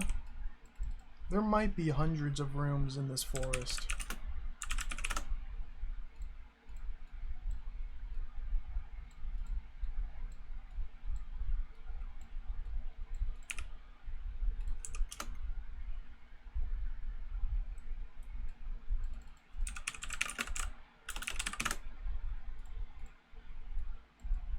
I almost get the feeling that, I don't know. I want to say mapping this is potentially just a waste of time. But at the same time, we've already found multiple objects just hanging out randomly through the forest. Pieces of rope. Like the gibbet, we couldn't see the gibbet from tiles, or from the tile next to it. So no, I think we have to do this. I think we have to do this. Gold plate, look at that.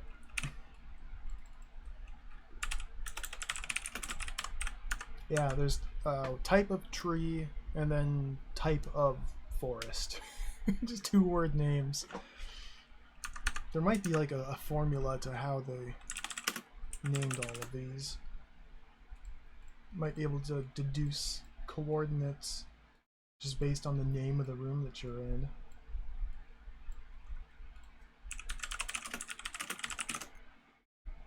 It's what pansy humans use for eating. Very valuable.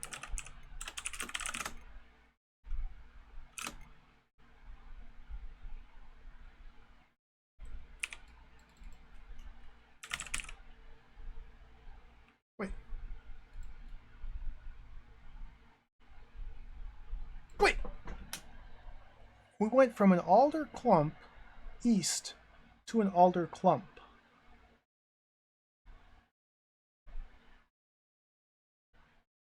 You go east and are in an alder clump. Exits lead east, south, southeast, southwest, and west. See a gold plate. Examine, take.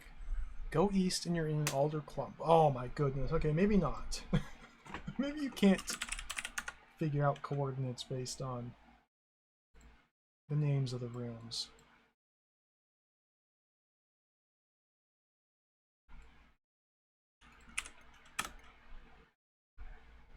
Can't go that way.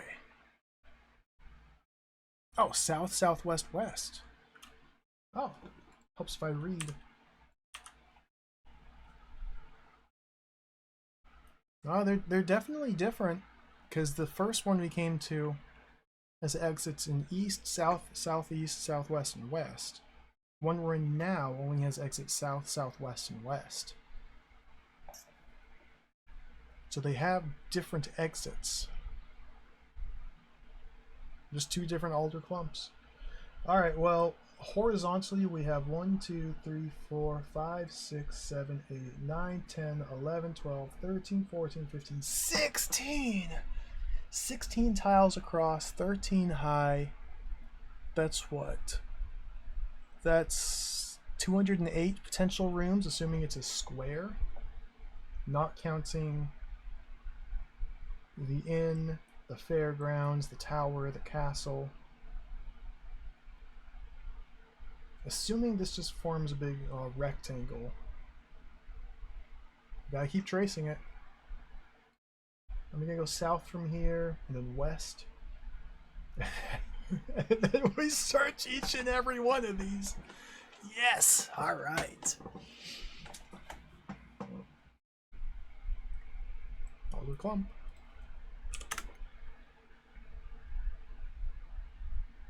I've just ripped off Mrs. Wallop. Congratulations.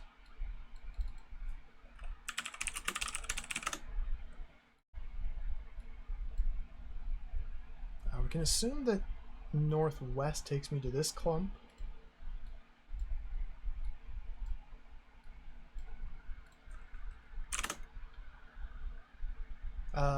Just to verify, east goes to the other clump, south Ghostwood, northwest, southeast. Yeah. I feel pretty good about saying that. Links like that.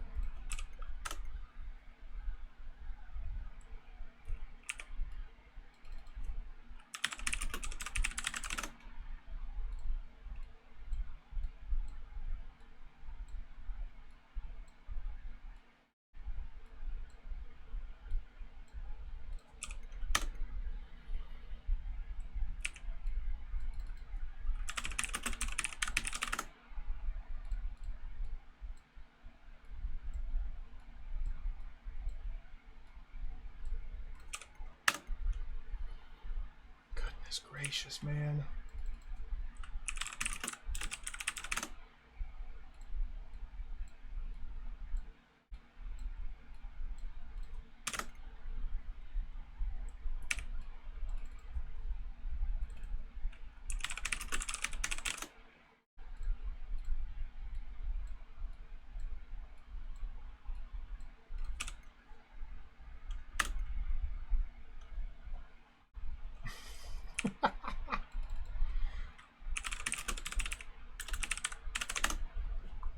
This is important. Gotta have the map. Sanctified and precious map must be constructed.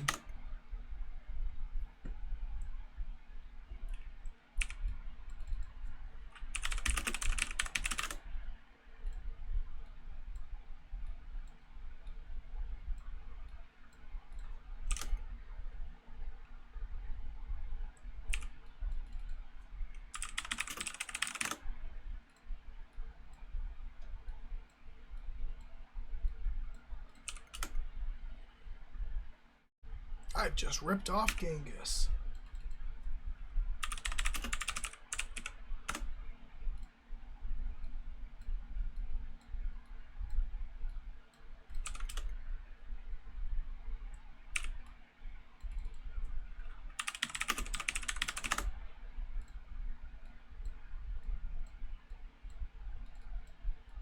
haven't really been paying attention to the names, but it definitely feels like there's some sort of pattern to this.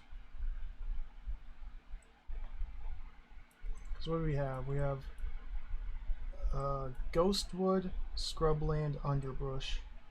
Coppice, Ghostwood, Scrubland, Underbrush. Coppice, Ghostwood, Scrubland, Underbrush.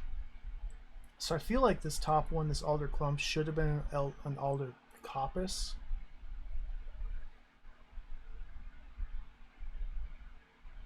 But yeah, it's definitely a repeating pattern so far.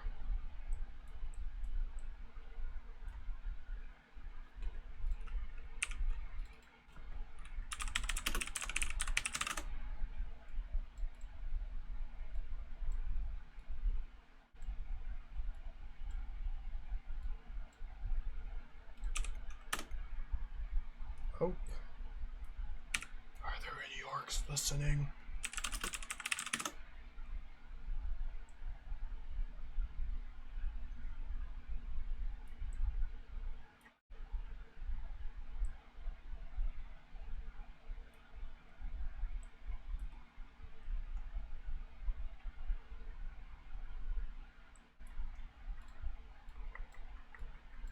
Whoops. Yeah, I'm not too worried about these rooms not aligning to a specific grid just yet. Fix it up later. Oh, no, this is the corner. This is the corner. This is the corner. So it actually is lining up pretty nice because this was the bottom before. So due west from here should take me to this screen. The glade, beside the Paradise Gate, and back to the fairground here. Let me try and squeeze this up a little.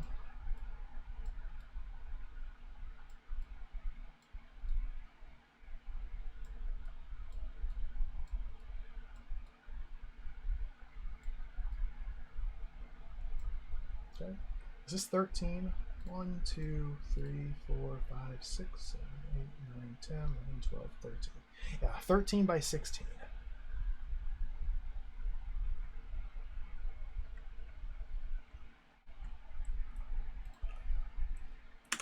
Go west. Clump.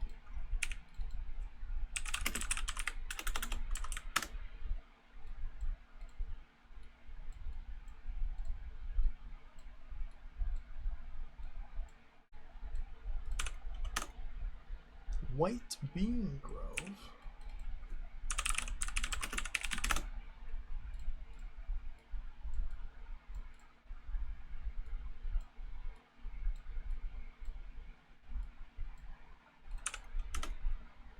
White Bean Glade.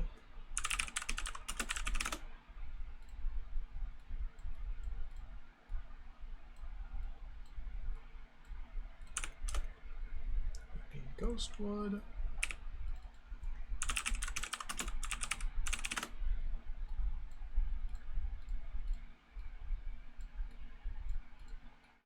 Still a bit unsure about what I'm going to do with the interior locations. Figure it out. We'll figure it out.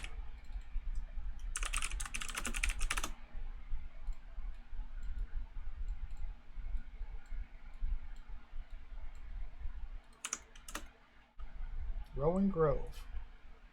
Should be probably, as we go, Grove, Glade, Ghostwood, Forest. Grove, Glade, Ghostwood, Forest. Yep.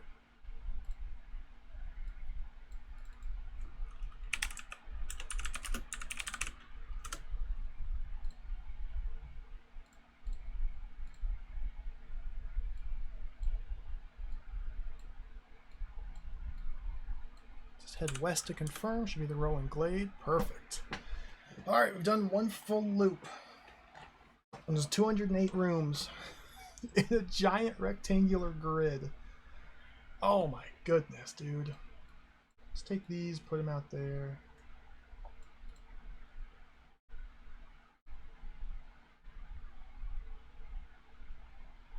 Dude. Look at this.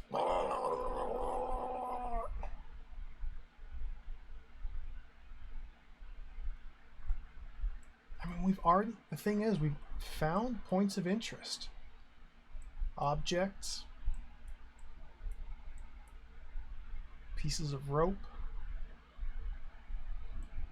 tower, castle, etc., etc. So we have to keep doing this.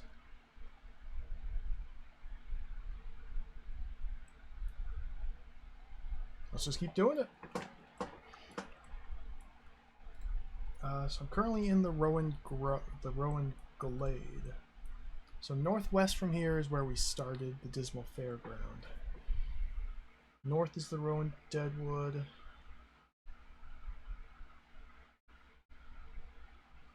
This one is in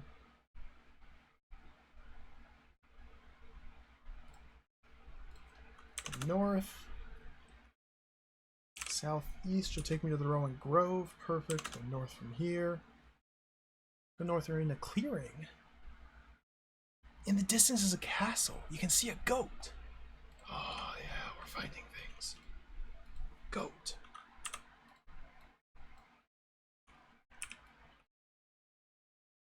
This is the Rowan Edgewood clearing.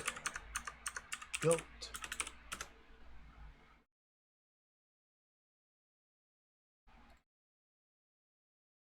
Goat. Goat. I'm not going to test to make sure all of these do line up, I don't think. I think I'm just going to assume that they do. Nah, we got to test. We got to test. Southwest is the Rowan Glade. North. East. Yeah. Okay, examine the goat. It's an obnoxious creature with sharp horns. It's tied up with a tether. The goat paces up and down. Tether, rope, rope, rope, rope, rope, rope.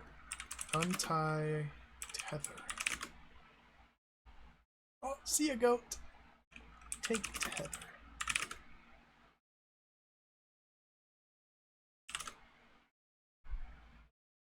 Coil of rope. Tie tether to rope. Oh. Goat tied with tether. There's our third piece of rope. The goat's just wandering around now. Oh, we can always just type find goat or go to goat if we need to find him. Like maybe we need to lure the goat to the thorns to have him eat them, or smash it with the drawbridge. You never know. It could be a King's Quest puzzle. Maybe there's gonna be a troll on the bridge. We gotta take the goat to him. I think we just need to hang out with the goat. Okay, southeast should take me to Whitebeam Forest. North will be a new room. Whitebeam Clump. Okay.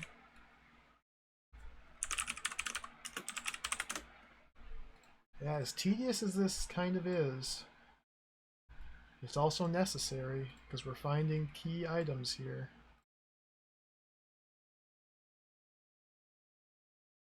Add all the different exits.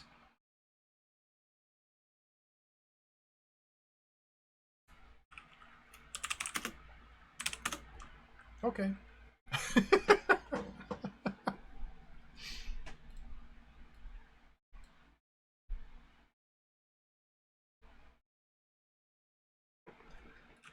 Southeast should take me to the Ghostwood. North from here. Coppice, okay.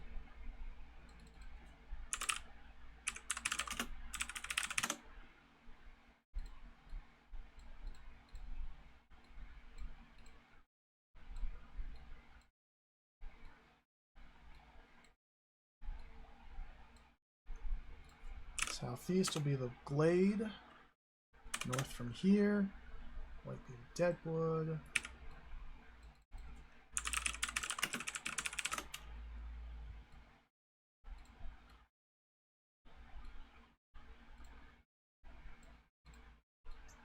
Kind of filling in a bunch of these without thoroughly testing them.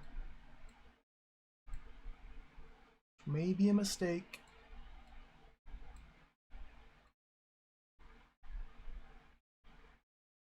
Southeast from here should be the White Beam Grove. North from here, White Beam Edgewood.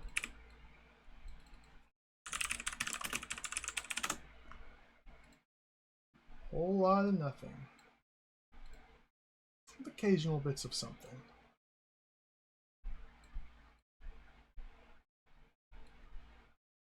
Southeast will be the Oak Clump. North, Holly Thicket.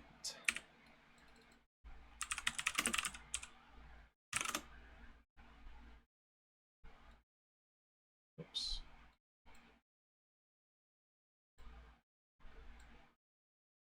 Ah! Come on, give me that.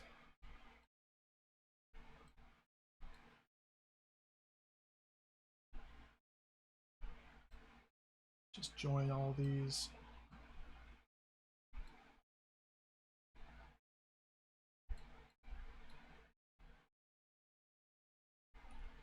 So east should be the Holly Underbrush. North should be the Holly Scrubland. Southwest should be the Holly Thicket. Perfect. Okay, north, Holly Heartwood. Oops.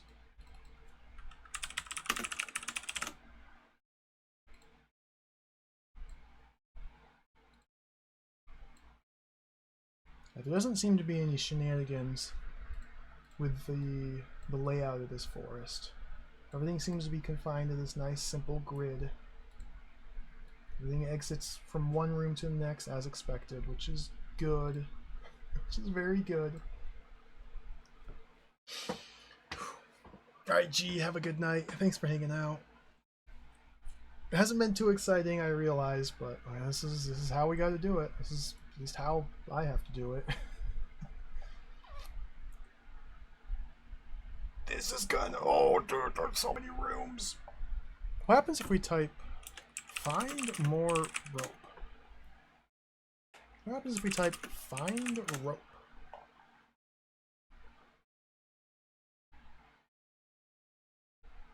Nothing. Probably because I'm holding rope.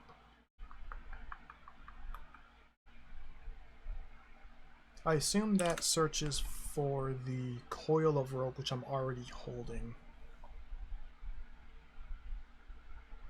If I drop coil of rope in this room and go north, then type find rope.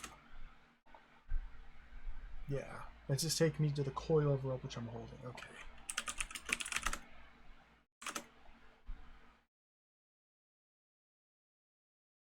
So north of the Holly Heartwood is the Holly Forest with a gold finger.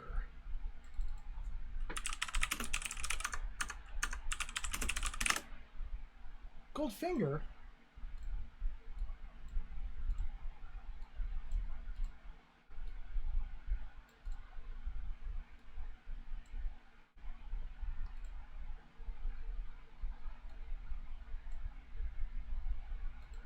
Gold finger? Didn't I steal a gold finger from some dude earlier? I guess it got stolen back from me though. Oops.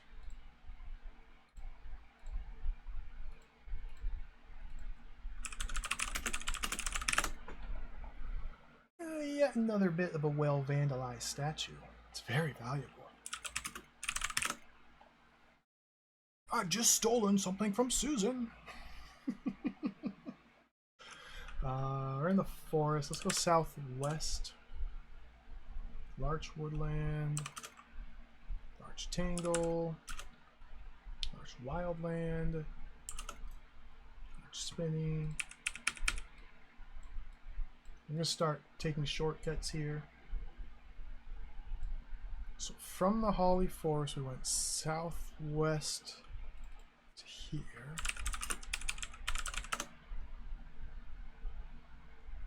From here we went north to the Larch Tingle.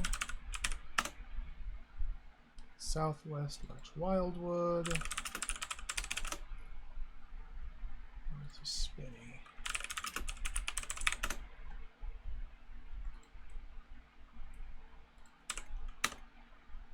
Scrubland, underbrush, thicket, goat!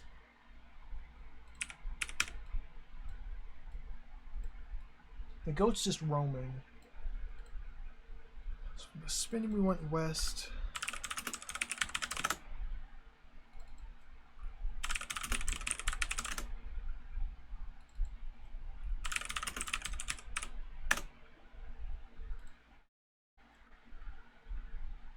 Pet goat.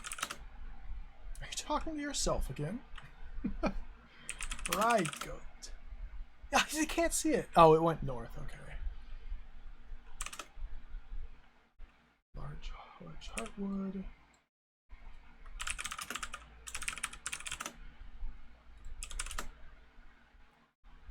Synonym the wizard. I don't trust wizards.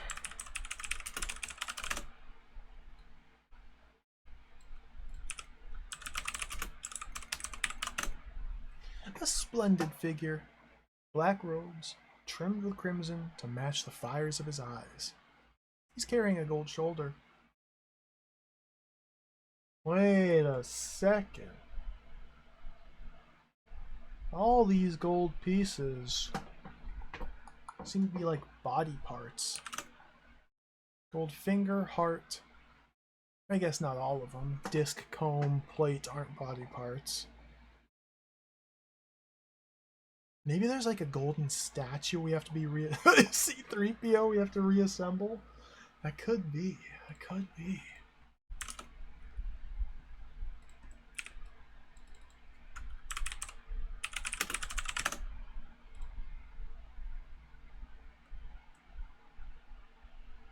Oh, my grid is terrible. Dude, there's so many freaking rooms.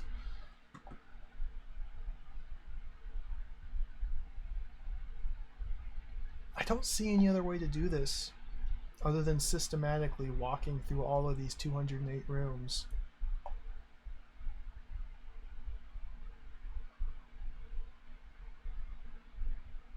Because unless we know the specific names of the different strands of rope that we're looking for, we won't be able to find them or just go to them.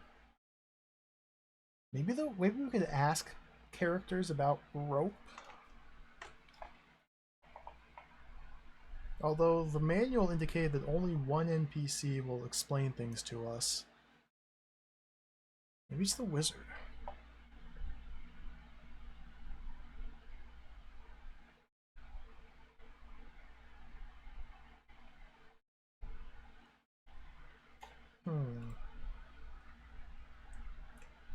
Rectangle. Well, let's keep going. North. Goat. East. East. East. Muscle Man? What's up, Muscle Man?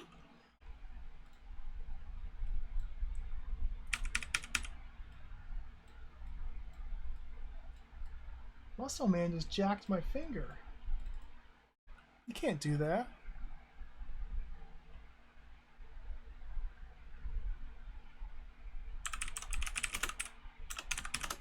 So Juniper Grove.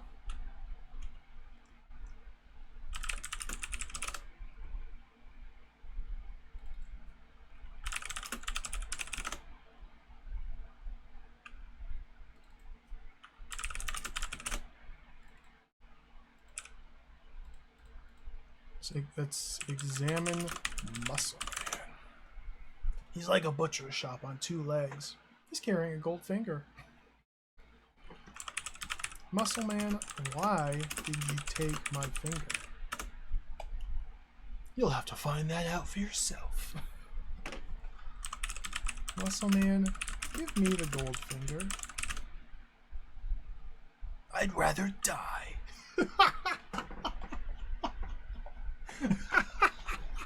Cool. Alright, buddy.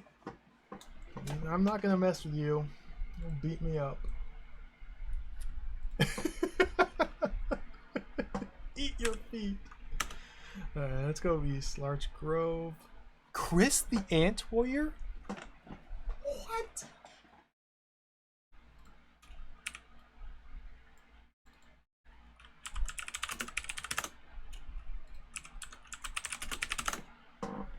She's a muscle-bound champion, armored with plates of giant ant cuticle and wearing a strange ant head helm. She looks a lot like an ogre-sized fried roach, carrying a dagger.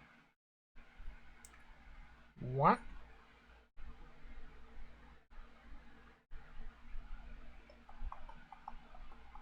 I feel like I should be making lists of these characters, simply so I could know who all's in game.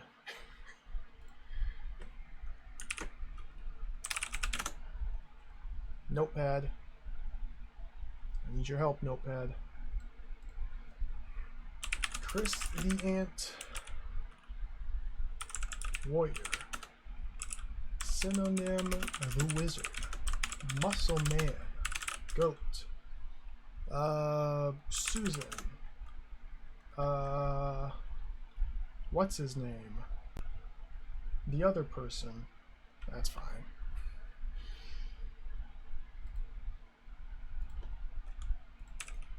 East. The synonym was the Wizard.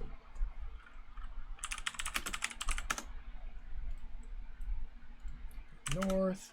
Denzel, thank you. I don't know how you knew that Denzel was who I was thinking of, but yep, that's exactly what I was trying to remember. Plus there's a couple dead people, or at least one dead person. West. What? Fungus the Boggett Man. What? What?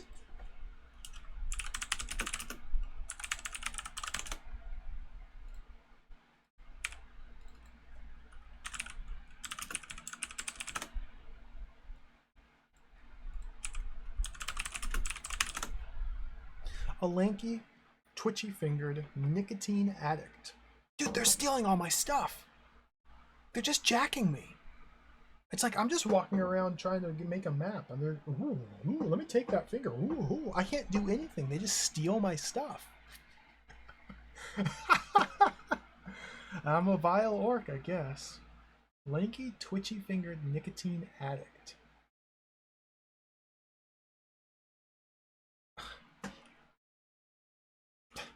Fungus. Take the gold plate and give it to me. Get lost, Buster. I see how it is. Alright, I see how it is. Jerks.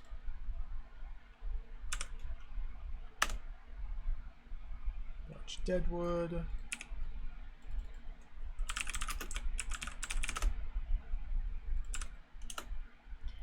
Coppice.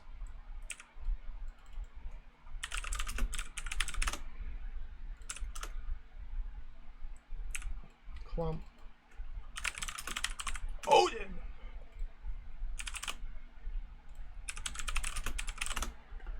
A one-eyed being of great power, carrying a rapier. Odin, give me that rapier. I'm not about to give anything away. Odin, may I please have your rapier? Get lost, Buster. Alright, alright. Carry on.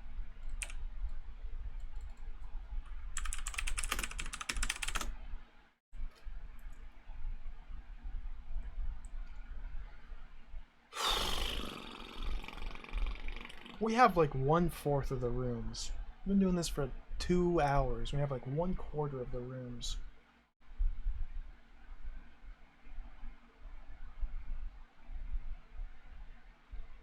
Dang. There's a lot of rooms.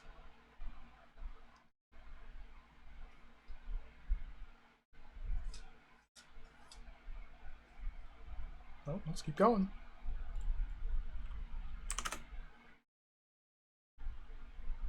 You can see the gripper. What? You can see the gripper.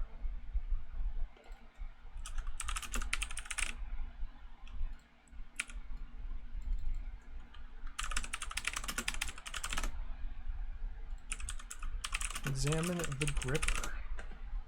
A squinty rat-like youth with an orcish squint stole my golden disc. Can someone tell me how to get down the well? What happens if we type go to the well?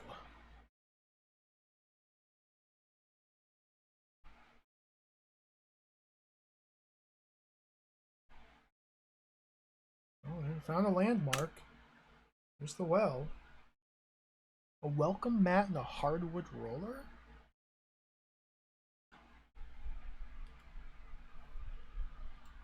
So from here, from the Hawthorne Woodland, going northwest. I'm not going to be able to get these to align. Hawthorne spinning. Northwest. Hawthorne Ghostwood. Northwest. I don't know where these align. Hawthorne Clump. And then Beach Woodland Northwest. Should be like here?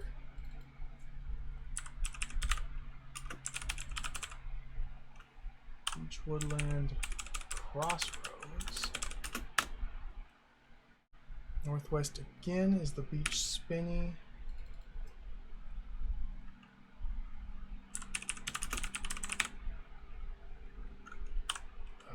Well. Objects in this room. Oh, we got the well. Welcome mat. Hardwood roller. Who's that? Bong Blade. Welcome. Thank you for the 2-month resub. I appreciate it. Welcome. We're playing Night Orc today. This is a classic text adventure. I'm working on drawing my map. This is an enormous area we are lost in. Well, not really lost, just trying to chart, I guess. It's more accurate. Crazy things are happening. There's all sorts of weird fantasy creatures in this forest.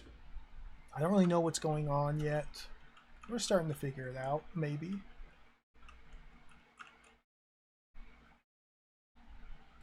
I need to... let's just name this Beach Spinney. Examine the well. Thank you for the resub. It's a deep hole, not unlike slow. Sloth? Something seems to glimmer at the bottom, spoiling the cool darkness there. What is sloth?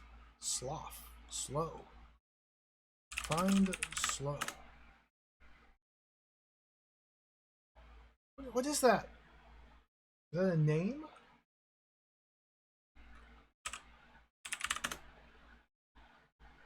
Oh, is that a place? Oh, British. Okay. A British meme. It's also another word for a swamp, apparently. Town in Berkshire, England.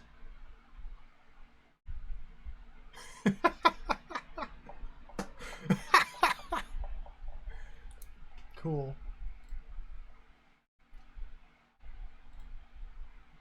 Good memes. I like it.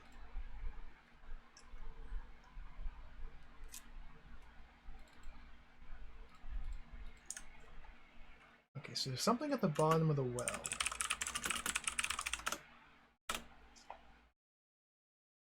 So maybe once we get enough rope, we'll be able to tie it to the well and climb down and pick up whatever that is. Oops. The welcome mat. Decorated with the following message. Welcome to the Orc's Head Inn. Proprietor B. Wallop, purveyor of the only beer in all Middle-earth. We are in Middle-earth!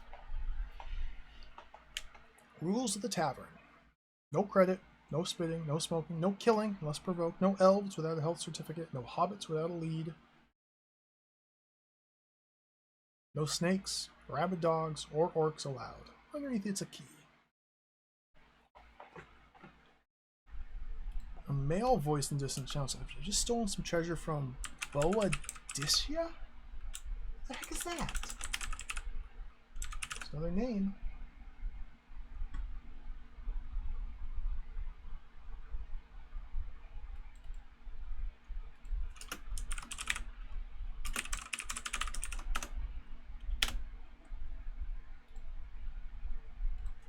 Take key. Examine key. It's an old friend. Just what you would have expected to find under a welcome mat. Like an old trooper. It's battered, time-worn, and rusty, but prepared for yet another guest appearance. What a weird description for a key. Huh. Can I take the welcome mat? Yeah, I can. Cool. What's about the roller? Kind of a reel for rope, fixed to a frame above the well hole. Okay, I see, yeah. I'll take it. Too heavy. So yeah, we need to fasten our rope to the roller in order to climb down the well.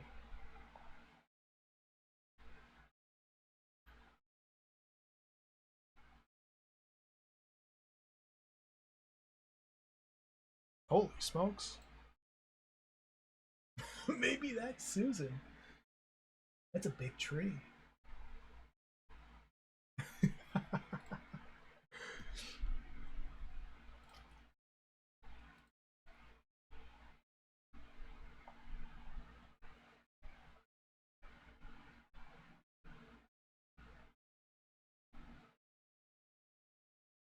Let's Boadicea. Go to Boadicea.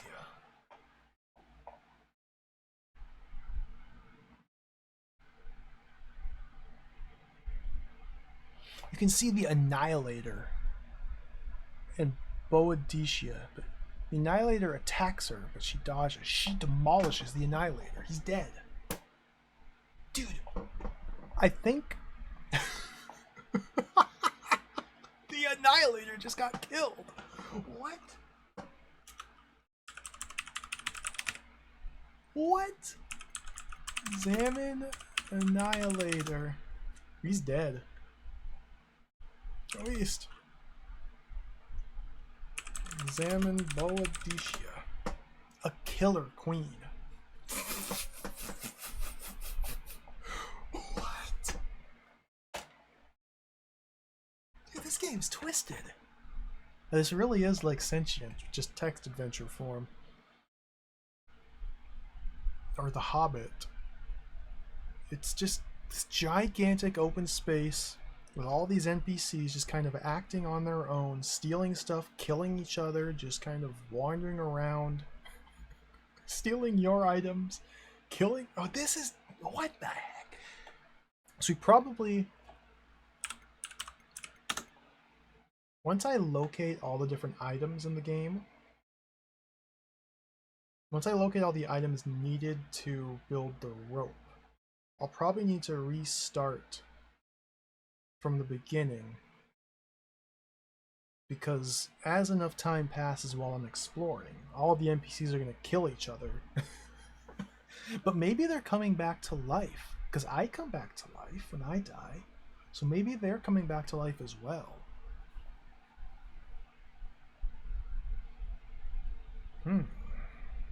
Interesting. Eventually, we're going to have to figure out how to recruit these people or get them to help us.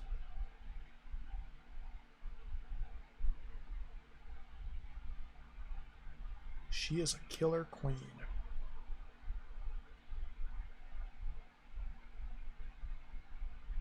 I don't even know where I am.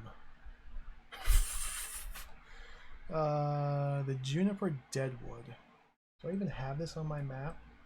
Oh, my map is such a joke. This is so sloppy. We could suss out where Juniper Deadwood's supposed to be, right? Because they come in 4x4 clumps. I believe.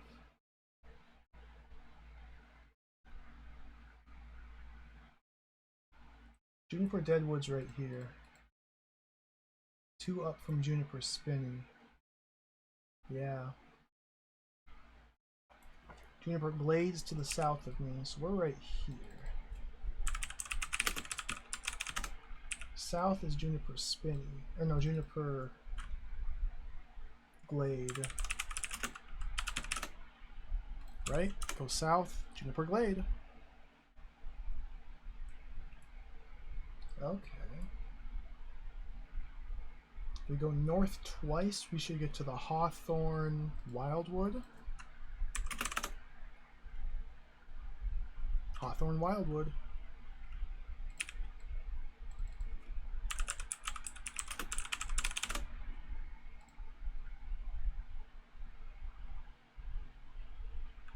And then north of that is the Spinney. North of the Spinney is the Glade.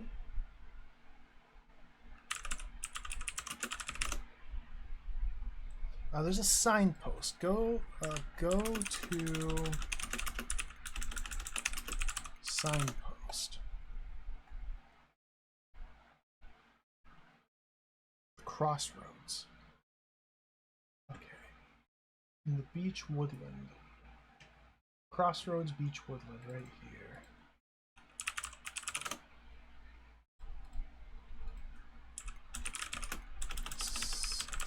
Signpost. Oh, singpost. A horn blats in the distance, and you can hear hooves approaching at a gallop. Wait, what? What? A mounted hunter bursts through the trees and spurs his nag towards you. Repeated shouts of yoiks, tally ho, together with his choice of red as camouflage, demonstrate his hunting skill. The fool is waving a lasso and clinging on for dear life. What? What's going on?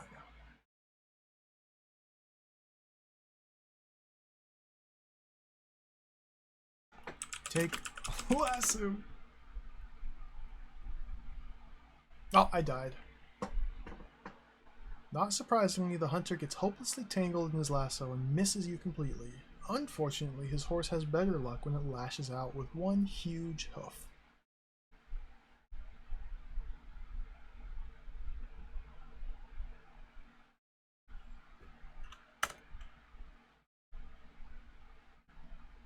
Alright, we're in a vast hall of bright cloud, lit from above by painful beams of white light. Sickly perfume oozes from some hidden vent. Tinkling music jars the nerves.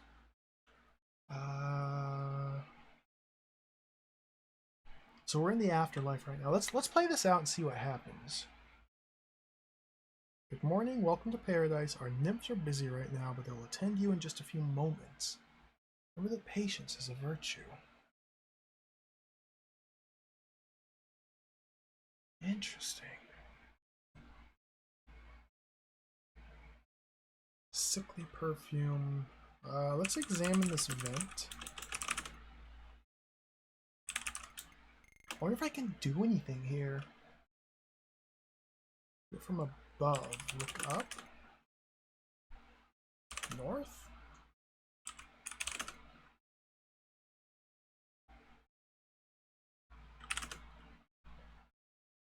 A fanfare of trumpets, two nymphs float majestically forward. The first turns up his nose in disgust. Oh, poo.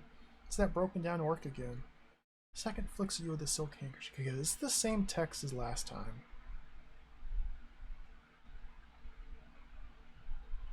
So it seems like the same thing happens whenever we die. I lost my rope.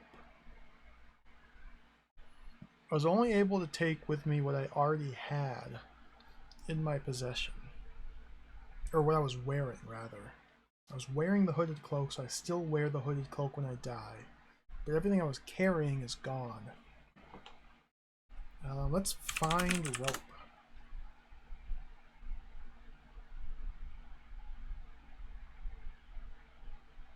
Genie 2?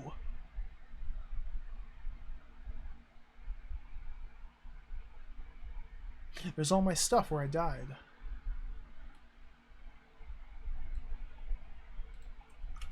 Genie 2? Okay, take all. Dude, the hunter!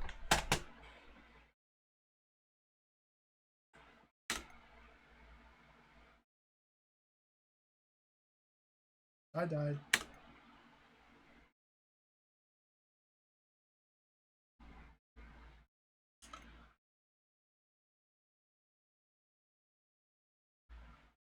Wait, this is slightly different.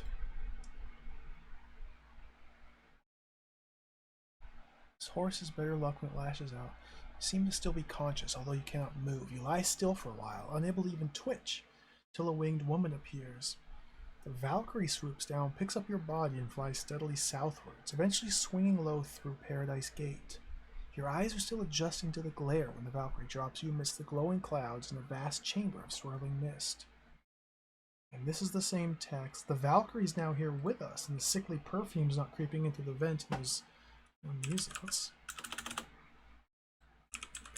examine the Valkyrie. A winged Amazon, servant of paradise, collects bodies. She's carrying the body of the Annihilator and the body of Mrs. Wallop. Valkyrie drops the Annihilator. What? Dude, what is going on?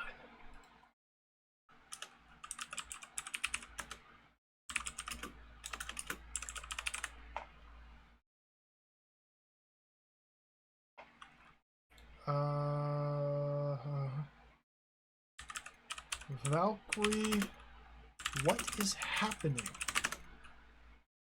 You won't get any help from me. She drops Mrs. Wallop. Dude.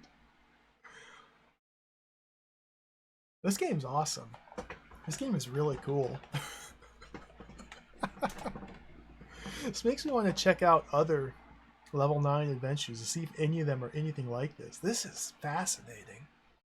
It really does remind me of Sentient, in that it's just this gigantic world that they've constructed and stuck all these people in there and gave them like very rudimentary AI and just kind of let them do their own thing. They just start killing each other.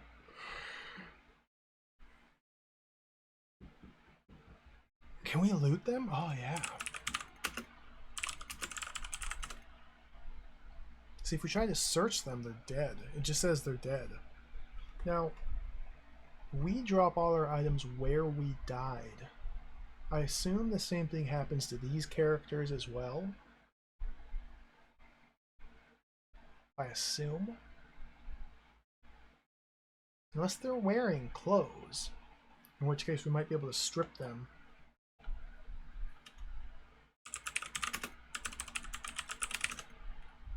He's dead. The Valkyrie rearranges her clothing. You can hear people yelling in the distance. Valkyrie, take me to the castle. Don't try to order me around, matey. And we're back at Paradise Gate. Wow. Well, what happens if we find the Annihilator? Nope, because the Annihilator's dead and in the afterlife. Are they getting revived? That's my big question.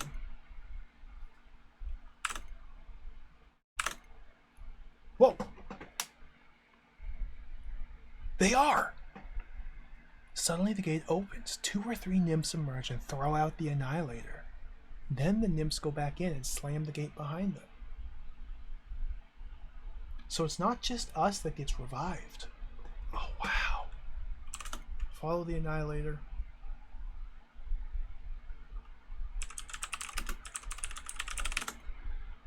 A golem-like figure in black plate mail. Interesting.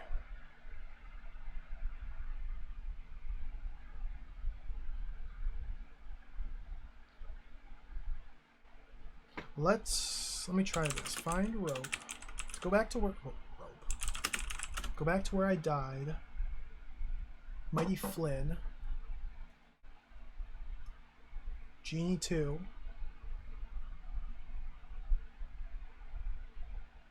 Okay, here's all my stuff. So I should only have like 1 turn, and then the hunter's gonna show up. So let's take rope. Hunter. Go south to dodge. Go back north.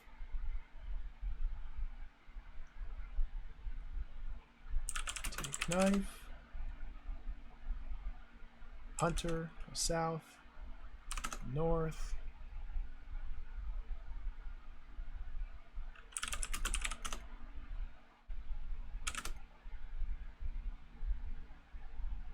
Denzel. Denzel, go north, take all, go south, give all to me. I'll get on it at once. Wait.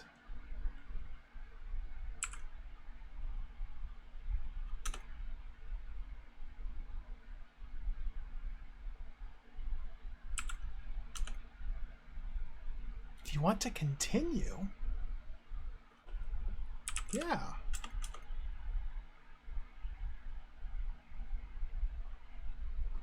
Denzel enters from the southeast. Wait, what is going on? Denzel. Oh, it just waits indefinitely until what? What's happening?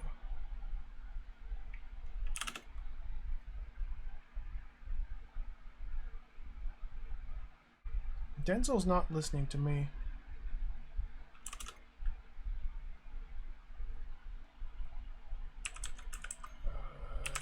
Signposts.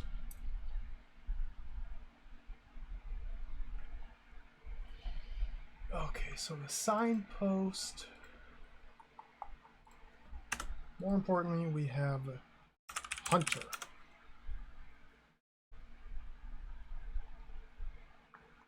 Two signposts are the opposite corners of the crossroads. They indicate nowhere to west, north, and east. What?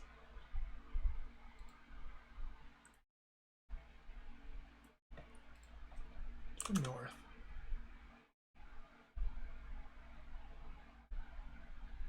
You go north and you're at the northern end of a forest road where it ends abruptly. An exit leads south. Wait, what?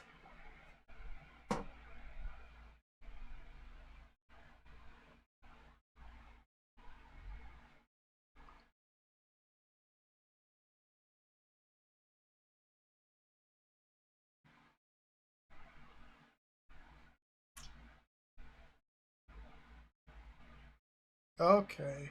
From the crossroads, west, north, and east likely take you to a new room called Nowhere, which is separate from this grid of forest areas. But I bet if we go around and go to the room north of the crossroads on this map, it'll be the whatever beach tangle. And we'll be able to go south into the crossroads from there, but it'll be a one-way path. I think I see what's going on here. I don't know what this purpose is. I've just stolen something from Muscle Man. Someone find me an orc to butcher. Let's go south. Can I take the signposts? Too heavy. Horn. Okay, let's try this. Go south. In the forest. Let's go northwest. Go north. This is the well. Go east from here. Beach Tangle. Go south. Is this going to take me to the crossroads? It does. Okay. If we go north, we're at Nowhere. Interesting. Go west. Nowhere.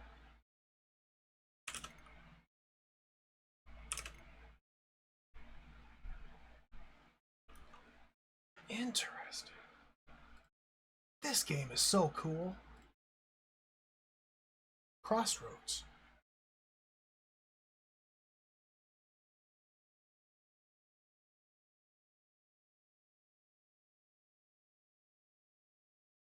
We can go south from here.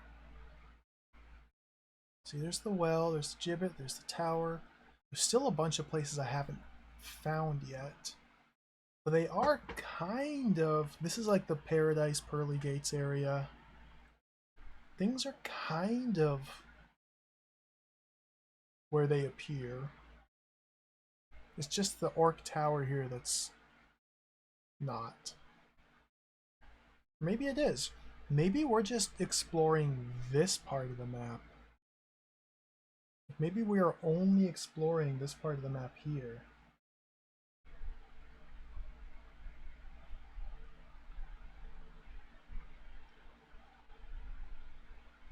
And we're in like some fantasy dream world where death doesn't matter. And then this is like part 2. Wow.